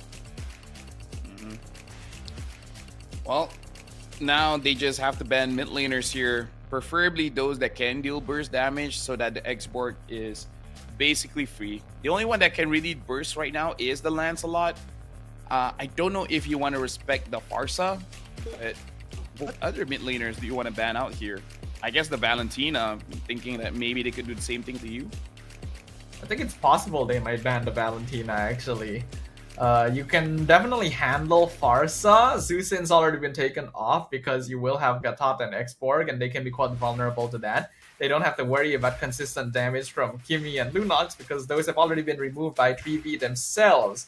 And now 3v are going to be banning junglers since Leon hasn't revealed theirs yet.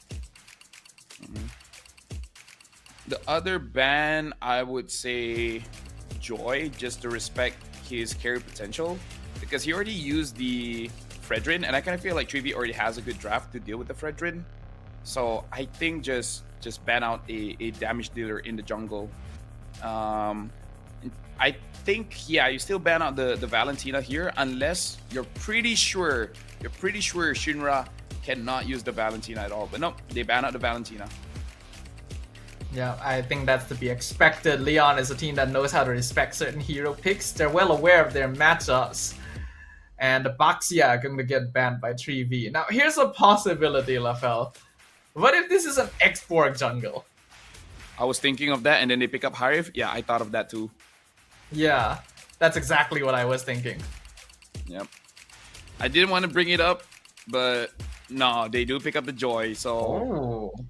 also Well- dangerous if 3v does want that Farsa. It's actually not bad though. 3B has already revealed their side lanes, and neither of them have very consistent CC, so the only hero that Joy would need to worry about now is the Roam. 3B probably wants something with hard lockdown here. Badang is good. Cho actually is not too bad. Grok is still there, though a little less effective against a Joy.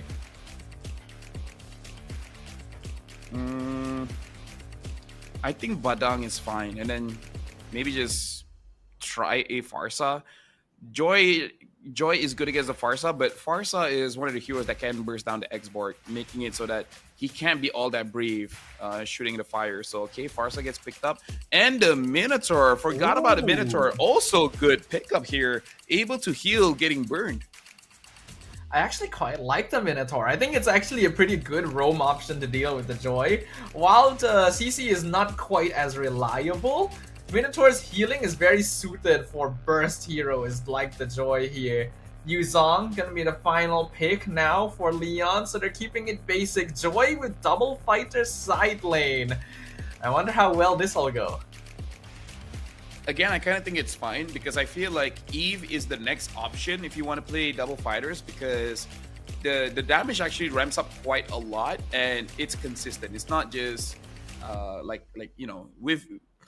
think Eve is not ult reliant. Even without the ult, she can deal substantial amount of damage. So I think it's still fine not playing a marksman here.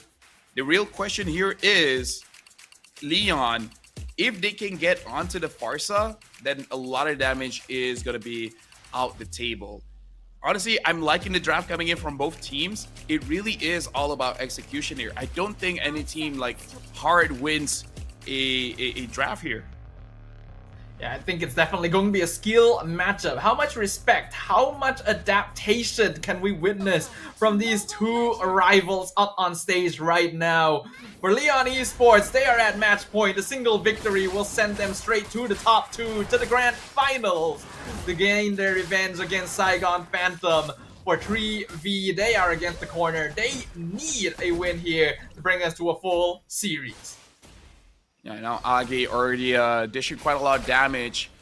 But again, it should be okay, at least for the Minotaur, able to heal back up with the new passive here. And Vi already dealing quite a lot of damage in lane. And looks like 3v is able to get that Little. Oh, Juliana almost Juliana with by, a though. Petrify. Yeah, catching him off guard there. I was a little worried about the Yuzong last pick. I was wondering if it would be able to put up a good enough fight against the Alice, but early on, Juliana can definitely try to be oppressive to get that initial advantage. We already know about the X-Borg CC lane, so Zhao Silent once again gonna have a hard time. And look at that, a lot of the minions actually are being denied here from Shinra. In terms of the level, there's not much different yet. But Juviana, man, is in the groove now, trading a lot against Vi on this Alice. So Vi looks like it got to him a little bit once he doesn't get that Uranus. It does seem that way, and it's a very worrying fact that the hero pool of 3v is so easily tested like this. Mid lane also not having a good time. Minotaur can heal a lot, but when the poke is as consistent as an Eve, you're not going to have as much pressure. I'm worried there because that might be an entire wave that Shinra did not get. Look at this, level 2 when the turtle is up. Level 2. That is not ideal at all for Farsa. That means that Leon basically has nothing to worry about. This is a nearly guaranteed turtle for water. The electrifying beats comes out. Even the petrify, just to stop Hunter from dashing into the pit. That's going to be first objective to Leon. Dude, Agi is showing up in this series, man. The amount of control that he has, like, you understand that the Farsa could be a win condition. So, hey, I'll just stop him from farming. How's that? How about I go 2 minutes and 30 seconds and make sure the Farsa does not have all? That's impressive coming in from Agi. Yeah, this is actually a really bad position for 3v because they basically are losing every single lane. There is no lane prio on the map at all for them. And that gives Leon Dude. so much freedom. They're trying to contest Little once again. Mino is level 4 before Shinra. That's how bad it is Oh, that's for bad. the Farsa here. Look at the minion denied again. Oh, Shinra only just hit level 4, 3 minutes into the game. And Farsa is a hero that needs to hit that Feathered Airstrike timing ASAP because you can really affect the map. That has slowed down their tempo to a crawl. Yeah, that's actually a big, I would say, goal waste because now Van might not even be triggering the roam passive because he might not be the poorest guy in the team. It could be Shinra. I think it is actually. Oh, top lane, Vi in some trouble, being ganked by the Joy. Petrify comes out, Vi trying to go back to the Tower Throne of Ruin, going to be used, but he's still stuck, has to use the Flicker. Just barely gets away. Oh, but look at this, Lamage getting ganked. Might actually go down, and it's going down. Question mark? It's still taking a long time. He gets first blood before he eventually goes down. Well played to Lamont. A honorable death there, and Zhao Silent has to get away, and they were able to take Hunter down. So that's also a big deny here. Looks like the people that are getting punished are basically the main burst coming in from the team. So Lamont should have no problem with this X-Borg now that the main threats are not a threat anymore.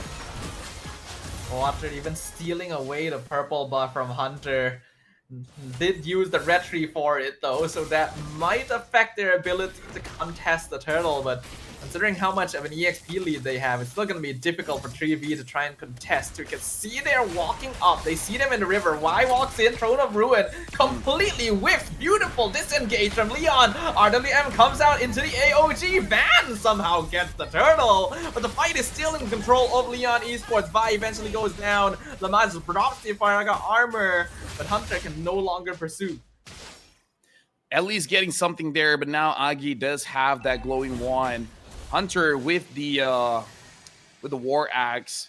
At least we can see that the Minotaur should be tanky enough to make plays for the team. Now it's all about getting to that point where you can deal damage. So honestly, this is good because it shows that 3v is not getting snowballed on, right? Like, yes, your early game is very slow, but eventually you'll get there. So this is a very good showing from 3v. Yeah, as long as they make sure they don't fall too behind in farm, they'll be a-okay. And the net worth lead is still only about 1k for Leon right now. So neither team can afford to feel too comfortable. Looks like they're playing around here, understanding that Jinzu is there. And no longer do we see Leon being super oppressive. And Water here clearing the wave so fast makes it so that there's no more freeze. Shinra is able to get the farm. And this level lead is still bad. The gold lead is still bad just by mid. But based on what we see in the previous 2 games, you can make a comeback, right? So all you just need is like 16, 17 minutes of the game. By that time, you have your core items and you can make a play. It is definitely possible. So we can see there's a lot more discipline on the map right now. Neither team willing to be too aggressive, which is basically what both of their namesakes have been throughout the first 3 games of this series. We're reaching the point where they fully understand the stakes. Van getting chunked just a little bit, but should be able to heal up with the motivational roar. And now actually almost full HP heal up with the regen as well. So now the turtle is up. Looking at all the ults, everyone has basically everything. And Juviana is making his way down. A fight might ensue here. Van taking way too much damage. And look at that Black Dragon. Turtle dropping low. Water secures it. Feathered Airstrike not able to steal it away. Van, unfortunately, gonna get turned into roast beef. And 3v will just have to cut their losses there. Yeah, I would say that's a big mistake. Taking all that free damage from Lamage ensures that they won that turtle. So big mistake coming in from Van. He should not let that happen again. Definitely not. Vi now going to be targeted by Water. Electrifying Beast comes out. Not quite enough to kill, but enough to force him back and apply pressure.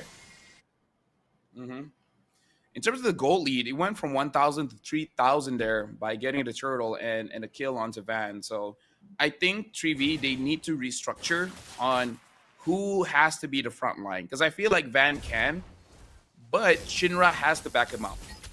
And now Joe Silent taking quite a lot of damage coming in from Lamont here.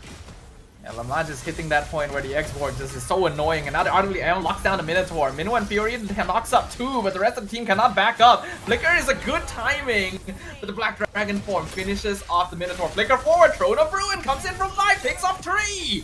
Juviana gets locked down and pelted away with Feathered Airstrike. Oh, Lamont might be a little bit too in front there, but looks like Vi is not going to be using the Gleam, able to get out of there with the Firaga armor. And now 4 kills to 2. This is a game that 3V can definitely come back into, but Water getting that Holy Crystal, that is something you have to look out for, because even Vi was basically half HP with a full combo coming in from the Joy. Maybe now with the Holy Crystal might actually do enough so that he is no longer in the fight. Holy Crystal is a very scary timing for Joy, and the magic defense on 3V is not actually that strong yet. Vi went for Oracle first, only just picked up another Silence Robe.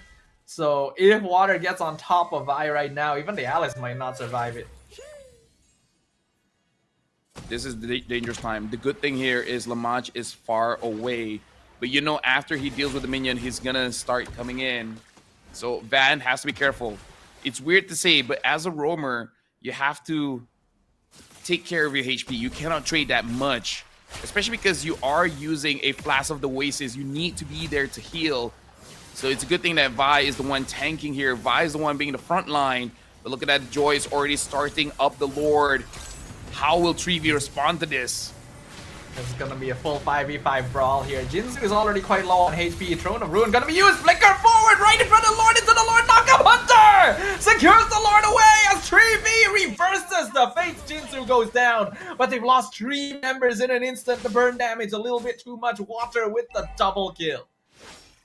And that was good. That is what we were talking about. You just need a little bit more time and a very good setup, and you can turn things around. About 1,000 gold was gotten by 3V. Look at this engage here. Lamach trying to do his best onto Van, but Vi able to get that crucial Throne of Ruin onto 3 members, allowing Van to get in position to actually use the Minnow Fury and then knocking up 4. Juviana was far away, and they got the crucial targets, but Water able to get a double kill. If Water did not get a kill there, 3V could have actually went for more.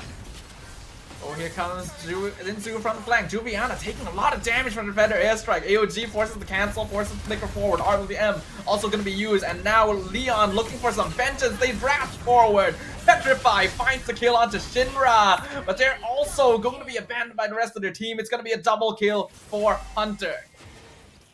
Yep. So now this is good. I don't know whether the Minotaur did not have the Minnow Fury just yet. That's why he couldn't use it to save the Farsa, or Shinra was already saying, you know what, let me be the bait. They will come here for sure. When I'm about to die, just use it and then get the return kill. Either way, that was still a good trade. But now we can see that Hunter is not going to be the one to take down Lamach, at least not alone. But 3V, they are in the game here. There's basically no goal lead anymore.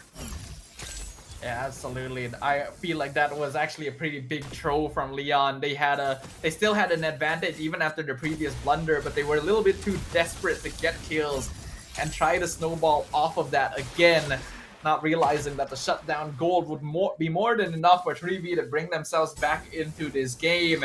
And now it is going to be 50-50. No notable advantage on either side.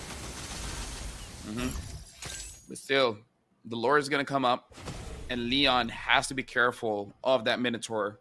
It's very weird, but you got to kill off the roamer first. The game-changing ult is not the only thing. The heal as well. The Flash of the Oasis heal will make it so that 3V can have a free trade for the first 2 abilities. And then at that point, you are desperately in a disadvantage when it comes to the amount of skills that you've been using. So, yeah, the Minotaur is going to be key here, man. But I also feel like the Farsa is causing them a little bit of trouble. As you mentioned, the Feathered Airstrike being able to burst down Faraga armor straight away and even threaten the back line is causing Leon to have to play a little bit more safely. Not to mention, Zhao Silent actually farming up quite well on the CC this time. 3-0. Right now, looks like the Black Dragon form is used just to zone people away. But look at that, the Lord is there. They want to prevent them from coming. This is how they want to take the Lord. They just want to make sure that they're not even there.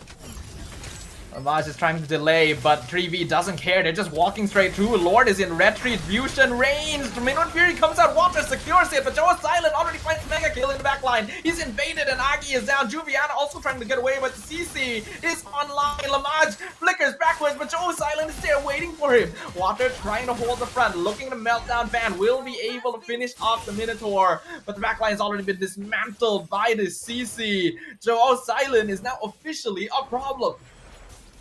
Yeah, we were talking about a CC, but this time Zhao Silent is doing well, especially maybe because of that Minotaur, creating enough space for the CC to actually get the damage onto the proper targets. And the fact that they killed off Agi first in that fight is a very big help as well. But still, the Lord is on the side of Leon, and down bot, it looks like the Joy from Water has to get away, but still, amazing engagement. Like, as a roamer, I'm feeling very Minotaur right now. Honestly, Minotaur looking to be a pretty viable pick nowadays, since he's a lot more difficult to remove. Even if he's not able to do the damage, he's able to stay long enough to wait for the right timing to pop that Minun Fury. Leon still has a slight lead for now, but 1k at this stage really doesn't mean anything. It can still go either way. Is a lot of pressure here for the junglers, really, because you know that once you die, you're not just dying just like that. It's Lord disadvantage, it's objective disadvantage, but look at that, Zhao Silent goes in. Now the OG comes up, knocks away the Minotaur. Minun Fury and the Flicker are going to be used to escape. Throne of Ruin comes in. It stacks up completely on Leon, but they're tanky enough to survive it. And now the last Insanity comes out, blows up Van. They are going to back this off here. I would say that was forced, and I don't know who made that call. It was a lot of chain crowd control coming in from 3v, but the damage just wasn't there. It was still a very good try, but now they should know where they stand when it comes to the next team fight, where they can catch a lot of people, but the damage is just not there yet. So maybe before the Lord spawns, they might want to wait for one more item on the damage dealers. The question, I just don't know what item are needed. I don't know if the Divine Glaive has already been done by Shinra. It should be. It should be, I believe, but with a little bit more time, they can guarantee full build on basically all of their cores, and when that happens, Leon's gonna have a hard time keeping up. We can see that Juviana not really able to 1v1 Zhao Silent anymore. The 3v does still have to watch the map a little bit. The minion wave is pushing up top, and they don't have an inhibitor there anymore. Yeah, and we remember we already had a game where the minion ended the game. Notably the one in Brunei, where we thought that the turret could actually clear the wave, but not so. The Lord now has spawned. So now all the ults are up except for Juviana. They're still missing the Black Dragon form here for Leon. Lots of respect being given to Lamaj. She's definitely playing an MVP game right now for Leon as the front line, just constantly burning away and at Vi and Van and not allowing them to freely walk their way in. Lord going to be taken by Water, currently at 50% HP. Vi providing vision. Meanwhile, in the mid lane, Zhao Silent on top of Aki drops the Eve down to 40% HP. Aki gonna need to recall there, which means 3v might have the numbers advantage.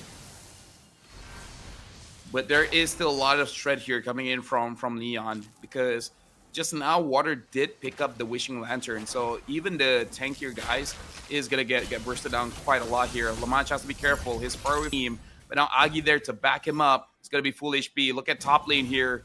Looks like Juviana has been spotted, but not gonna get punished by Hunter or Zhao Silent. They're really taking their time here for this Lord, because this is 17 minutes. Everyone is basically on equal grounds. In fact, if they delay it a little bit longer, we will reach the max evolved Lord at the 18-minute mark.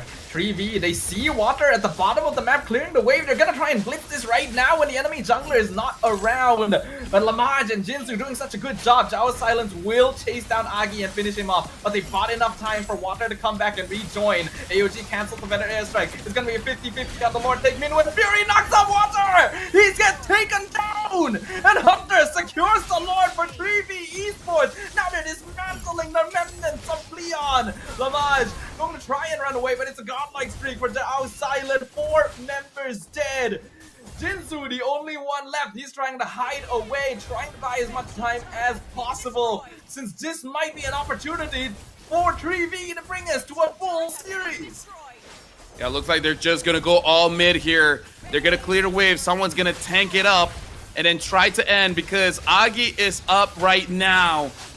Can they deal with this? Can Agi defend? Yes, he can. Yeah, he pops the RWM. He's able to clear the minion wave in time. That'll give them the space for the rest of Leon to respawn. Hunter actually has to be some careful here. He gets shut down. That's a mistake there. Jinsu finishes off the Lancelot, and that means that Leon can actually hold back this Lord quite easily. Ooh, the game just keeps getting better and better, man. I gotta say, I don't know if this is the case of Cassacurs. What we called the previous draft, we're like, oh, 3v is gonna win this one, Leon wins it. Like, I don't know, man. Everything that we say is just becoming the opposite. I'm looking at CC, and now CC is becoming a monster, getting a monster kill. And then there's just too many crowd control from the side of 3v that realistically, there's no way that Water was gonna secure this Lord, man. And even if he does, he's not gonna do it alive, because the damage as well as the control coming in from Vi, from Van dies, sure. His KDA does not say the impact that he has. 0, 6, and 5 numbers does not explain the amount of utility Van has been providing for his team. Yeah, his presence alone is making it so difficult for Water to walk in and melt people, to take objectives.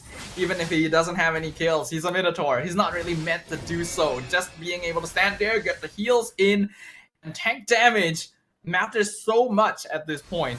And with both bases now cracked open, one lane available for pushing, we have no idea how this will actually end. With 20 minutes, it legit is going to be the final battle soon.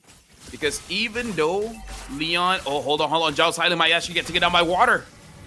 Oh, Winter! Going to be used. Water very low. He switches to the Immortality AOG. He flickers out of it. He's trying to escape as much as possible. Juviana finds him, but he has so much shield. He switched to a Rose Gold. Meanwhile, Throne of Ruin going to be used. Catches Jinsu. Forces out a Winter Crown from Agi. The damage is being done. This might be the final battle. Who comes out on top? Vi ties the back line. Doesn't have the Throne of Ruin anymore. It's going to be abandoned, surrounded by the rest of the team. Oh, There's yes! minions! There's minions in the base! No! Go back to the base, No! baby! They need to defend this. There's so many cannons there. Can they clear it in time? They send 3 people back. I think they should be able to defend this, but they will lose by an exchange. But man, that was close. Oh, bro, this is an amazing series. I honestly want to glaze Zhao Silent, man. Look at how much item changes he did, and the shield was a lot because he bought Magic Blade first, and then he bought the Rose Gold meter, giving him 2 shields instead of 1. And that's top tier. That is so hard to do. And Zhao Silent did all of that while being chased by Leon. And now Leon, look at this Lord. The Lord is only half HP here. Hunter is there though. Lamaj is trying to burn them away, but Hunter is in the tri-bush. He's also lost his Baraka armor, but Feathered Airstrike has been traded for it, so I think he's actually quite okay with that. No immortality though available for the export. Vi 5 seconds away from respawning, but Leon still do not feel confident about taking this. They're trying to buy enough time for Water's purple buff first. Yo, Chad, if you guys are still watching, this is an amazing game. This game is so good that not a lot of comments are coming in. People are focused on this game. And now Zhao Silent, this is something rare that we see. Finally, a potion being bought. That's how much gold that Zhao Silent has right now. And at this point, Water is trying to clear the wave. And all the while, 3v still has to look at the top lane. Better Airstrike used just to zone people away. Savage will be able to keep his Farraga armor this time. Conceal use just to make sure they can get away from the Crimson Gleam if Vi decides to commit. Curtain Call gonna be used on Juviana, and now a full commit over to the mid lane. Jinsu not able to get the taunt in. He's actually eating quite a lot of damage, but the burn damage from X-Work also starting to add up. Getting look at filled that! up slowly by Van. Shinra gets spotted by Water. He has to use the Wings by Wings to get away, and they also have to rotate up top to deal with the minion wave that is slowly pushing in. Vi goes forward. Doesn't quite have the Throne of Ruin, not gonna commit. Black Dragon form into the backline. RWM going to be used, only traps one. AOG knocks up 5, but he's healing quite a lot. Meanwhile, Zhao Silent in the backline forces out the Winter Crown from Agi. Middle Fury gonna be used, gets the 4-man knockup, goes down. Zhao Silent still alive. Hunter comes in from flank. Look at it, he's in the base. Look He's at trying base. to push it, but Look he's at base. 1v2. He forces the Winter Crown out from Shinra. Shinra gets slain, but Vi's still alive. Minotaur comes back to back him up. Immortality gonna be used. Water still alive, prays the Winter Crown, keeping himself inside the base. Meanwhile, on the opposite side of the map, another battle is completely unfurling. Water somehow escaping from the clutches of 2 members of 3B, even taking a different path because he knows the rest of them are coming through the Lord Pit. Bro, what is this game right now? Water is pushing down bot. There's so much happening. This is legit one of the most intense fights I've ever seen in MLBB competition, man. Like, I know everyone has their favorites from a lot of international series, but bro, this is limit testing for both sides. I could only imagine how much mental strain this is taking. Oh, hold on, they found Zhao Silent! Electrifying Beast use immortality wasted. AOG gets the knockup. That's his first step. It's a shutdown on the CC. The main DPS of 3B is down for another minute. Dude, 66 seconds. Now that's huge. But having the other 4 members here, TV, can they delay this? I don't think that they can afford to let the Lord get in the hands of Leon. But the control here, dude, Hunter is having a hard time coming in. He does not have immortality. Oh, that might be GG. It could be. The base defense is pretty solid from 3B, but this is a 25-minute Lord in the hands of Leon. At the very least, there's still a mid-tier 2 standing. 3B do still have a good number of structures, all things considered. But Leon's gonna start working on those. This is gonna be very tough. Zhao Silent will revive by the time the Lord gets in. So they have to defend this. And honestly, having the Minotaur, having the Alice, they do have a lot of AoE control. They can make a miracle happen here, but they got to create it themselves. They can't wait for Leon to make that mistake. Samad doing such a good job of holding top lane all by himself. Even the curtain call gonna be committed there. They're trying to burn out the Farraga armor, and they will successfully do so, forcing him back. Feathered airstrike used very early on, and the Black Dragon form gonna be popped as well. Lord is pushing in top lane. This might be an opportunity for Leon to move on to the Grand Finals. Man in some trouble. Hunter dashes forward. He's looking for Aki. Doesn't quite hit the horn throws. Water standing by at the flank, looking for an opportunity to enter. Revitalize gonna be used to heal Lamaj back up. He still has the immortality as well. Aki doing some poke damage from the side. Bot wave gonna be pushed in. Mid tower should fall very soon. The 3V doing an excellent job of keeping the Lord in place. Lamaj nearly loses immortality to Feather Airstrike, but gets the Farraga armor back in time. Another wave of minions pushes in, but Leon just cannot find the end angle. Yep, and now looking at chat, even Ted Dim is like, they low-key have great mechanics. Bro, they have amazing mechanics, man. I would say a high key, they have amazing mechanics. And at this point, good mental strength. If 3V wins this one, I have no idea what else do both teams have for game number 5. Because you can really see they're throwing everything that they have in this game. This is going to be a battle of stamina, man. Even if 3V wins this one, what is game 5 going to be looking like? That is the concern, isn't it? I feel like every bit of energy and stamina is being expended here. Leon wants to get to the Grand Finals, but 3V does not want their journey to end either.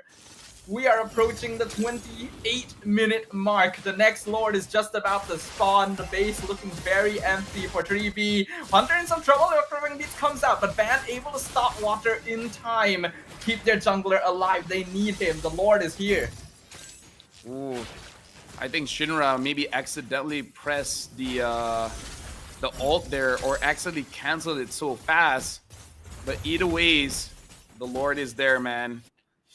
28 minutes. I can't believe the game has lasted this long. It's gonna last over 30.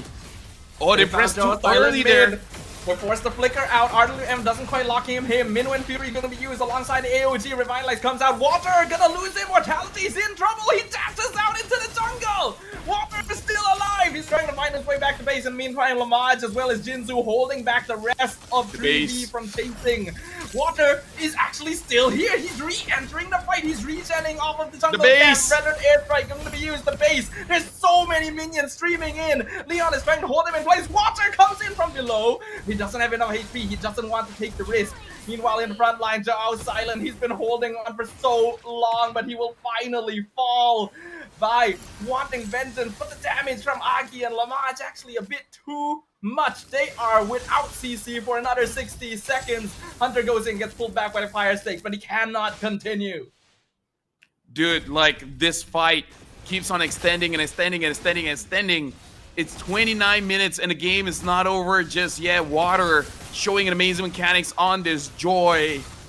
And this is being very, very scary, man. Like, both these teams deserve to be in the grand finals. Heck, I feel like I'm watching a grand final game. Oh, Water, even just by hitting the Lord, he almost gets taken down. Oh, this is very risky coming in from Leon, man. Water has no HP. Yeah, he's not able to continue this anymore. Lamaj doing God's work right now, holding back 3 people all by himself. Vi at the same time trying to open things up. Water unfortunately not going to be strong enough to take the Lord, and without a marksman, it's going to take so long to kill a 30-minute Lord, because by the way, this game has lasted for half an hour. And now look at this. Look at Water. Water is waiting. Water wants to end the game now. He wants a backdoor. Because even if 3V goes all in on the Lord, there's no way that they can finish it off. This is Leon's game to lose. They're in position where they're controlling 3V. 3V can only respond at this point. Agi even getting an enchanted talisman just so that you can win out that poke. Oh, this is so intense. The lack of marksmen on both teams means there's no easy way to end the game, no easy way to take objectives. And it's because of that that people like Lamaj and Vi are just allowed to stand in front all the time without worry to their own lives. 30 minutes in. Net worth is no longer a question. It is all about execution. Lord is being taken down quite a bit here. I'm just looking at the positioning of Water. It looks like Water might actually kill Shinra here. Shinra able to dodge that one. So now that they see Water, are they gonna commit? Looks like they're not. This is... They can't I don't know what's going in the heads of 3V. I don't know what's going in the heads of anyone here. I don't know what's going on in my head anymore, LaFell. I'm just here for the show. Vi still trying to provide vision. At this point, fighters would usually drop off entirely, like they would typically have no value anymore. But again, there's just no marksman. The continuous damage doesn't exist, so fighters can still do their thing. Here comes Water. Lord is at 50%. At this point, Vi is saying, alright guys, we need to stop them right now. They're trying to commit for it. Black Dragon form in the back. They're looking for Zhao Silent. They're looking for Hunter to disrupt things. Lord gets reset.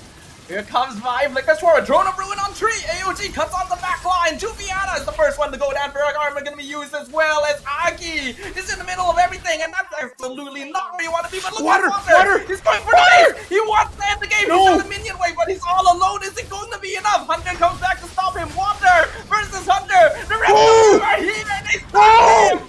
They're able to hold the crystal! Oh my, 3 members of Leon are down for another minute. This might be it. Bro. can't shout. It's 11:35 where I live.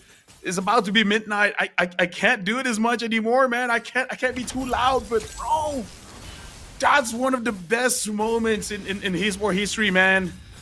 Oh, if I'm speechless. I'm just speechless, man. But it's a 2v5 defense now. They don't have Vi here, but it's still 2v4. Lamage has good wave clear. Can they stop the minions? They can. They're pulling them away from the crystal. Hunter cannot break it down. Last Ascending to be used. They're clearing the minion wave. AOG comes back out. Juviana still needs another 15 seconds. Jinsu somehow picks off Shinra. It's a mega kill for the Gatot Kacha. But Zhao Silent will eventually finish him off. Lamage is the last one standing. 5 seconds. Juviana should be able to join him for the next wave defense. Agi as well. Leon have kept themselves in the game. Bro, like, chat, what do you think of this game? Lamage now having the Ice Queen wand. Lamage is trying to 1v5. Juviana is here. Agi is here. Water is coming back up. Van is taking a lot of damage. 3v cannot afford to make a mistake now, but look at that Lamage doing way too much. And now, Leon, they're in control again. Lamage is such an MVP this game. This dude is 1v5ing as the X-Borg. 3 people dead for 60 seconds and 3v could not end the game. All because this man was here. It is back to a 50-50. 34 minutes into the game and we still don't know who is coming out on top. Staffa, my biggest regret is that not a lot of people are watching this because this is legit international level. Like, I feel like if more people are watching, there's so many clips, man. In this game, like, Clippers will have a field day from that defense, from the engages coming in from the Alice and Minotaur. Just look at the time, 34 minutes. The item swaps coming in from Zhao Silent, the incredible escape coming in from water. This game is packed with highlights. Oh, this is a game that needs to be recommended to people. Just because you guys have to know it's almost midnight and I haven't had dinner. But it's all worth it for this experience we're witnessing right now. 35 minutes. How long will it take to clear a lord of this? No, not right now. This is not the time. Hey, actually, this might be the time. This actually might be the time. Because I feel like the players need to be like, bro, just let me breathe. Bro, like, if I was the player that's not asking for the pause, I might be like, oh, thank God. Oh, I need a second. Let's take a second. Let's take a second. Let me just say, I've been holding in my pee since 8 p.m. It's been 3 hours now. This is why you should have gone to the bathroom during the pause, LaFell. This is what I said. We didn't know how long the next game was going to be. But even then, I had no idea this is what was going to happen. My God. Oh, bro. Chat, what this do you guys think? By the way. Oh, bro. We've just been, oh my God. We've just, wait. No. We've just been informed by production that the pause is because of battery issues. They've been playing so long. I can't blame the phone, man. I can't blame the phone. Bro. This is... They didn't pause because of a technical issue. They paused because the game lasted so long. They had to plug the phone in. Bro. Dude. I hope Moonton is watching and they get as many clips as they can. Because this is the best way to promote the M Challenge Cup, man. This deserves recognition, man. This deserves recognition, chat. And you know what? Shout outs to chat for watching this. Shout outs to Timor-Leste. Shout out to Laos. They are becoming a region that MLBB fans have to look out for. Dude, I can imagine what Saigon Phantom is thinking watching this on the other side of the bracket, man. I was wondering, like, how do you prepare for this? You know? If I was Saigon Phantom, you know what I would think? Uh-huh. Thank goodness we went first. Imagine if they were the second game. You know what? That is absolutely what they are thinking here. Someone's saying Caster wants to go to sleep. Caster wants to eat dinner, sir. I haven't had it yet. It's been sitting outside this whole time. But hey, we're here to entertain. Lamaj actually managing to burn down the Lord slowly by himself. Probably the only person that's able to actually tank it at this point. Vi is providing vision. The minions are pushing quite heavily in favor of Leon, so it's kind of hard for 3V to escape the base. At this point, the minion is against 3V, man. The minions want 3V to get eliminated. So 3V, they're not facing against 5 opponents. They're facing 5 opponents and a nation of minions. The minions are relentless, and look at that Lord. Lord's getting low, 40% gets reset, curtain call comes out, Min 1 Fury gonna be used, hits basically everyone, Throne of Ruin used, Agi is the first one burnt down, Water climbing the clear wave, with the headed airstrike drops him low, Zhao Silent also in a very dangerous territory, Petrify on Hunter, breaks the immortality, he switches to the Winter Crown, but he is in danger, my goodness, that Winter Crown lasts a long time, he reverses on Lamaj, Lamaj does not have the immortality, Hunter, now doing the same thing Water has done, he's trying to make the grand escape, it looks like he might actually be able to do so as well, Jinzu pops to conceal, Hunter dashes in, that might have been a mistake, Water picks him up, no Lancelot for 80 seconds. Actually, the mistake was that he missed it because he wanted to puncture in to trigger the brute force breastplate and then use the other dash so that he has that much movement speed, but he missed it, so he did not have access to the second dash. But we got a shout out, like I think it was Jinzu. He saw that puncture come in, so he dodged it. Like that's something very small, but that's big brain mechanics, man. Water trying to engage on Zhao Silence. He knows he can't risk that fight, just going to try and do some poke damage for now. Lamaj is basically on Lord duty. This man is locked to this pit for eternity until the game ends, and Vi is stuck watching him do it. The rest of them just have to make sure their base doesn't get backdoored. Staffa is almost 40 minutes, Staffa. Will this be MLBB record for going for a full hour? I wonder what the longest game is. Oh, Lord is very low. Curtain call comes out on Water. He's in trouble. He's getting chased out. He gets watered down. Killing spree for Zhao Silence. AOG comes up. They get the Min 1 Fury as well. The damage is being done. Last Insanity going to be used. The Lord is so low. No jungler is on the map. Minions bot. They're both dead. Throne of Ruin on tree. Minions bot. Agi secures the Lord away. And now Leon is trying to retreat as fast as possible. Juliana pops the immortality on top of Zhao Silence. Loses his own as well. Zhao Silence gonna get blown up. No. It's a shutdown for Aki. The minions, they're pushing in. Shinra all by himself. As possible. Vi dropping low. He's gonna escape the other way. Hunter as well. Look at the base. Minions. Look at the base. The base is broken. And in the longest slugfest we have witnessed in the entirety of MCCM Season 6, Leon Esports is your second Grand Finalist. Bro,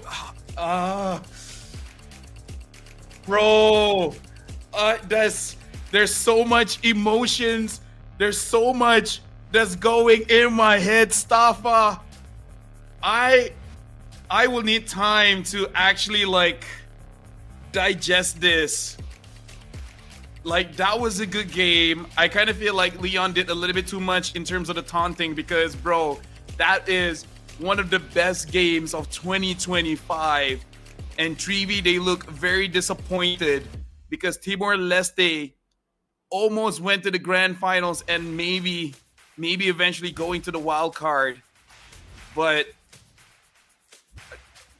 they should not be disappointed. That was amazing, but that was a tough loss to take. Respect must be given to both sides here. Emotions running wild, the mental and physical drain of playing a 40-minute long game with no end in sight. Agi definitely deserving a bit of a shout out at the end, securing the Lord, getting those kills, but Jinzu emerging as the MVP. Honestly, anyone could have gotten MVP this game because everyone was playing out of their minds. And someone did point out in chat that Leon survived because Jinzu pulled the minions away from base, giving an opportunity for them to actually stay in that game. I give full respects to 3V. I give full respects to Timor-Leste. Like, they lost here, man, but now I want to see more coming in from Timor-Leste. I hope this game inspire other teams to work their butts off because they've shown that they can do it. They're very close. They're very close here, Stafa. Just a little bit more. It's definitely been a massive improvement from before, but games like this truly push you to the limit. There were definitely mistakes that were called, leaving Shinra alone to defend the base, especially after the Lord was stolen and the minions became empowered, was just too much to ask of a lone player. Not to mention, they kept trying to keep the fight going in hopes that they could turn it around. If they had sent more people back to clear the waves, they could have at least tried to hold on to the next Lord, but it's really hard to blame anyone at this point. But honestly, Stafa, if I was in that position, I don't think I can blame the man. But right now, we got to look at the brackets here. Saigon Phantoms and Leon. This is going to be the rematch, and this time it's going to be a best of 7. And honestly, Stafa, in that kind of situation, I think there was nothing else they could do. Like, the reason why I feel like 3V should not feel like disappointed, because I really feel like they did 200%. They gave everything that they got, and then a little bit more, and then a little bit more after that, and then some more after that. I think they had nothing else in the tank, and that was a beautiful game. It was definitely not perfect by any means, but you know what they say, being perfect is not important. What's important is doing the best you can, and that is what both those teams have done. My heart breaks to say farewell to 3V Esports, but that means we have officially our top 2 of the M Challenge Cup Mekong Season 6. On Sunday, we will be witnessing a best of 7 Grand Finals between Saigon Phantom and Leon Esports. Yeah, so that's it from us, folks. We'll see you guys Grand Finals in Sunday.